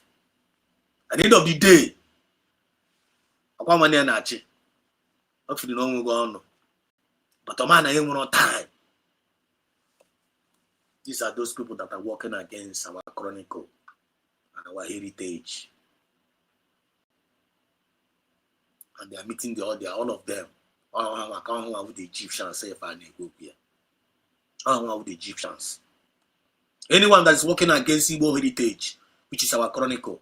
Anybody that is working, any individual that is working against Igbo heritage, which is our chronicle, that person is working against our freedom. Under what the Egyptians say if I go here. I call them Egyptians. And you shall see them no more. You shall see them no more. We cannot control Nigeria. Let's be realistic. Let's be honest with ourselves. But they don't understand. Instead of them to seek wisdom, they are flexing muscle. And that's not the answer. That's what Tinubu does not even know. Obasanjo, who is advocating for them. They are the one who spoil it, Joe. All these Obasanjo, Yakubu, Gowon, who are they? Many of them. So Obasanjo wants to make an amendment now. When it's too late. Tell the Baba to go and sleep. You can't make any amendments. Igbo, there is an error at the beginning. A curse is on you. If you don't reverse that curse, Igbo, you can't be president of anything in Nigeria. Give you the problem. President. That's also here with their concern. He can't be president. He can't rule. Since I'm okay, I have promoted. Say Hachiwano. Make una power. Make una take power now. Make una dey rule. Allow us to do our business. Give us our seaport. Can I throw no one? Can I throw anyone the container? Can I throw no one container? Hajj power. And I saw the power with them. Even though bigger than I will be warning. Saga Kwana Yaga Zuruga, Woyanala. But twice now we can allow twice when I wall of them are Mechi, or twice we war Mauchus or Carlo. Check out this I won't hand in an ala. Check out this I won't deal politicians. When you want all of them went come hanging each Japan pass. I must confess. I mean, they are useless, all of them. Okay, this is what we are talking about here. And they put it on me feeling on my watch. But the Obon and your Boron, Okorogo. But Tanama could Kitana, Nama Fuona. Nama, Wona Borono. But am I home and where? Am I home and where I'm wounded? Eh? When you can emission of one you book an emission, I can emission of one day in Nigeria. Look at the mention of when you come with a good opportunity to call the one there. The very important. Take it easy. They must take it easy. They must take it easy because almost a Bakurogo. I'm out of war. Yeah? Almost a Bakurogo, I'm out of war. They must take it easy. All these enemies of our freedom. Oh, a woman of my guy, is it 2 years ago? Take it easy. Take it easy. Take it easy. Camera moya. Then a gua. Can't call on a gua one. Can't read a gua, man over a break. There are lots of my back. Going to the woman of my guy. I go up about the Kasim on the prophetic. This guy could try to go very small. I will chill.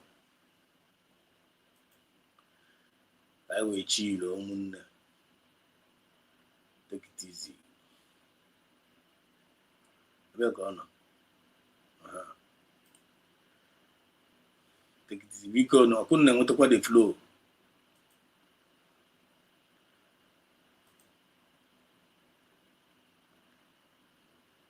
Dutch Lady Max Grow diuji secara klinikal ke atas kanak-kanak Malaysia capai tumbesaran ketara dalam 12 minggu.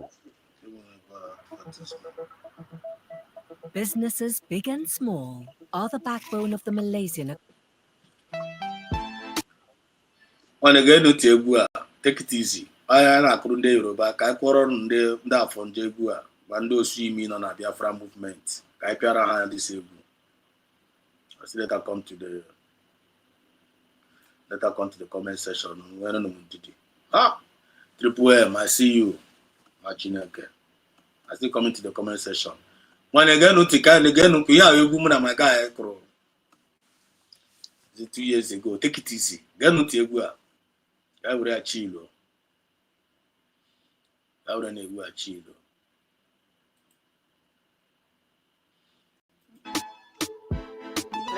Master J on the beat. It is for someone out there.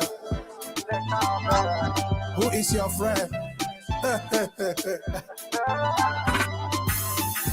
Take it easy. As you go, they talk about me and criticize me. My own was as I try my little best and leave the rest to the Lord. You and I get shot coming. Show me some loving. Don't criticize me. I try to overlook what people say and let resources all over me. Look me up, look me down, say to me, remind me, yo. Tell me for your life, yo. Look me up, look me down, say to me. Don't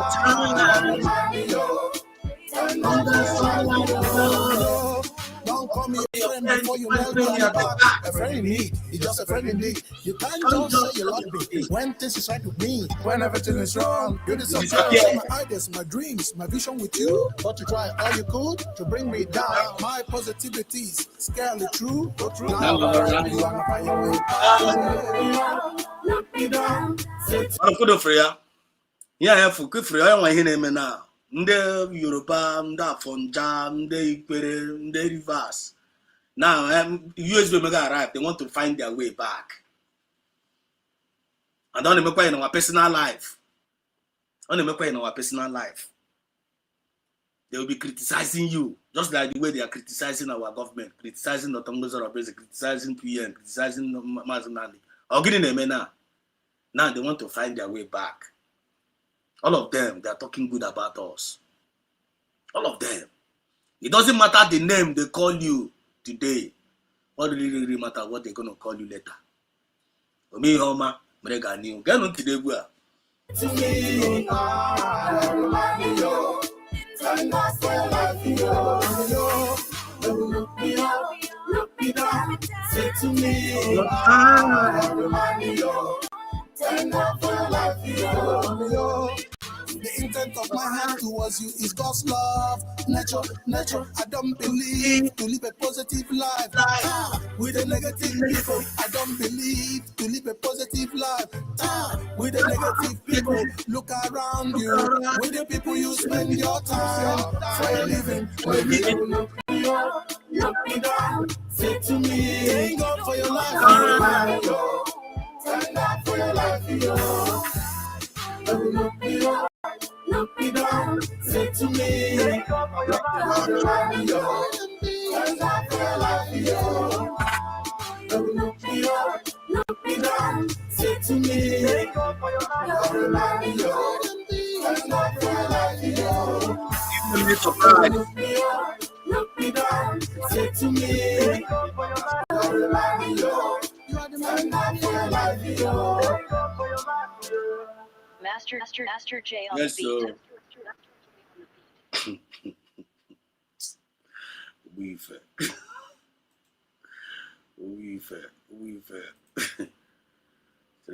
Kalau dibiarkan boleh menjadi lebih teruk. Saya mengesyorkan obat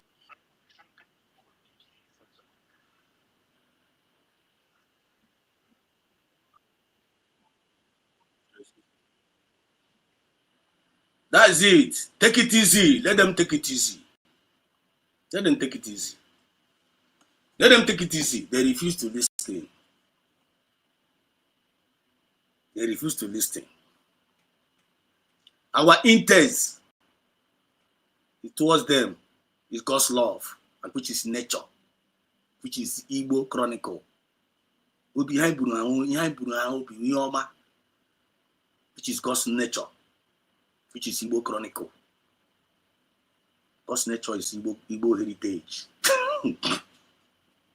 And actually, just like what this is actually Mazina Kalu say, where are the enemies? What have I, which offense have I committed? Whenever is on hand to can egwu. Ochu nwokuko nwada nwokuko nwegini mgbe ọsọ. Vlander afonjeni na achụgharị anyị afonjas. All these afonjas na achụgharị anyị biaka. Ị na-achụ nwokuko ị ga na-ada nwokuko na-enwe ọsọ. Otu aka ga-esi mechugide anyị ya. Anyị agbaru our promised land. I mean, onye ọbụla ịfụ n'afọ ụmụ kabal. Onye ọbụla ịfụ n'afọ ụmụ kabal. The only cabal nwere ike join the cabal of Joshua and Caleb. Ọrụ ka kabal ụmụ ndị a na-ezuzugharị unu na-achọ unu na-apatu aka, unu na-achọ unu na-akụtu. Nwanne, ị ga-akụtu onwe gị. Ị ga-akụtu onwe gị. Kasaya USB, as we are, always divine mandate. And they join no USB, must follow divine instruction. That is the only way you need to do. I hope you are communicating here. I hope I now communicate. I continue on here. So look at here now. Look at here. I think I'll cover it up. Look at here. When they say now, they now. Look at for this girl. Look at for this girl. Look here. Another weaver. Then here this is your brilliant girl. Look over here. I want us to pay attention. I think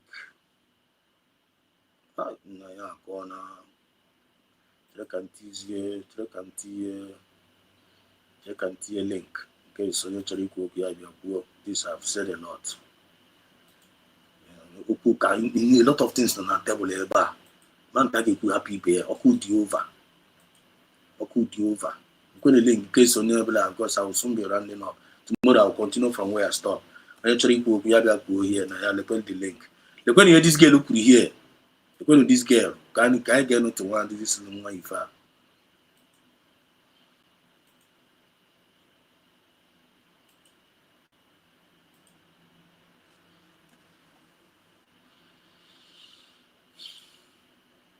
yeah, up to go. Listen to this young girl. If you got 4 0 cigar in the Fulani. Listen.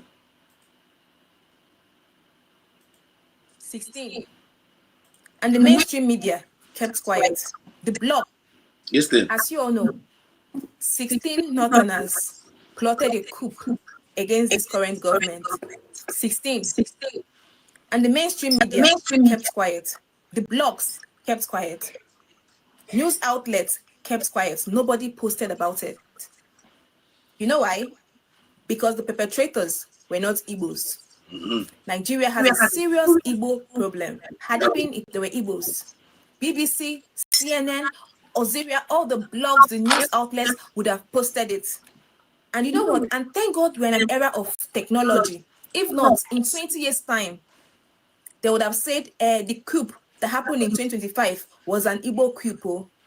Same way they said the 1966 coup was an Igbo coup. They blame Igbos for everything in this country.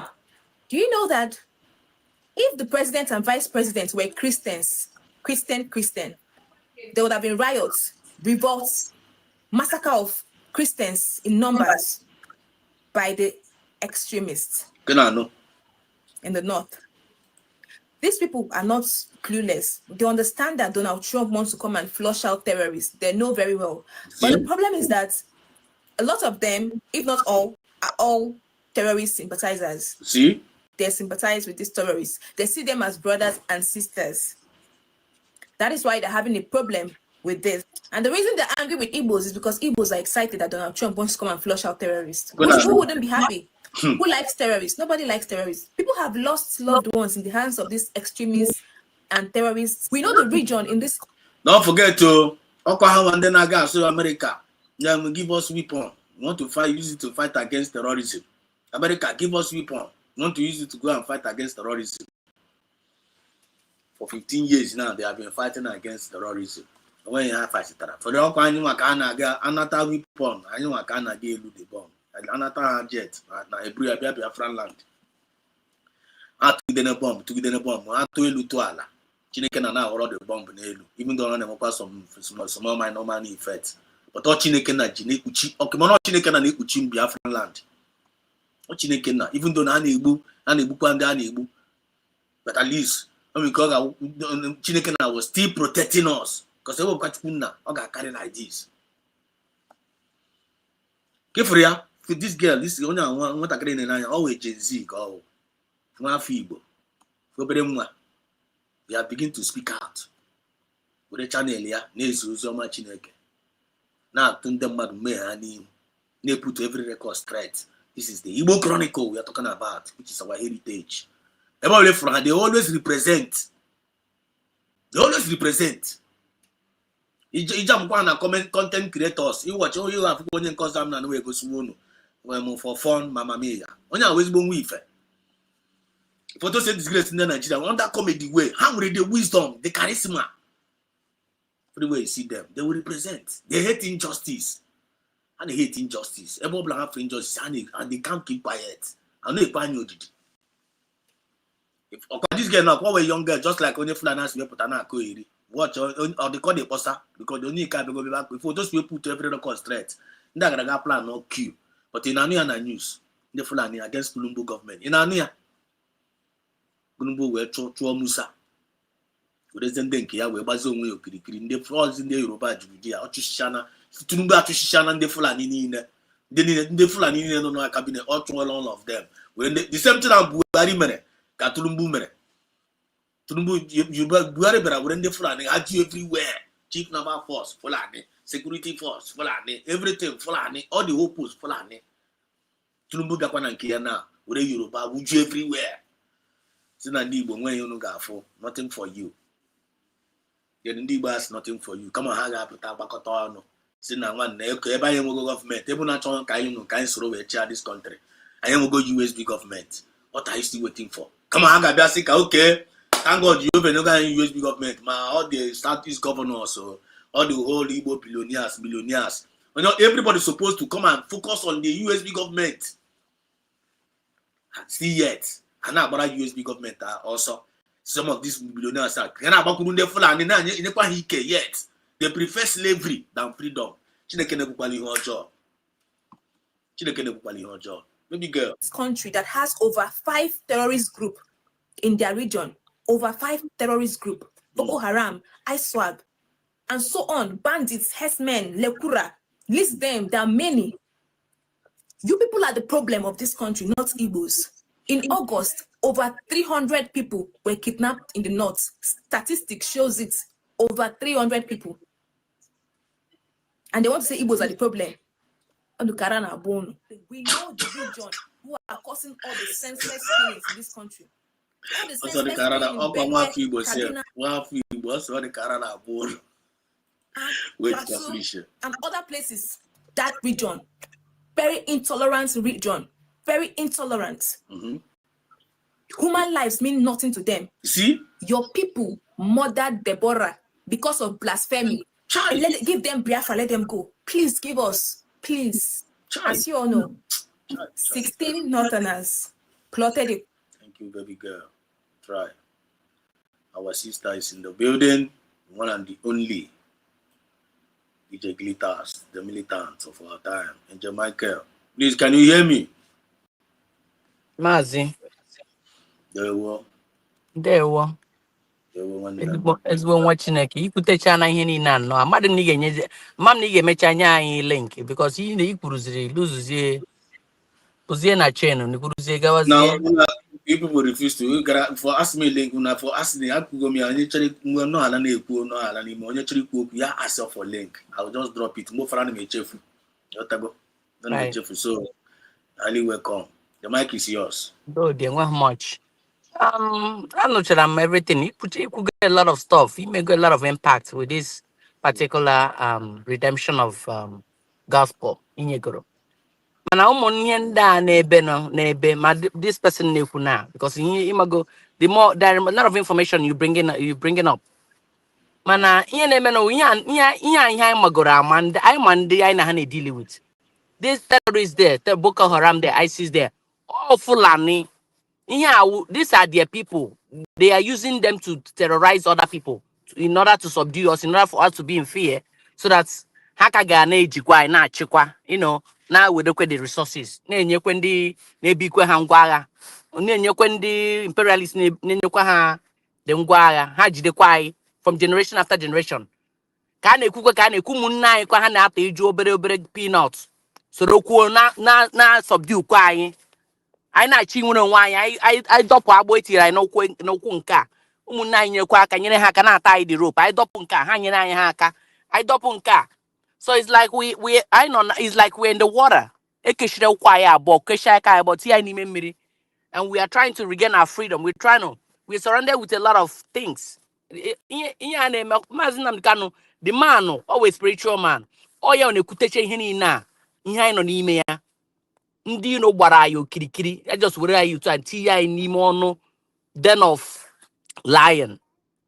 You understand? All the very difficult but nke na-emegoro emewu ọ Chineke na-esevugodo anyị n'ụmụ ihe ndị anyị na-eme hapụchakwa ụmụ egbe ọ na-agba ndị ochie na-agba ọdụkọna ọkwa Chineke nke because a lot of stuff anyị na-anaghị ahụ buru ibu and a lot of stuff we can do we ejide in every corner we tight enwedị ihe anyị ga-emeli ndị Fulani ebia ndị na-achị na ma ebia buru egbe gbu ha anyị nwa bulie nke anyị to protect ourselves I war attack guy terrorist so we basically can't do much so ọkwa akọ na uche Chineke nyere anyị ka anyị ga-ejikwa na-eso ndị a akwụghị onye nwoke ahụ kwuru onye Fulani pụtara make that comment saying that the more you guys go about the Fulani that they will come and kill more and butcher more and do and internet they won't carry it go viral onye Yoruba onye oshi kpọrọ onwe ya pastor ga-ahụchakwa ya he will not say a word he won't say nothing but onye Igbo pụtakwuo si biko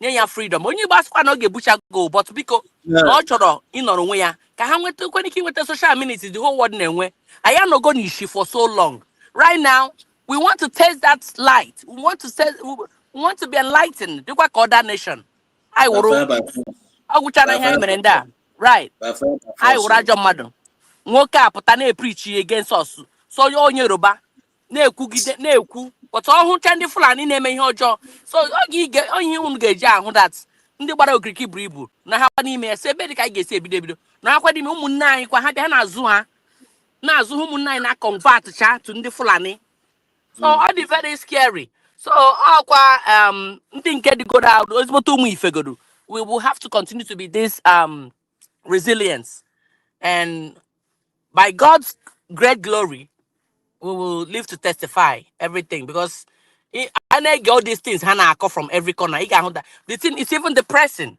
but that mental toughness, we will continue to apply it. And when so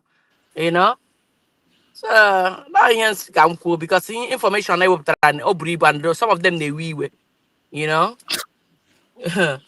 on a we will. That's the thing as in Igbo Chronicle, all our heritage. Right. Heritage. They are trying all their possible best to erase us. And right. I was disposed now. And how can be erase? They didn't know that now I'm the erasable. They can't erase us. Mami Otago. Because now. That's why they waste resources. If they own a hamana, I don't think they don't know. And they will never know because God has destined it that way. They will never know. How the history. That means we are finished now. Like the way Chineke so that you will not know what I'm thinking. I will not know what you're thinking. So that your freedom will limit my freedom. Because no matter what you are thinking, that means so they will never know. That's how God made it. Okay, now. So I don't know. Amachari, Machoro, Hamacha, Akufecho Darawo.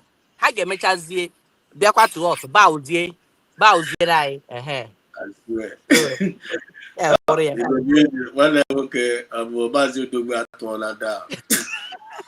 Okay, can I put it because before you have to come on.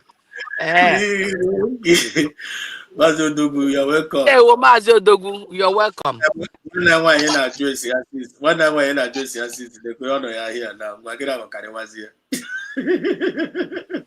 Not you say ladies first. If you not you say ladies first. Why should you give you the mic before me? Eh? If Go kuchala no, go drop go back. Go kuchala. Hey, Kuchala Mo, Mazio that Dogu. the year mic before me. You are highly welcome. You are loved and you are highly welcome. They will. Yes, sir. Yes, sir. I hear everything you have or you say, I respect. But if as you say, Biafra said us, no, put it in when you have, when you have, when you have more words to say. So, all you know, really probably put in no. But DJ, we know you are one of our mentors. Yes, sir. Your contributions to Biafrans, your word of courage, encouragement or encouragement among the people. Even Otisi be Adoyiru every day. Otisi quickly on your side is enough. So you are our hero. You are our idol as a woman you are. Ibu ihe nke gị, and we are seeing the right with it. So because as is an many things. Thank you all fellow Biafrans and all the people that are here. I am sorry that I came late. Please, you people should bear with me. Even man of I see it. Biafra said us. In fact, I don't know how this word is coming. Are we now into Chronicles? I used to go from Exodus. I have to go to Leviticus or Numbers. Or you, I even have to, I have just as I do a fast too. So I even have Chronicles.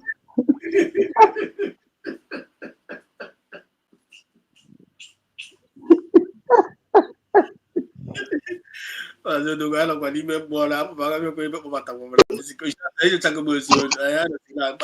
are free. You are free because I is so bad. Continue.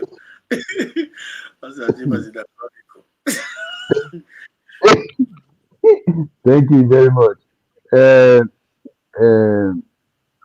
Our mother, our mommy, our beautiful mommy and lovely mommy, EJ. Yes, I agree with you that we are caged. Ekela Yabo before. Let me put it like this.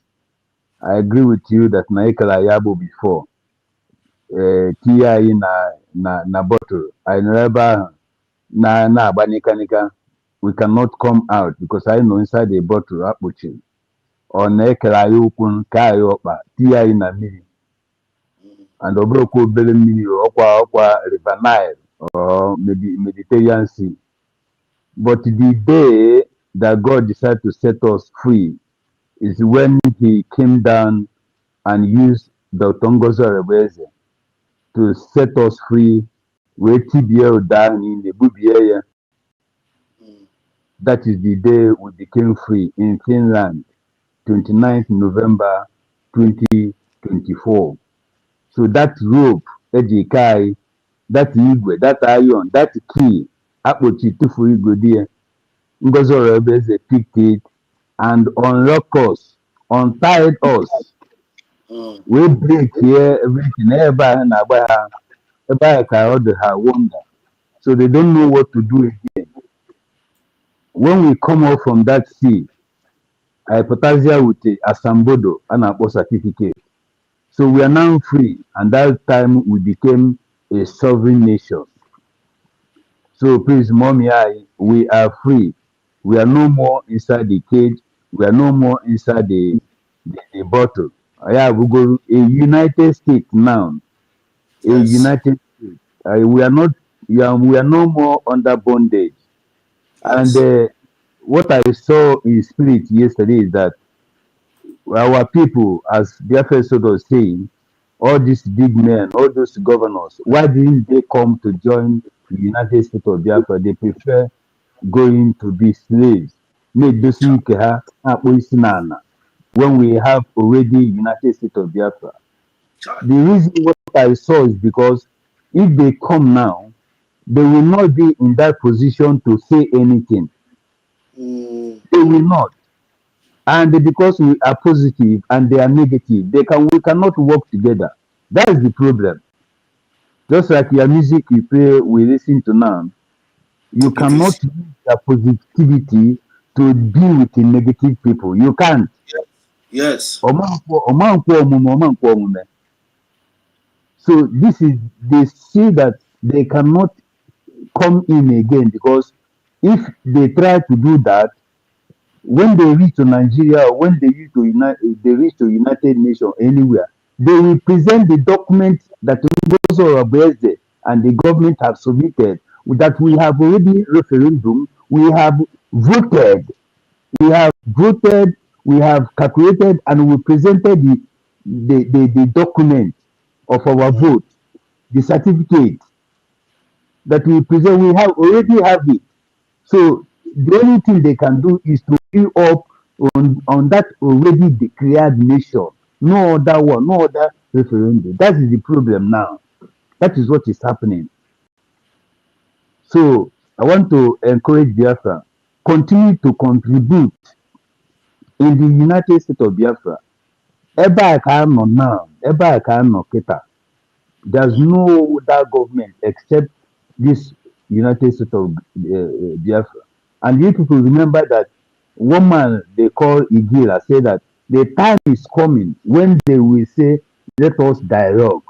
That people say they cannot dialogue again. They will beg us. And now is the time. We don't have ear to listen again. We don't have any other gap or any other way how to do it. Like the people they tell them this is how to do it. There's no way to do it except this United States government that we have already declared. Exactly. There's no other way. That is the problem that all these governors, senators, and Igbo slaves, all those intellectuals we are calling allies. They are not allies to anything. How can you be saying you are allies? Then you are going to show your nyash to Fulani man. You are allies. Okay, look at Wike, just a small boy of 22 years, a soldier, humbled him, neglected him, intimidated him, and telling that my daughter, my granddaughter will say, but you say you cannot do nothing now. I am in charge. If if it is in Biafra land, Wike should have respect from a junior, from a Biafran. But now he's answering minister of this, secretary of that. But he's humiliated. Humiliated, I said. And that shame cannot come out from his because of what he did to Obi Igbo people, the Igbo people, Asian people, the Igbo, Obi Igbo. The heart of Igbo, Obi Igbo, what Wike on so many people. He worked against the Igbo Chronicle. Yes, in order to please the uncircumcised Philistines that was destroyed in the River Nile. So, Biafrans, I want to thank all of you. You see where we are now. So, anybody that doesn't understand it, say we have moved from Exodus to Chronicles. Look at all the places we have jumped. I think from either Genesis, Exodus, Leviticus, Numbers, Deuteronomy. Before you know how many steps now we have jumped. We have passed over and come to Chronicles. Oh my God!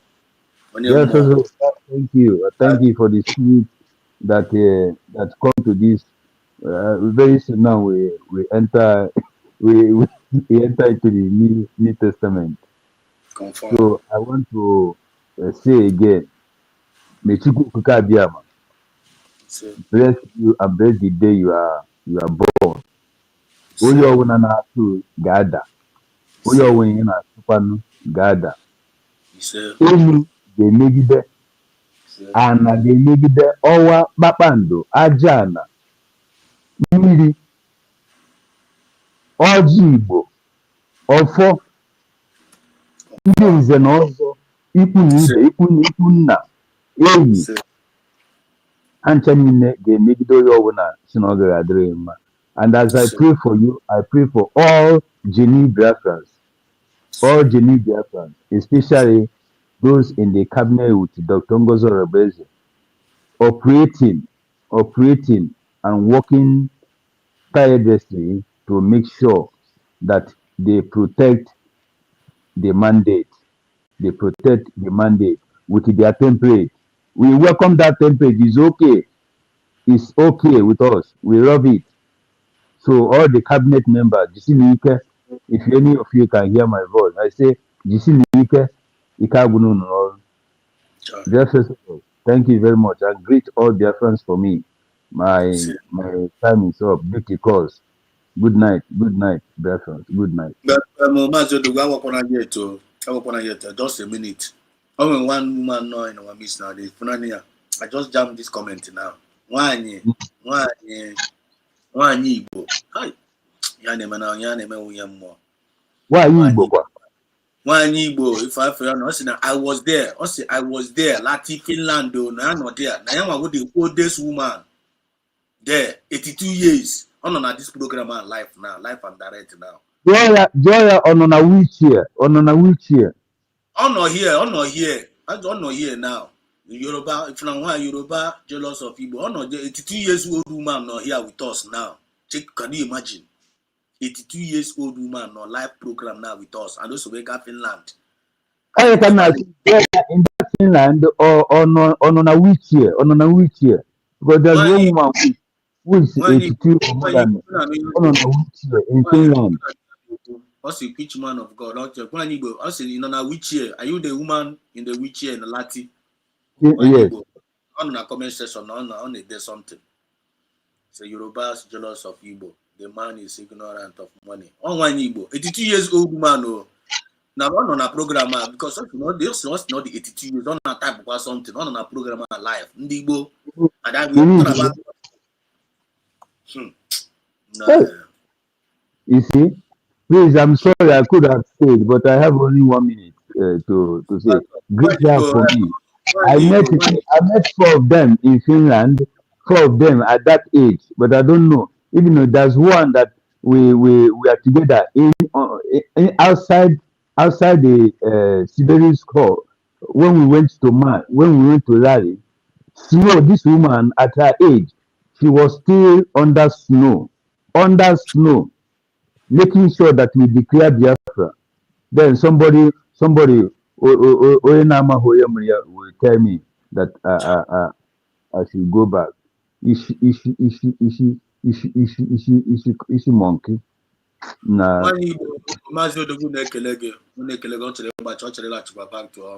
hope you can hear me. Mazo Dobu, and he was there also in Finland with you. I don't make a neg. I don't tell you go back to him. So I gonna Joe, whether my own on a wheelchair na Finland, no you gonna do. So since you are typing, like you answered before, you want bacha, but I want to type you want to chill go back to him.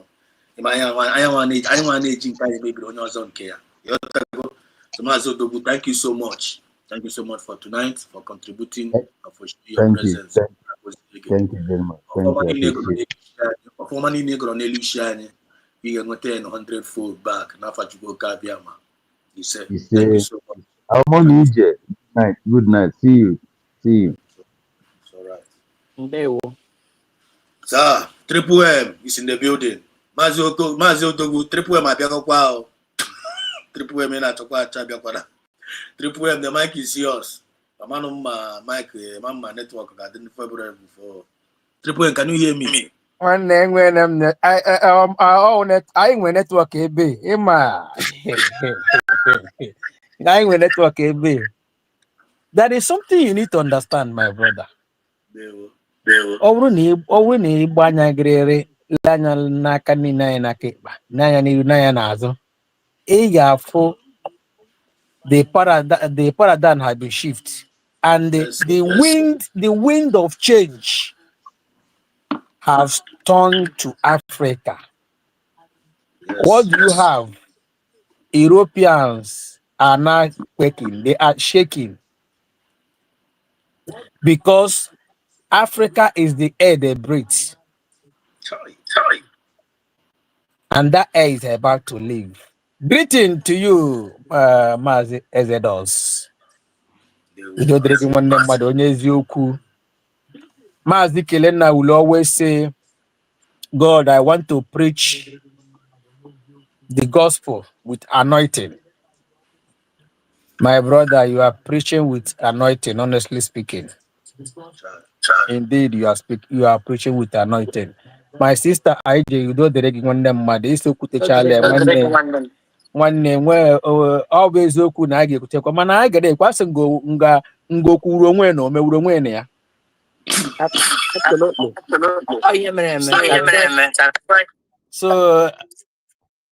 So far ihe anyị na-achụ anyị enwetebeghị ihe nwanne a ga na-achụ asa na-aga mere garube ha ga na-agakpọ ha ga na-aga ị ga na-ekwunu na ụzọ dị anya ị gawo ha aga ihe na-aga nwanne ishiga ofe tige nnu n'ofe ọtọ gị ya ga-esi na nnu anọzi ya pere mpe makwa ma ọ ga-ezuka gaji eshi echi ị ga-etigezi ọzọ mara na nke itiri eti furu efu maka na ị gaghị anụ ụtọ ya ọ kakwa mma na iti ikpere ya atụ ya dị na echi gị mara otu ga-eshi gị ga-akpa njikere maka ichi ka echi maka ịgbaghala bi m sị mba ị ga-eti gị ọzọ kemgbe furu ọkpọrọ maka na ọ dịkwa ka ọ dị nwekwa ihe tiri ya udo dịrị gị. My good people in comment section, ndo my jemon makana onye a na-ekwu ọdị ihe enweghị ndị na-abịa elele na-ezipụzi ozi ọma na-ehitikwa aka na like button ka ndị na-ahụbeghị ya nwike na-ahụ ya. Ọ bụ eziokwu na ọgụ anyị na-alụ abụghị sọsọ anyị na-alụ ọgụ mmụọ na mmadụ.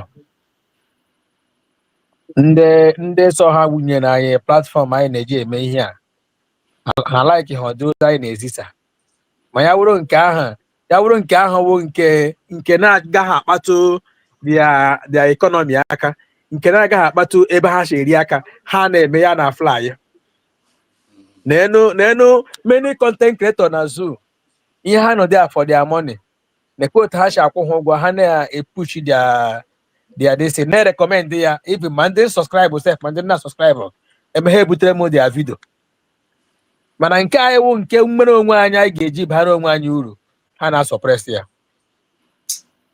n'obi juju bi that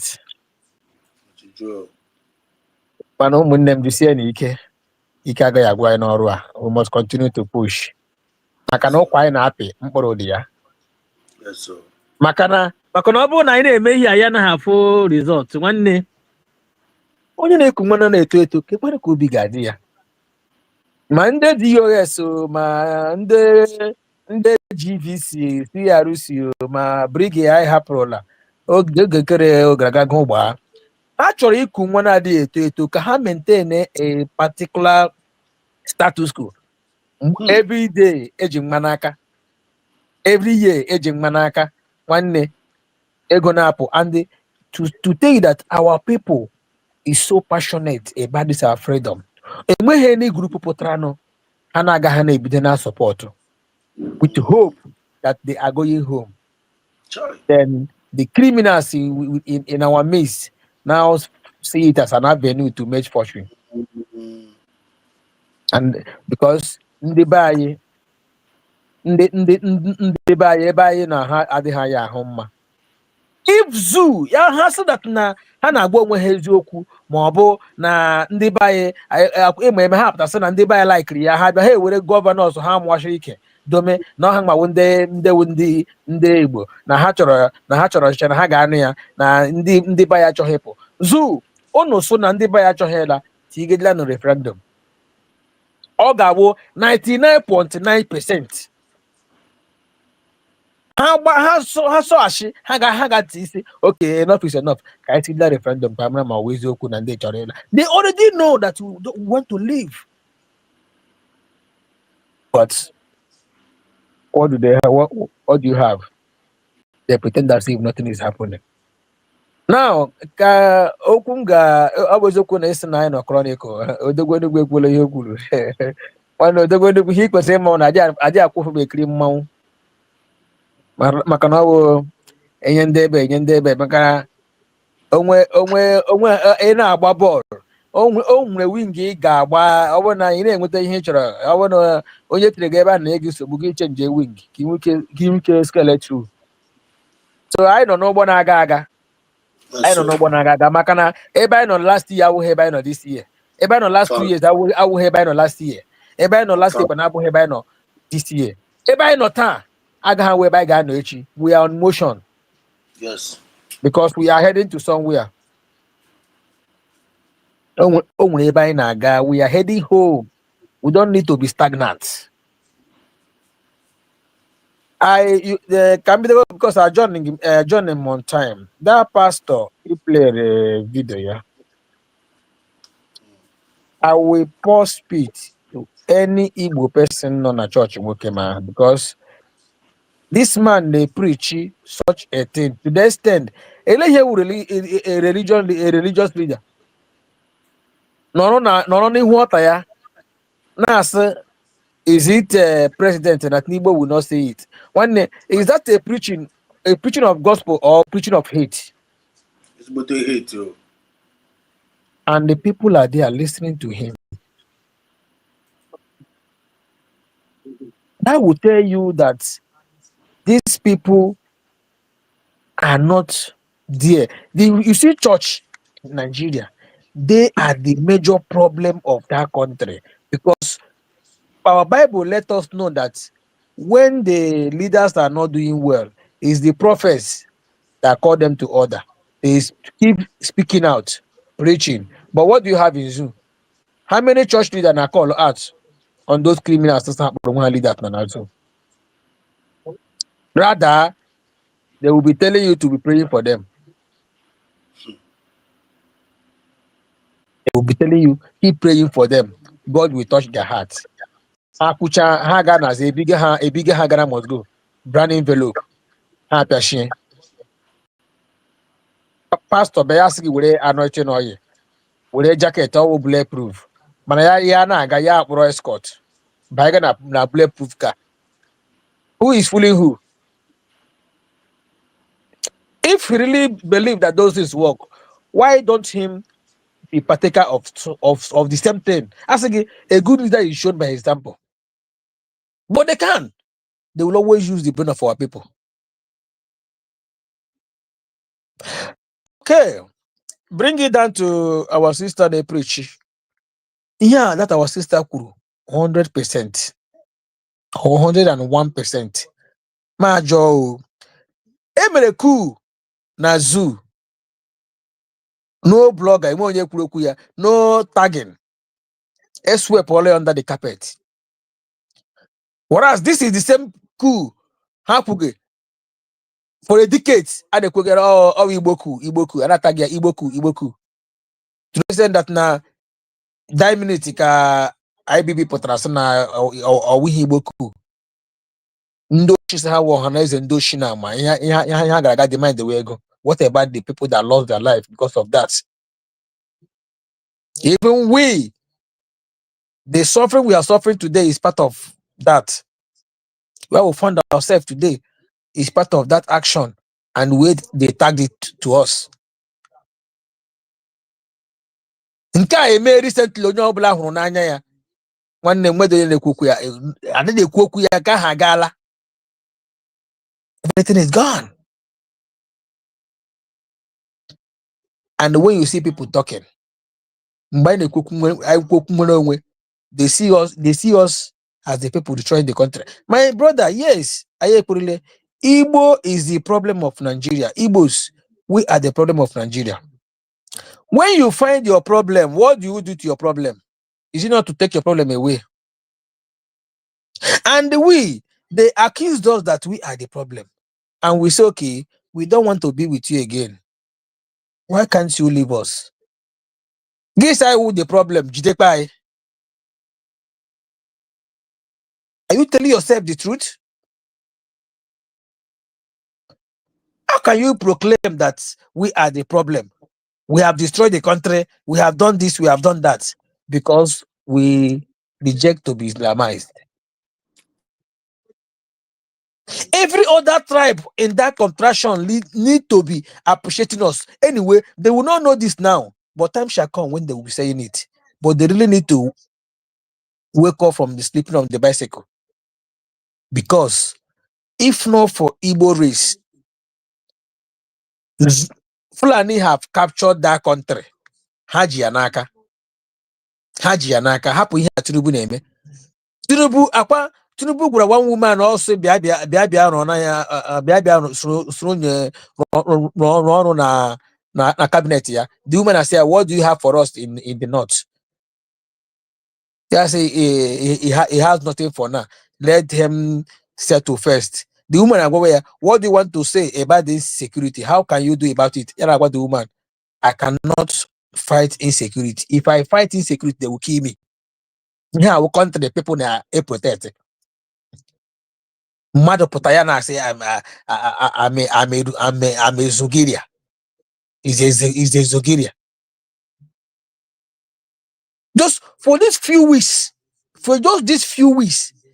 here and I got America Twitter here. Look at how internet is on fire. Leave them alone, leave them alone. But they have been buying people for a decade. Internet is not on fire. It is the same people that usually complain about the injustice and killings who can then complain about it.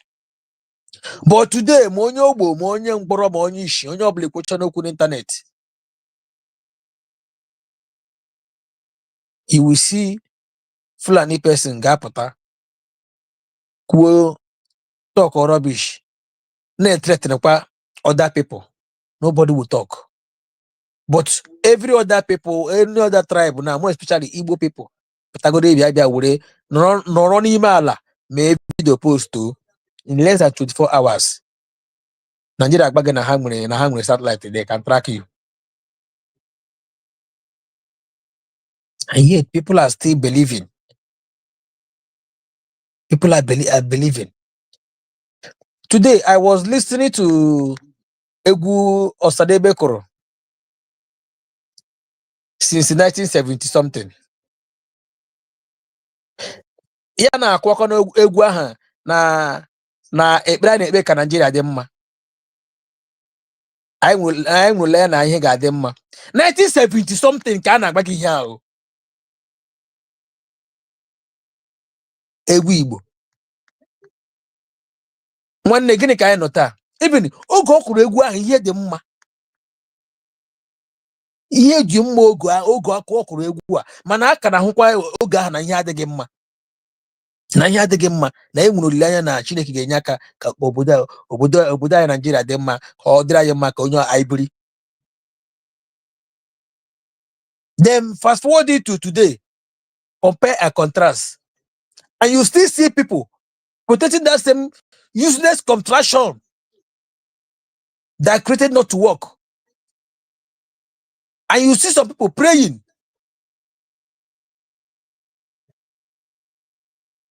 I will keep repeating this thing. A man said he was 27 years when he graduated from the university. He said he's among the people that create this organization for better Nigeria. Okay, man of 27 years joined the organization. That was last year, that thing, early last year or last 2 years. Now he is 70 something years, either 71 or 72 years. Yeah, they put on the as a broker that now they are still working hard. That he is one of the people that joined the program in so year when he was so year. Now he's 72 years. Nigeria is not yet better. That he still hope that Nigeria will be better. So I'm working organization you joined in the year when you are 27 years. Now you are 72 years. How many years? Over that is called them my own create the organization. I did not the more worse. That's why you still hope. That is not really easy. Call God was the Nigeria. These are the people, the kind of people we see. The kind of people we see. I pity our people, the people in our midst that are still here that we have really declared and they are still fighting against it. Most of us are still thinking that they are still in the zoo. Okay, may have amnanya. Nke abokwa nke ndị DOS na-aga oge a, nke ndị IPOB DOS na-aga. They are for real because if they play the show. Our leader Mazinani Kanu so serve the zoo. I come back in shame. Wiki Hafa. Endebe. Wiki Hafa now. Olewe.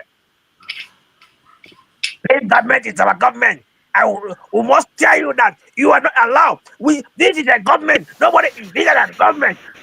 Wiki.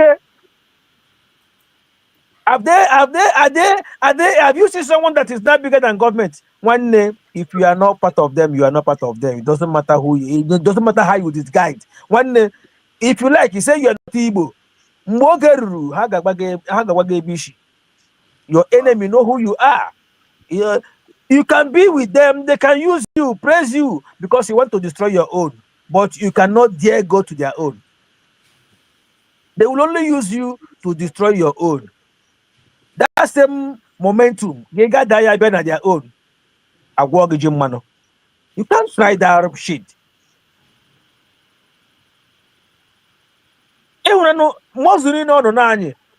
Because all they buy, or make the Fulani. Oh, mecha call. Akwa buru the catapili alaba. Oka hana hodat na one itere is a YPO BKO and had declare on one in Aka.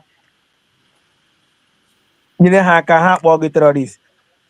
A friend of mine when I was in Zoom and I was a man that during my school that see Igbo people they don't have sense to Fulani people use them to declare themselves terrorists. They think that is a particular is just the IPOB. There are people that is IPOB. They know that IPOB is all of them. Even those in governors, those in the government, we still see them as IPOB. We still see them as terrorists. That they can't even give them any sensible position. And if you look at it, that is what is happening today. Peter B. Menelumala did somewhere, born a Lariani, even so Kenny, so that's a share friend there. That they are Majiji funny. When they have fun, no. One of them. I recognize a lucky. One day, I say, Kecha, Alanane. They know you more, they know them, they know us more than we know ourselves. It doesn't matter how you disguise. It doesn't matter how you disguise, trying to play along. One name, you can play along with them. They will use you to suppress your own because if they come directly to suppress you, people will be shouting, is he because it's not this, it's not this. But when you go there and align with them, they will use you suppress your own. After they suppress your own, they will keep you where you keep your own as well. That is just that. Yes, those people that will fight for you when they will be killing you, one then habu ezegi umune gaswasi yes me ya no yeah we have the buy for very long time, yet they don't want to wake up. I'm telling you, check here They will always use our own to destroy us. Our people got this against here because our onye nke ya ha use ya humiliate ya. If not the kind of the role Sarah we were playing, oga nwu kokoko oteshigbo ya.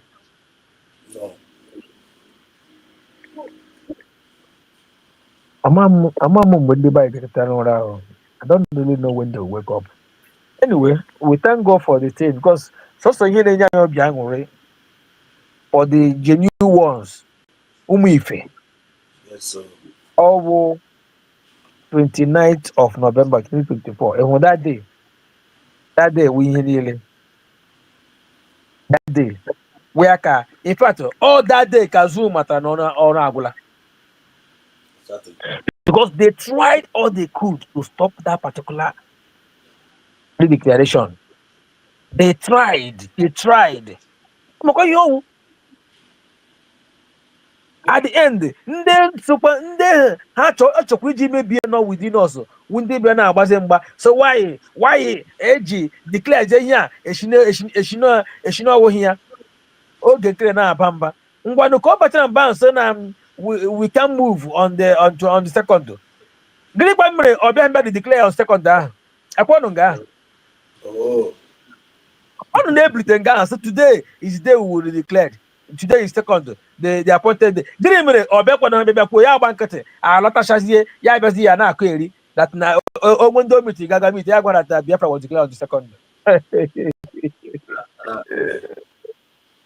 Even Google said for Mama na I declare on 29th. I got that now initially scheduled to redeclare on the 2nd of December, but was later redeclared on the 29th.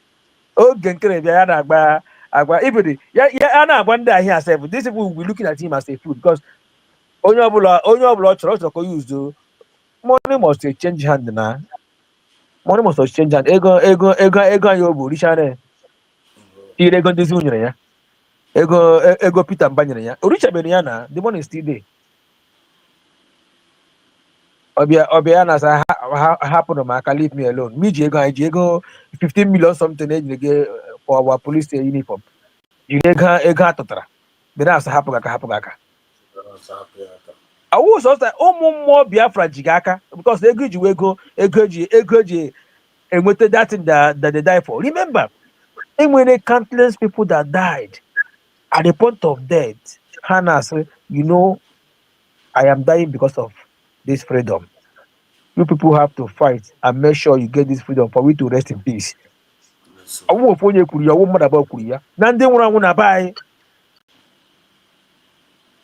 many of them then he say give feeling and go and back that thing. One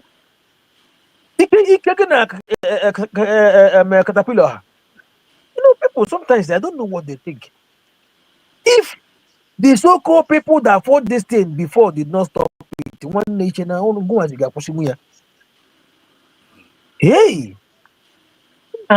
we know here people now. Therefore, even they couldn't stop it. By now they declared them. This is the document our PMness as na a crave for.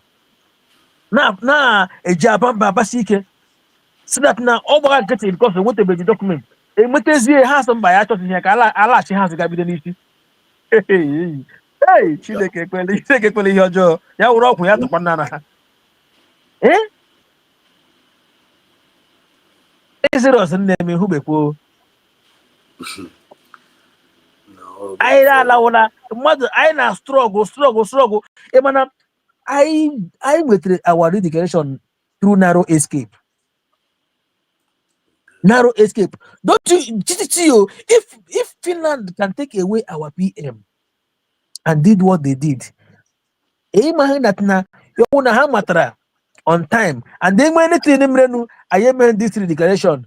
Etigan that it work, I got him accept. They will cancel it. They will not even allow it to happen. If it had about Oga in their country. Hi. Oh yeah, people na buy. After after rejoicing. Our mother here no here now. Our mother now Twitter now. These are the people who they org. They saw the war, and finally that which they fought for has been declared. Ihana mena uzika I wike bako no ala by. Remember our PM said it. Our PM say when we declared and we start pushing, it can take 1 year, it can take 5 years, it can take 10 years, it can take 50 years. But you can hear people talking. Okay, you say you are the decline. Huh? Where is your office? How is the government as in Biafra land? Where is this? Where is that? These are people that doesn't even do research to know how freedom is being fought. That is it. How you know how is the close? Or the possible. Hi, Chineke mere ndị mmadụ ebere. Chineke mere ndị mmadụ ebere. Ekele dere ja Jehovah. And I went to go because we made it as our PM formally, our DPM formally said, we made it. We made it, honestly. That is why we are still here today preaching day and night. My people, those that have not applied for the ID card, the new site is open. Remember, the passport and driver license is not yet ready. The site is not yet ready working. So we it's only the passport, the ID card that is working. If you've not done that, go and do it. Endeavor to. That is what makes you a country. Even you first of all recognize yourself before other people will recognize you. When you hear people saying, who has recognized you? Who has done this? Who has done that? One name, those are mediocres operating in the black market because they don't know what freedom is all about. When you declared, you hold your line. Do everything you need to do to keep your country safe. And we have met all the criterions to be a nation. So that is where we are. Do not be deceived. We are on the right track. You can't seek recognition without being declared or being a nation. If Briggy is indeed what we use for recognition, why will our PM push for our declaration? We would have start with that one. Now we would have move on with that particular Briggy. We wouldn't have even bothered ourselves to start talking about redeclare again. But they will tell you when you declare, you come back. These are agents from the pit of hell.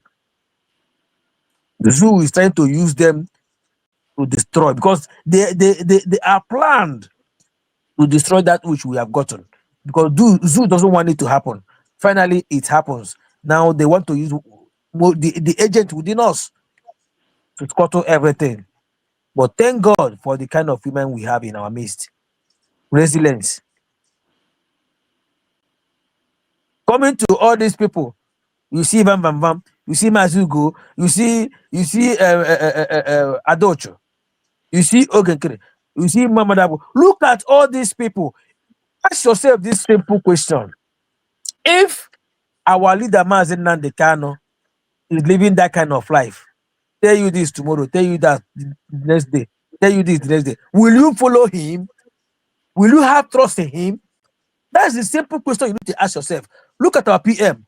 When he started, he moved forward and hold his ground. What he tell you yesterday, day for yesterday, is something that he's telling you today.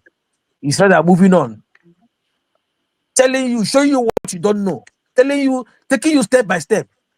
But all these charlatans coming out to pure rubbish. Check their records last 2 years and check their record last month. Check the record this last year and today. Then you now compare and contrast. Tell yourself if they are really there for you or not. You better wise up. I know My brother, my people. my Yeah. brother, Triple, and Mewkweli will. Imanokuna dia, sorry for Oh, sure, Rod. Imanina Gawaba for to keep us. I'm a Quashahagas in New York because I'm in New York. No, no, wahala. So, he actually cool again, Kere. While he was mocking himself. Now that interview he was given. Okwa kwere na enwere declaration, right? Yes. But the difference when us in a on a second came and I was in a With the special date in this union, yeah. right, exactly. So I would know kwere go eme case house that I'm the declaration now. Or to bring a cause I call USB. Onyoshi. Brigi. Onyoshi efulefu. Ure guy balago onyoshi. Onyoshi na church here. Obia be complete a sentence ya no there na machuruchu na ezuzuari. Where I name mockery of what we are doing. Ara ga hanya. Don't worry. Go ahead, because anyway. My happiness towards that. My happiness is that anybody preaching for Biafra, even if they're trying to deceive our people, they usually preach in order to get attention for our people, let them start giving them money. But the deal is done. Our people already know where they are. They end up announcing us, advertising USB, because the people that has the document that met all the requirements of what we are doing now, that is what it will be a nation, is USB. I don't know if you know. Right. So the more they do that shenanigan, the more they end up advertising us. When they call Ogenkere now, okay, you have done this, you have done that. Okay, may we see this is the content that you are looking for. So may we see the document you say that you've made and the requirements? May we see it? One, yeah, we authorized the brigade this thing, able president of brigade. As we are like ihe o jikwere mere regradation ogini, I say don't mind the document because it's nonsense.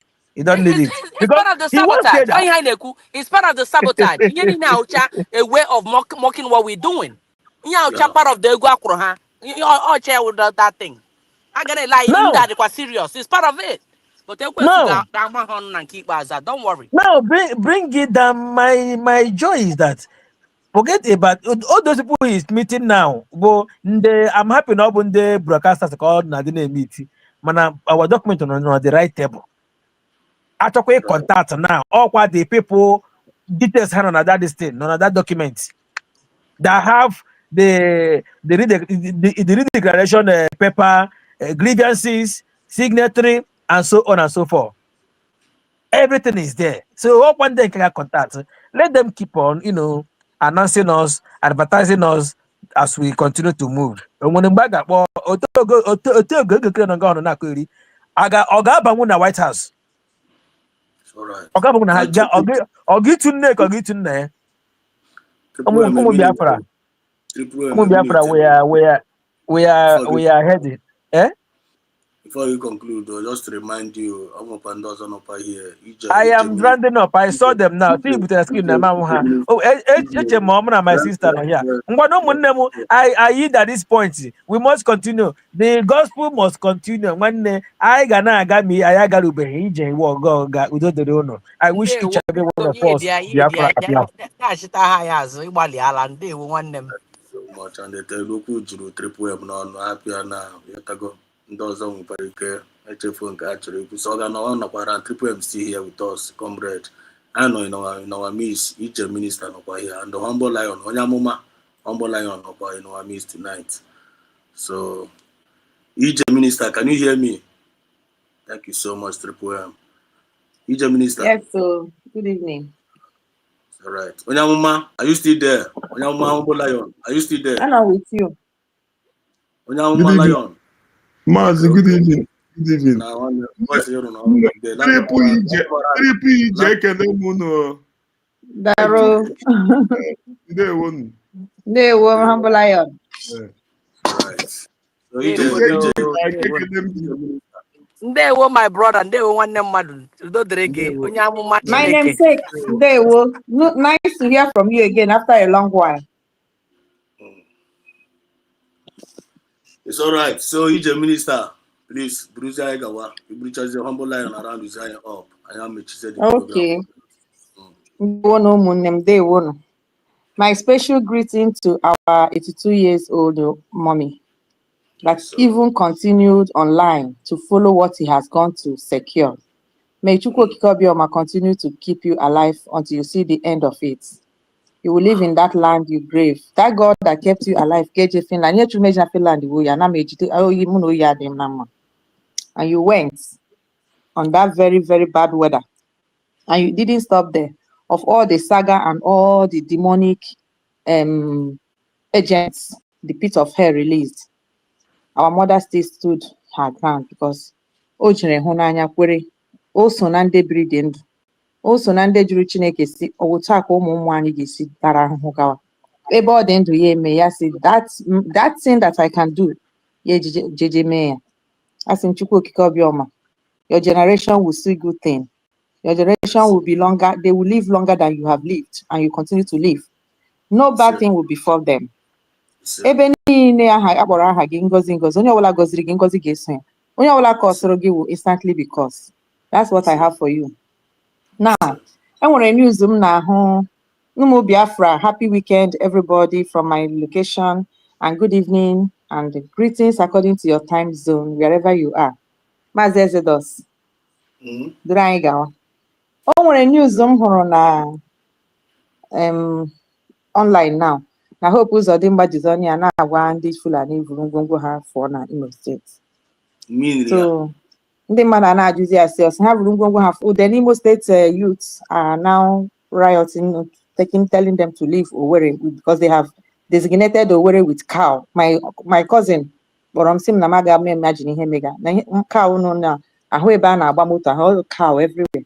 So now o jụrụ ọnụ ya si ha kwara. So ihe a na-ajụzi ya now, isi ha kwara o nwere ọrụ ịlụ ha n'ime ọhịa ka isi ha kwara lawa north, ka reason iji siri ha kwara, or because ịhụ na ihe mere na Anambra State ekwela ha onye winere onye ha dobara na Anambra kemgbe ahụ, old Anambra State.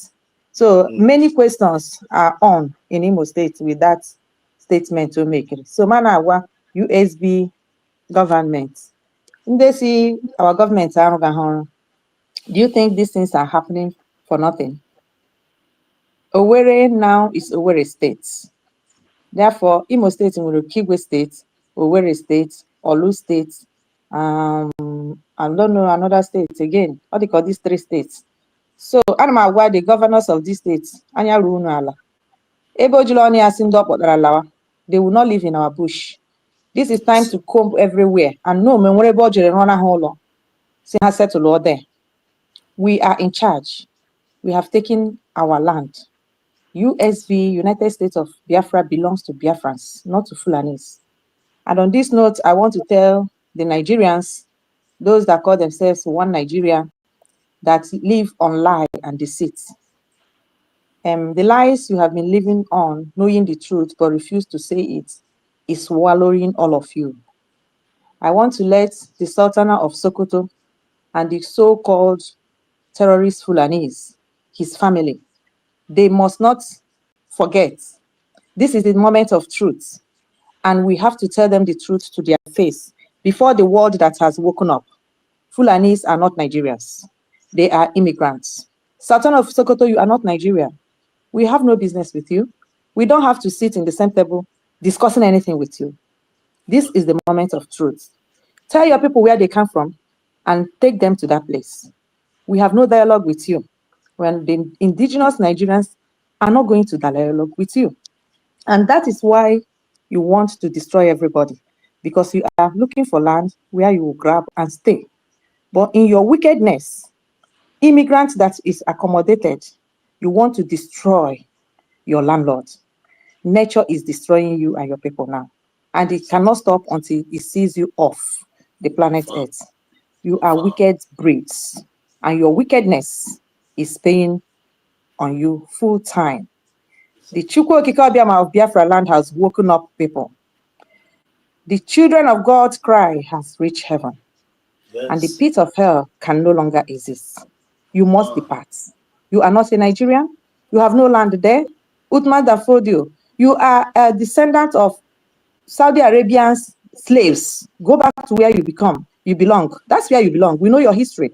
Even as much as you try to suppress history in that enclave, according to our DPM, enclave of hell called Nigeria, the truth cannot be suppressed. And we, the children of God, the Umuchukwu Okikabiama, the people of the United States of Biafra, those that heaven fear, deep pit of hell fear, and heaven protects, we have woken up from our slumber, and we say never again. Yes. And we are not sleeping even as some of us are sleeping, and they are sleeping in lie, knowing the truth in them because of fear and because of long throats of their own, because they refuse to be brave, because they have mixed blood. Those women that you people rape, part of their seeds among us. But you know what? The original seeds are here, and we know who we are. And you're not going to tell us who we are. We tell you where you come from, because you are not a Nigerian. This is moment of truth, Fulani and Sultana of Sokoto. It is the moment of truth, and the truth will continue to be told. And you must accept the truth. Now, coming to the pastors, any Igbo woman or Igbo man or Igbo family that is still going to any church that is a pastor of Muslim converts into Christian, I say shame on you, woe on you. You are your problem. And what you're handing over to your children is problem, because you refuse to see. You are blind in the spirit. Your hater can never love you. And you, the child of God, is the one that's supposed to tell Satan the history of your father. And you sit there, they are telling you your own history. Every convert pastor, Muslim pastor in Nigeria came for an agenda. If you want to know, why are they not talking? Why do they still hate the Christians they are sitting with? Why is it that the pains of those they call their members are not touching them if they have no agenda? And the children of God called Igbos, you are the one that bought the jets that they are flying. You are the one that bought the land that they are using. You are the one that goes to their church all over the world. And they hate you more than they hate Satan, their father. And you carry your children and your generation to sit for Satan to teach them what? For Satan to teach them what? If you are an Igbo person, if you're a Biafran, under an umbrella of a convert pastor, you know all of them, starting from Adeboye to Bakeri, deceiving themselves, thinking that they can deceive God. Haters of children of God. You sit there for them to tell you what? They came with agenda. They are the Islamic face among the children of God. Anybody that have not seen it, you are blind in the spirit, and you perish for your own cause, because there is no sorry for it. Okay? So, why I came in was because of these pastors, before I saw the news of Owerri. So, if you are a Muslim convert pastor, you cannot deceive yourself. We know who you are. We know you. We know your agenda. Your action has spoken more than your words. Go and check it. That people that give you food are being killed. It doesn't touch you. We are shuttling Asarok up and down, starting from Buhari. What are you going there to discuss? Once you go inside Asarok, you come out with bag. That same day or 2 days, they will come to your church and kill people, but they will not kill you. God punish all of you. They will kill your members, they will not kill you, they will not see your children, they don't know where they are. When they go to churches where there is no Muslim converts, they will first kill the pastors. You tell me that my God that I serve will not punish you people. Children of darkness. Where the children of God went to sleep and forgot themselves, Satan took over. Thank God for Donald Trump, president, whom God is going to use from the capital of this world called United States. Like it or leave it, that is the truth. You see how everywhere is going round and round. Everybody is running helter-skelter. That is what God has given them. Remember, their first president prayed to God. And that's why they do the Thanksgiving that they do. You know, people don't know history. That their 6th of July or something is because he tell God, he say, if you give me this victory from the wicked British, I will continue to remember and thank you for it. And that's why God honored that word, because they continue, no matter no matter the sin of the United States, God will still use them to do what he wants to do from origin, from time, even when we are small. When you see the churches going. I know they have their own nonsense because one is okay. But whenever you see the liberation coming in this earth, it's always coming from that direction, even as destruction also. Go and check history. Right. Go and check history. So we are in the moment of truth, and that truth will be told in black and white because Satan cannot cover it again. YouTube cannot stop it. Facebook cannot stop it. The money they pay them cannot stop it because their platform now is echoing the same truth. If the Spanish news, government news can be reading and saying to their people that Nigeria is killing Christians, shame on you. Shame on them. President Alexander Stubb, you have cost yourself. Sana Selen, the small girl ambassador to the zoo called Nigeria that went to eat money. You don't know what is life. You have eaten your doom. I'm telling you. You will regret this life. You played with fire and fire will consume you because you don't know God. And for that one, Sarah also that you changed, God will bless her because she stood on the truth. And for the land of Finland, God will still bless the land of Finland because there was a blood of Finland that cried for the children of God, and we can't forget. But for all of you that ate with Satan, with Zoo, with Nigeria, you see how it's ending?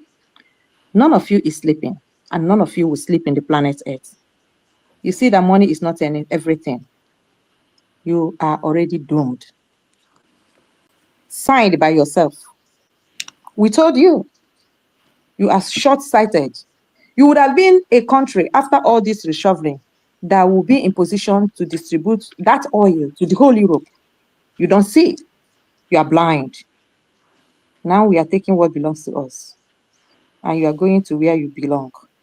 Yes. You see how Zoo has disgraced you. Serve the Zoo and come back in shame. Serve Nigeria and come back in shame. Alexander Stubb of Finland, the Finnish president, you came back in shame. France made you the president of United Nations because you danced to their tune. When you are there, you are looking like a vulture that misses way. That is how you continue to look until you vanish. Because curse is following you. Exactly. Your hand is in the pain of a child of God. Mazi Simon Ekpa, a man that trusted you, that even campaigned for you to become who you become. You paid him with evil. Evil will continue to live in your family. See. My dear people, like my brother Triple M said, where we were last 2 years is not where we were last year, and it's not where we were this year. And this year is rounding off up, and you can see even the stones in the hellfire, they are not at the same position. Everywhere is balagara. And the talk until nothing can stop us. That Rubicon we crossed it long ago, years ago. Mazi Simon Ekpa said it. Mazi Nnamdi Kanu, our president, said it. We've crossed the Rubicon. And for you, the blind Biafrans, continue to be blind. You will perish like in the days of our forefathers in the wilderness. You know, you people don't know that you are those people. That those people are our forefathers. You people don't know. It's not these people that are claiming what they are not. We are the original people. Jacob is Jacob. They changed everything. Pit of hell changed everything. But don't worry. The moment of truth is bringing them all back. And nothing can stop it. The God of this creator, of this plane, of this earth is in charge. He can only stop when we stop, and we are not stopping. And we will not stop to decree. We will not stop to speak into existence what we want. The blood of our brothers, our children, innocent children, our mothers, those that were killed where they are just in their living room, those that were burnt while they went to bed to sleep and thank God and say, we have come back, today is over, because that is who we are. You went and circled them and burned them. The sun will continue to burn you. The sun will continue to eat you up, cause you problem. And for every Igbo politician, your punishment will be worse than Judas' own. Your children will reap punishment, except those of your children that spoke out and said evil is evil. They are exempted because some of them can be like that. But those that are enjoying that money, I tell you, they will suffer more than you. If are they not suffering? They are all over Europe. Are we hearing them? They are not hiding. It's because they are useless. You can't be useful and hide. If you are useful, what you are doing will bring you out. That's how I know that your children are useless. And check it out. Anyone we see, you see like a Soludo family. Just go and check it. How useless. Because the blood of innocents cannot be crying on the money that you have and your children is enjoying and you expect your children to be good. No, it doesn't work like that. There is something called the law of nature. Nature still speaks. My sister said life is recycling. It can change. Don't deceive yourself. Umundibo, keep decreeing. Keep standing on the truth. See yourself going home because we are already there. For those living at home, rejoice. No matter you people are suffering it. But in Kunukama, people are the one that the God has used to Kwechena Datala. We are coming.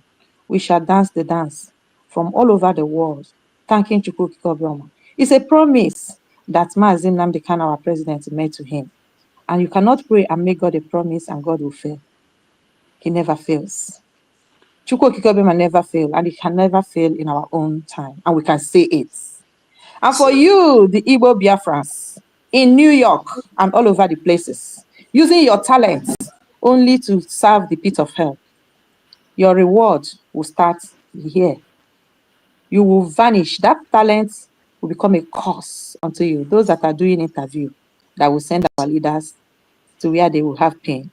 Pain will not depart. No matter the money they pay you, no matter the connection you use it to have, it can only destroy you and never build you. Your own is double portion of the politicians. Your breed can never exist among us. You are wicked. And there is no peace for the wicked. Thank you, my people. Kachukwu Kikobia Manemi Honeme. Why we continue to do what we are doing? Come and support the United States of Biafra. That is your nation.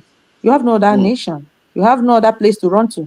The world has turned to community. If you don't want to know, if you cannot read, if you can go to internet, you go to listen to gossip, useless people cashing money out of your stupidity. Because if you have what you want to do, you don't go to internet to go and listen to people that are not making any impact in your life. You use your creativity to go and sit, waste your time.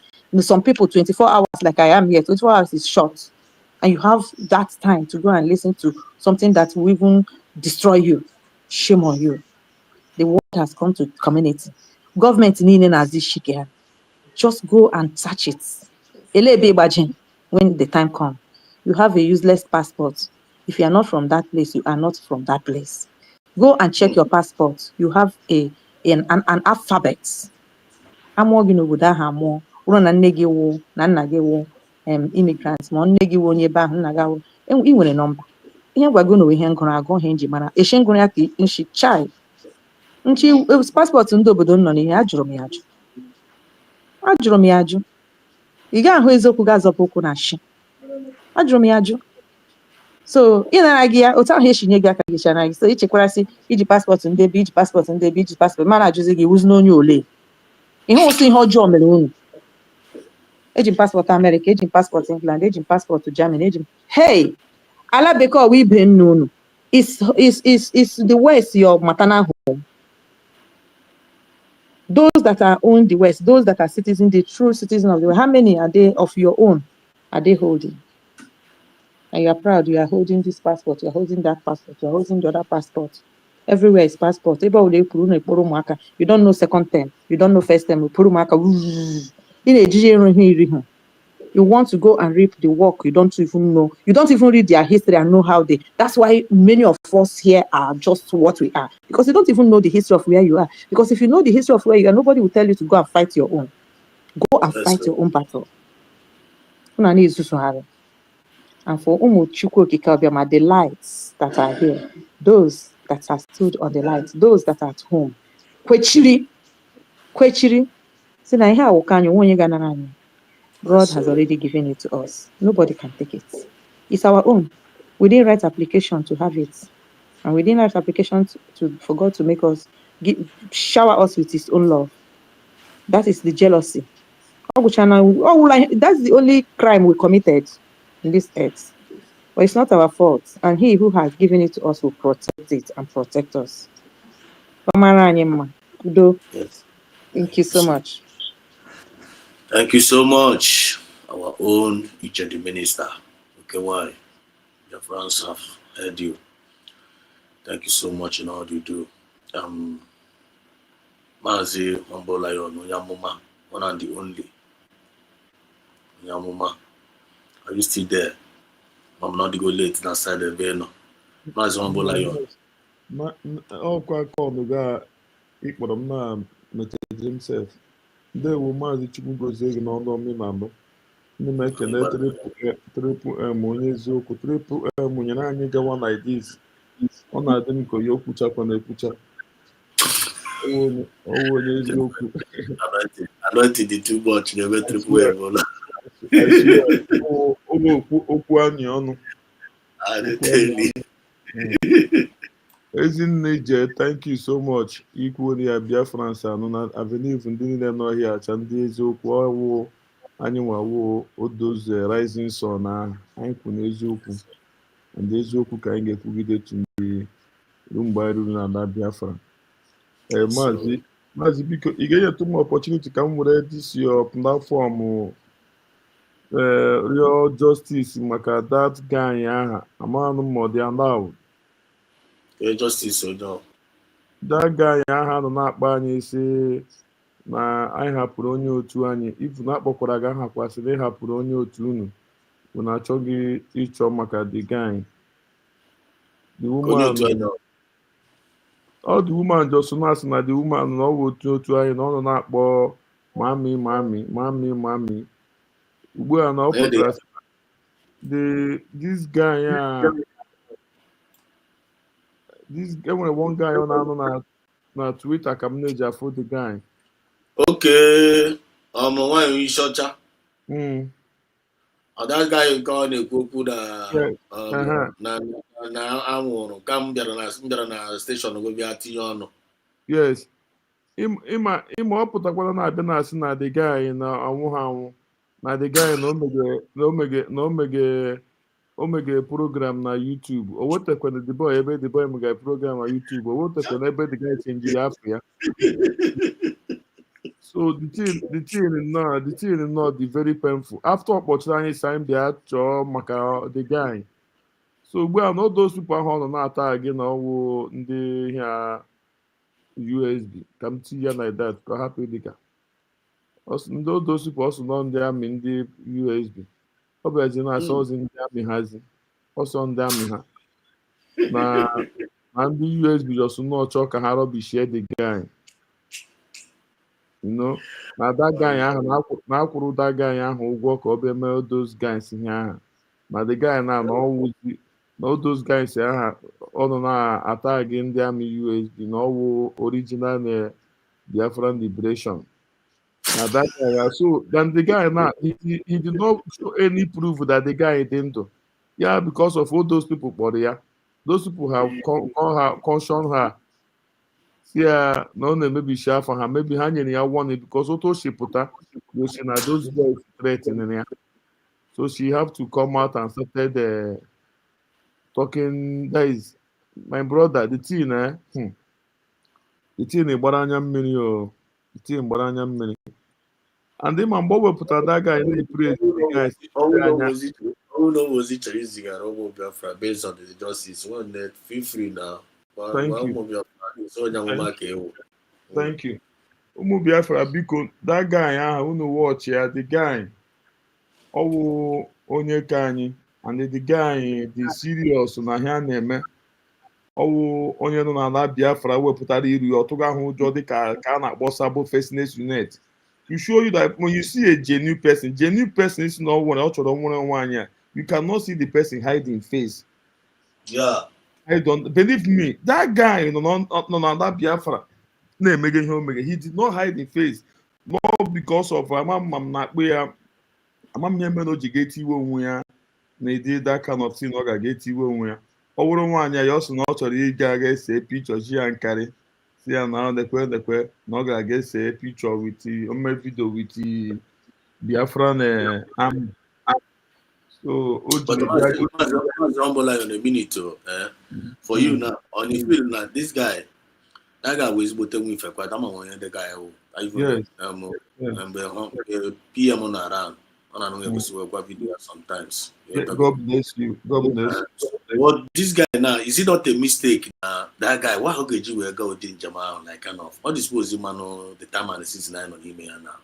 Oh, ezigbo mistake ka that boy mere no and that guy lose their life ya now believe me lose their life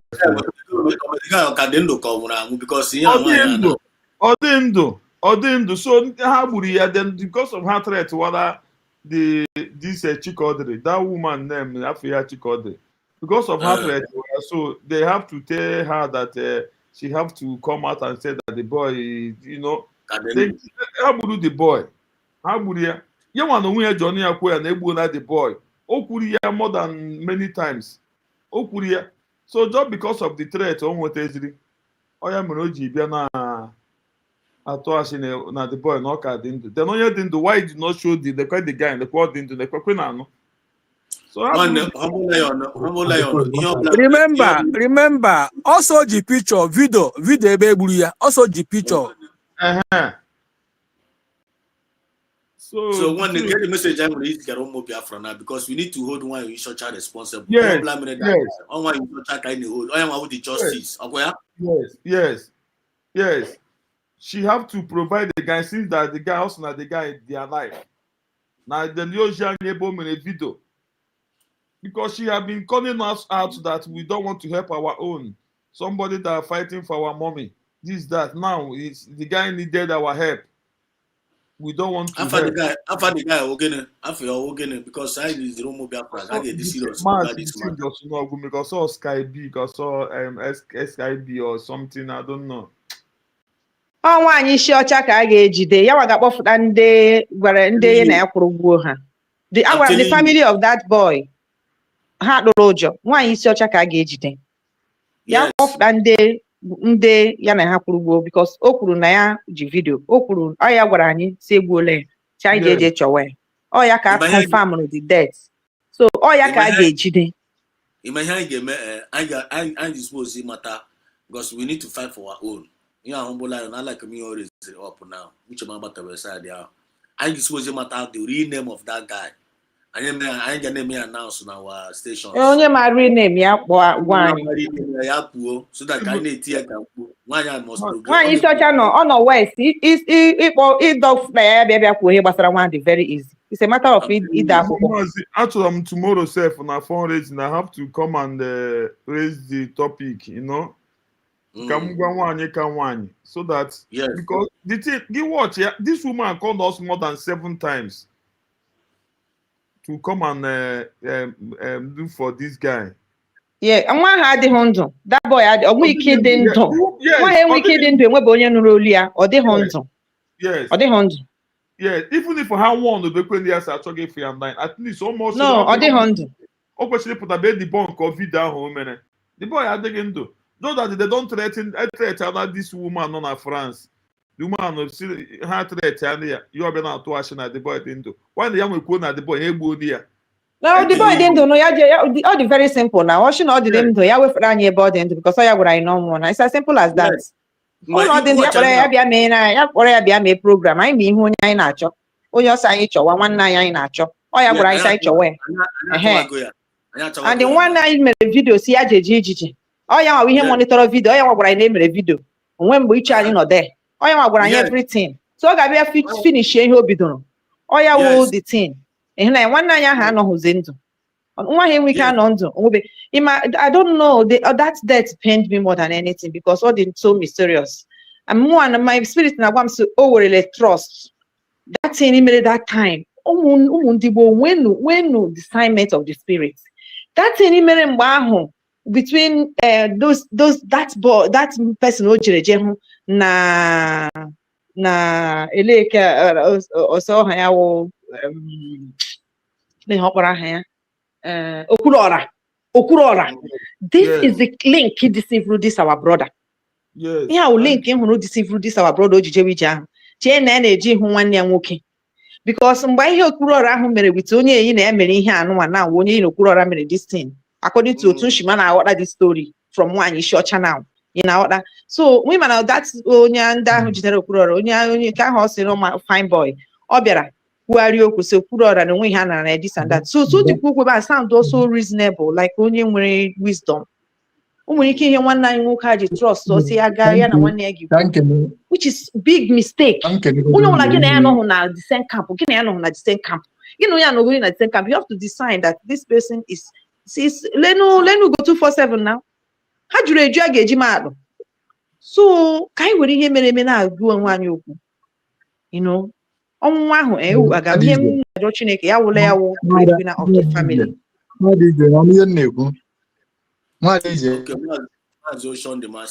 Continue. Exodus, I greet you too much. Yeah, thank you very much. Mazi Humble. Ndewo. Gipucha, come continue. No, go ahead. I just can tell you about Emana Okua Ibnite here, they all very, very good. Anukum, what keep me run good program, watch it. Mazi Exodus and others are on good program. You got to have listened to it. Mana fuwa yo makunu kita na bu ene kweka aniziani got to give money house social media space.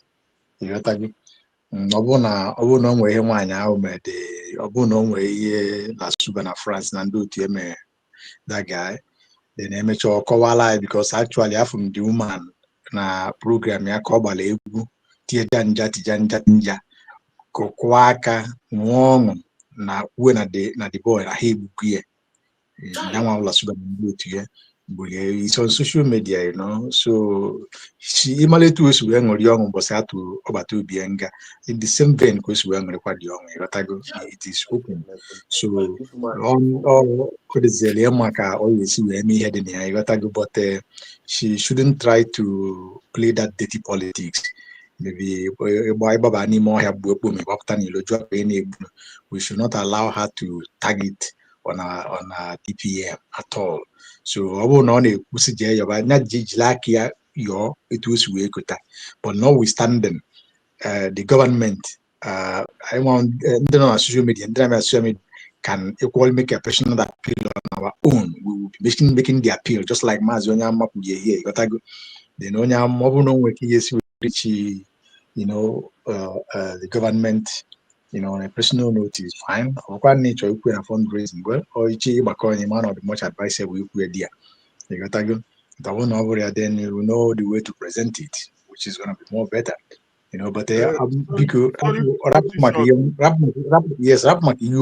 the woman on a tag this no, for her to be tagging it on a wrong person will not push people to just come out because maybe you only near relevant. She's not relevant. She's dead and gone.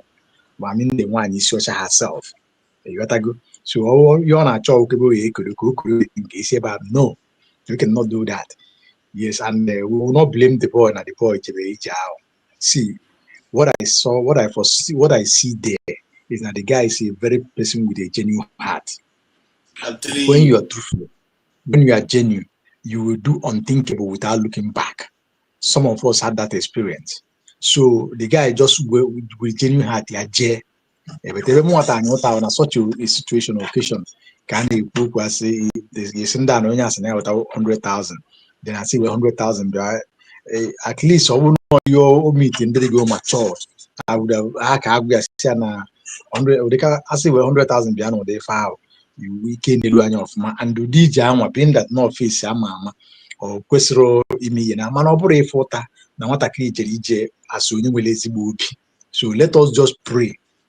Maka una na France na he akwa to be nwata kiri ahụ bịa na-eti na ndị akwa to be so onwe ebe ọ debe nya nyarapụla nya ọ dị anyị mkpa because the woman onye nwere na-ekwunye gọọmenti ya na ndị otu ya bute nwa ya a na-akpọ gịnị ka a na-akpọ nwa ya ahụ a na-akpọ nwa ya nke asị na nke asị na ụbọchị Lagos na kere afịa oge Chukwu ka a na-akpọ ya ka ọ gịnị ọha ncha anyị maka asị ekunukọ wute ndị ha na-eme ihe na so we should be very very tactical and careful yarapụ ịbịa kọgheribe akọgheri ya esori dajụgharịba ịghọtago so onye ga-enwenye iwe na mbata ajọsị mbata because of then more around na ịghọtago. Thank you very much everybody. This thing is not all about giving her relevant. This is about somebody's life. You know? A minute to humble lion. Here would be a matter of relevance. Here would be a matter of urgency and a matter of concern. Because this guy, watch ya, and it was in your program. I saw you analyzing that issue. If no I called you. I called him live on that program. My concern. Even we hear that boy that day on a video, according to the him for that day, they came in a video saying no, Panchamona gauge and Jema no one will talk as we did. None of them Biafra. Kono bla drikwa we. On na cho ya choma afro ya. Camera pa no to akoswe ga. Amami wotara uti the guy and after that video I'm losing from the guy. And don't want when you book the video, the same one you should book the video. When I put one of us na age na ke no nyobla to banket na efie na and no nyobla banket. So now he raised the topic. So we are going to hold that woman responsible. There is nothing like a relevancy. And we will hold her accountable. The guy the woman get provided that boy. Now only was we be gentle again Commander Holy Ghost. Otakos we set her up.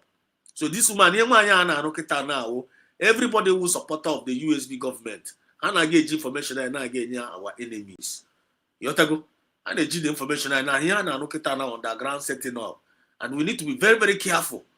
We need to be very, very careful because once only and Diro the Jinga Jogologo. I already everybody up Kigaza now. I got to be very, very careful. So much humble and continue. They were mazi. And the thing I will him got just get when the fundraising. After fundraising, one wait time for communicating with us.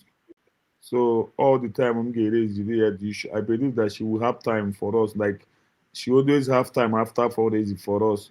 We used to interrupt with her. Some mom get raised the team mazi. So him ne try the original name so that once she they watch us even if she can be watching us here now, but you don't know. So something the guy according to that woman Chikodre, also not the woman, also not the guy, but gentle to Yahoo. Fuck up. So the guy, this boy, they don't count the guy in fuck up. So ya mere haji mgba ya haji rutia akuna no haji rutia always kind of on under their watch. So on a normal on a very good day you'll be afford or according to the way this woman Jimeya in a way everybody can understand it that how that guy fought the victim. And Bob na be gentle the Yahoo tap or there. But yeah, also the woman she name and give watch ya man no say yes, yeah, exactly. Then all you have to do but the guy and that kind of thing now. Yeah, that person on behalf of that person also suppose also to be to I reach too. Because here we can hear parapa. Onye ahụ o kwere ihi agawa ka ya gaga zọfụta onye ahụ ga-anọkwa na the picture because onye ahụ onye mara ndị na-emekọrọ ihe o jere ije kwuola ya okwu. Atọghịla m ka m chọọ that name na TikTok and m enwetawu that person ahụ. Onye ahụ ebe a ga-ebido dị sef before ya ruo na nke nwaanyị ọcha because onye nwa ka ejere ịzọ and onye ahụ nwebe onye nụrụ ya okwuru okwu kemgbe ihe a mere. Atọghịla m the thing ka m chọta afọ ya na TikTok but the thing and me enweta ya no ya mere no ji dịka no afọ don't try write the guy, you know, amacha n'ụzọ deri ya So the thing, apart from the time of fundraising, after the fundraising to raise the issue, apart from our DPM consign, knowing fully well that we are government. Apart from that, can you feel know your suggestion to us, anyone in the media? What do you suggest to us, in regards to this? What do you want us to do? Because we have to be kwa awareness kwa, but nwanyị ka nwanyị ịma dịka otu ahụ o siri kwuo okwu maka that thunder.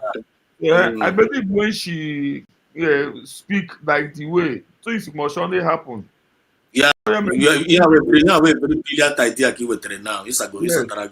Only to make a tweet. But the DPM need to make a tweet. But also make a thunder. Now one ana choko di onya acho. And then the broadcast the one in short camera.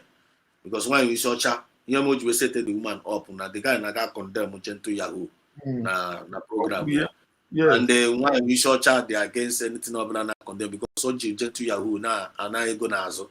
You go all the to Yahoo now get raise unnecessary underground fundraising in the name of non support on the ground. All with the money over send or when I'm okay. You go the thing where neighbor business the Chineke na ga work.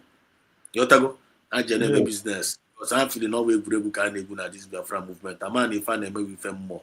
You go we know them. So only make that tweet. Now so person and I and the I hold when are responsible. On one I can hold responsible. Straight to the point.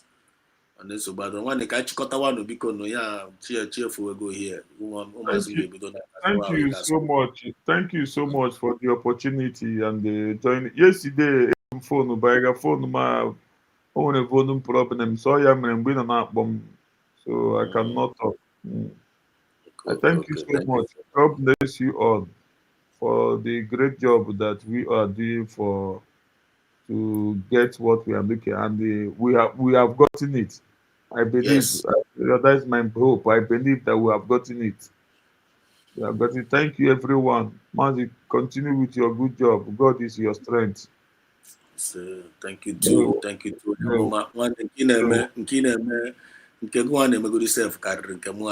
Because yeah, in a channel go there with one more game in here.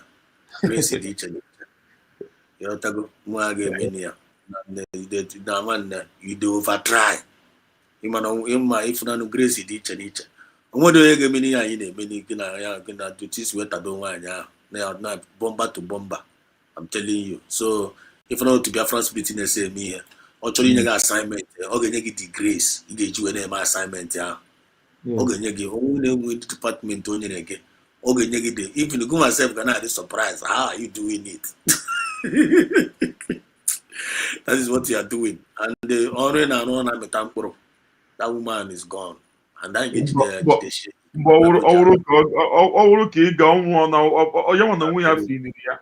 Imagine onye nyere super chat that is unity.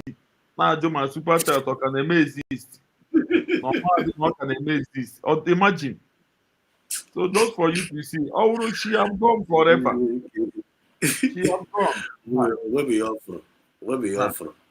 Oh, Ghana. A shop that actually put here and I gave you a no, just that I told me happy, but when they got happy, you'll be there. But all look at the woman now. You want to win my man or gonna imagine she cannot because she's desperate. She's desperate. Only day, you are being led more to your again. On a very good day now. Any day, Biafra spirit is again now and then I get happier. Yes. You got sensitive or you got to turn on a woman on mama. Any day, Biafra spirit I get again now and I get happy, the woman get happier. You got to come up lost again now and you don't go the honor. Like I don't feel when I'm more than Biafra spirit where I go. Once I get happy, the woman, get happier. But all of the woman, the spiritual realm, the woman is full now. Both you want to win your mama. You want to win your mama. You want to win your mama. Off go. Off go. That call the woman self now to sing them at honor bozy honor. I'll call the woman self honor to see abo self. But anytime I will find that the could have anyhow. I had to pay the queer. Yes. tụpagide Yes. mmadụ bọmbụ abịara na-abịa akọ akụkọ ụmụ akụkọ ndị mgbu a na-akọ iri ọnwa aghatọ mgbe ọ bụla ife ọ pụtara kọọ against us nwanne ọ kpọrọ n'afa anyị aza ya ebe ọ bụla ife ọ kpọrọ ikuku ansara Maazị Triple M, thank you so much. Now, that was a wonderful one. Now, it took us in a very long journey. More kwugidere kwugo self chetakwazie na onwe ndị ha abụọ nọ bịa nyerekwazie m aka gị guzie in another different level. Triple M, that was a wonderful one indeed. Chukwu gọzie gị ije glitters nwanne nwaanyị amamana ọpụgo ọchịwogoku ụmụazị. You're always a busy person. The other easy pụtakwa gị onye watụkwa down so one way or the other. Thank you so much, Ije Greeters, for your contribution this night. God bless you. Odogwu, Mazi Odogwu, Mazi Odogwu, Amamini guy, Tino, no, thank you so much, Mazi Odogwu. That was a wonderful one indeed. And especially when I want, Ije Minister, thank you so much. You are doing a great job indeed. Your voice is echoing. Odogwu na straight. Biafra na and I want to use this opportunity to thank the most elderly woman in our midst tonight. I know today with our like kind of, let me just call it, with our ancestors. Madam, no 82 years. We're not on a live program. Child. Nah. God is great. 82 years woman in our midst tonight. Nay, there's something.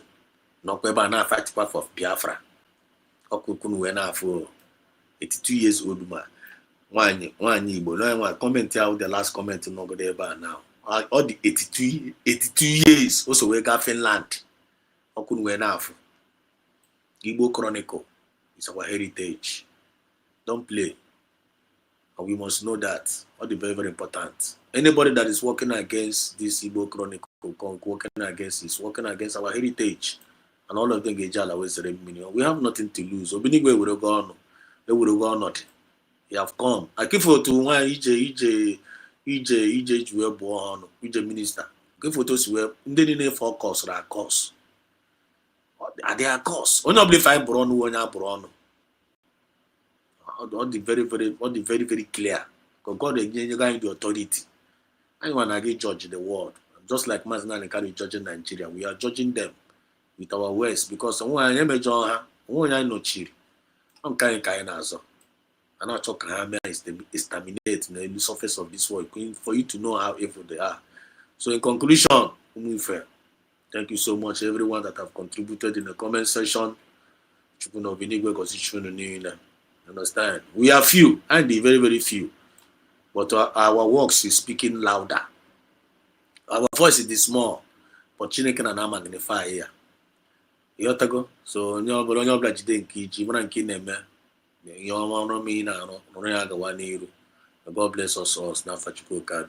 He say, long live Mazinandi Kano, long live PM Somanepa, long live Dr. Ngozora Beze and all the general cabinet members, long live all the forces doing the needful genuinely to protect our land. Make sure you defend our land. Kidnap kidnap one nigga. Don't do that. If you do that, Biafra land will not protect you. Biafra land will reach you. You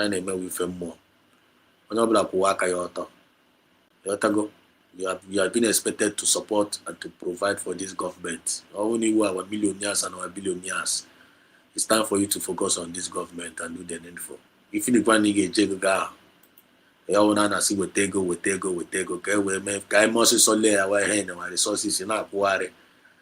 On a very, very good day, the bandit make each day nana gaga. I own a day may escape life and Kagamra need the lucky.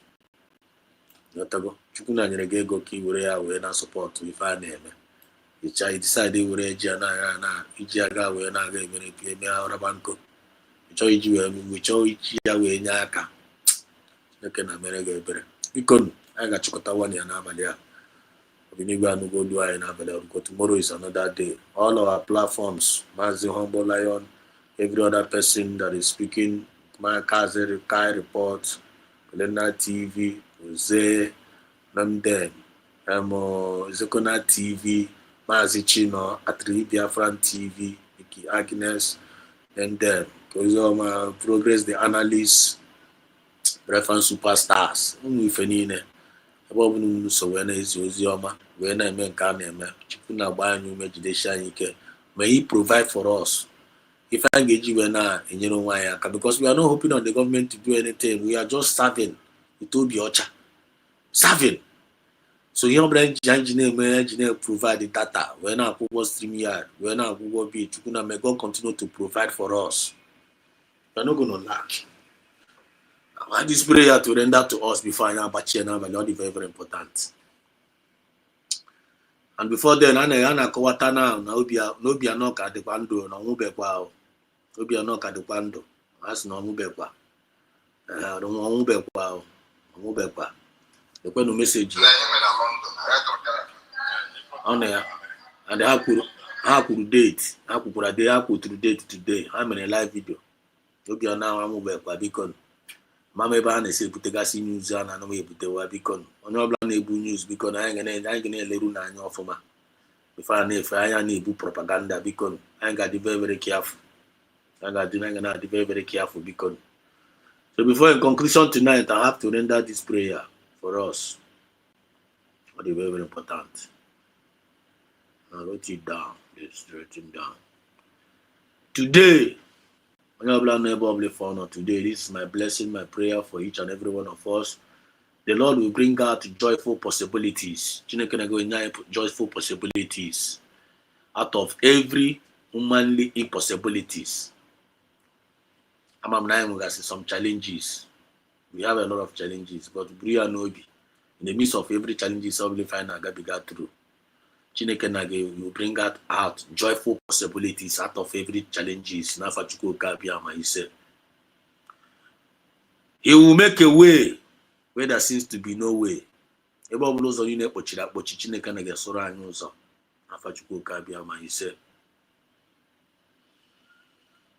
Your set time will never become your setback. Your set time will never become your setback.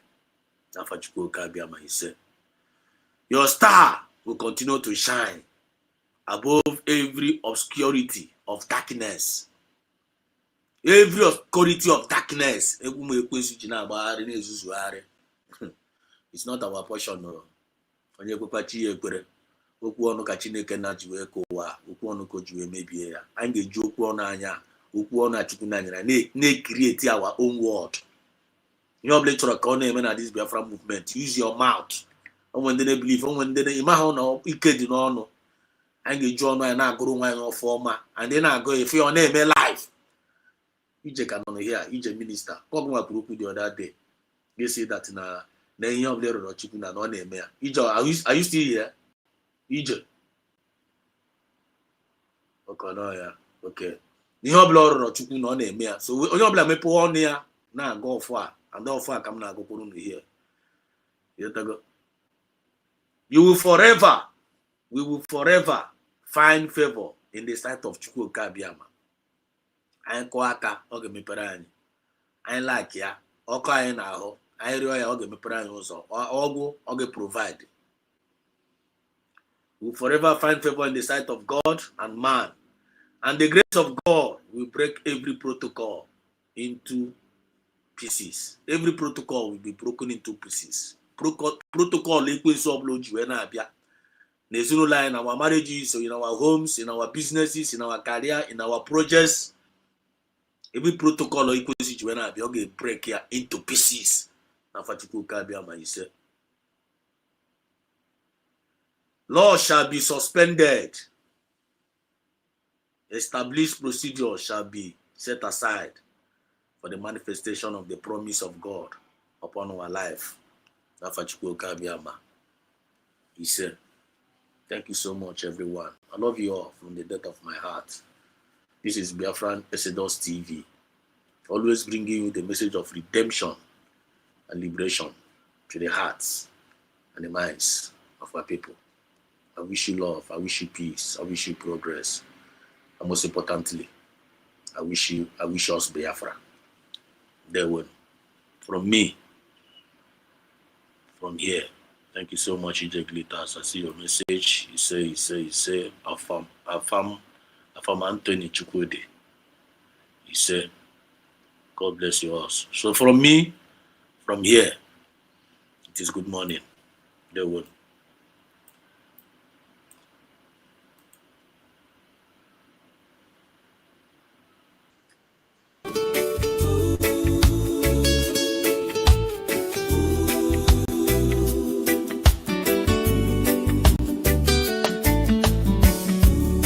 April 16, 1984, they came at dawn.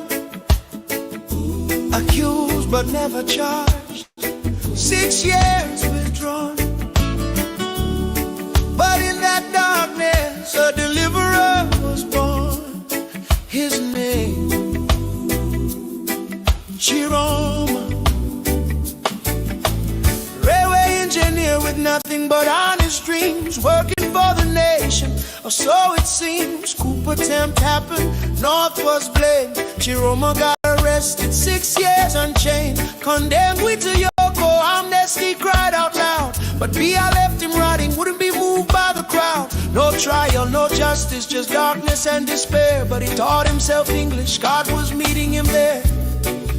In the prison cell, he learned compassion's power. That's where Chiroma grew. In the longest night, preparing for this hour. That's what suffering do. When you've been where the people are, felt their pain, you can break their chains. Now he's running for their freedom, nothing to gain. Chiroma, Chiroma, the deliverer. Like Joseph from the prison cell, Bacardi is a Bacardi. He knows the story he can tell. He's been through the fire, 6 years couldn't break his will. Chiroma, Chiroma, the deliverer. He's gonna save us still. Oh, Chiroma, yes we will. Trust Chiroma, he's so real. It's that Chiroma understands our freedom's in his hand.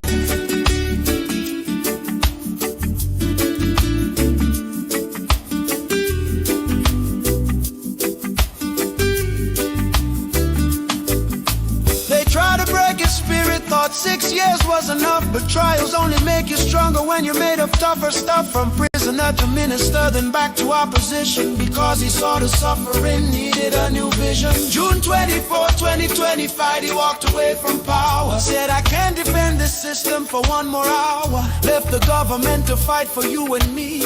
That's the kind of leader who will set our nation free. Joseph was forgotten in Pharaoh's darkest cell, but God was preparing him a story he would tell. From prison to prime minister, God's timing is divine, and Chiroma's story echoes through the sands of time. 6 years in darkness prepared him for this day, to lead Cameroon forward in a brand new way, not with bitterness or hatred, but with vision clear. Chiroma's time is now, the moment's here. Chiroma, Chiroma the deliverer. He's been tested, he's been tried.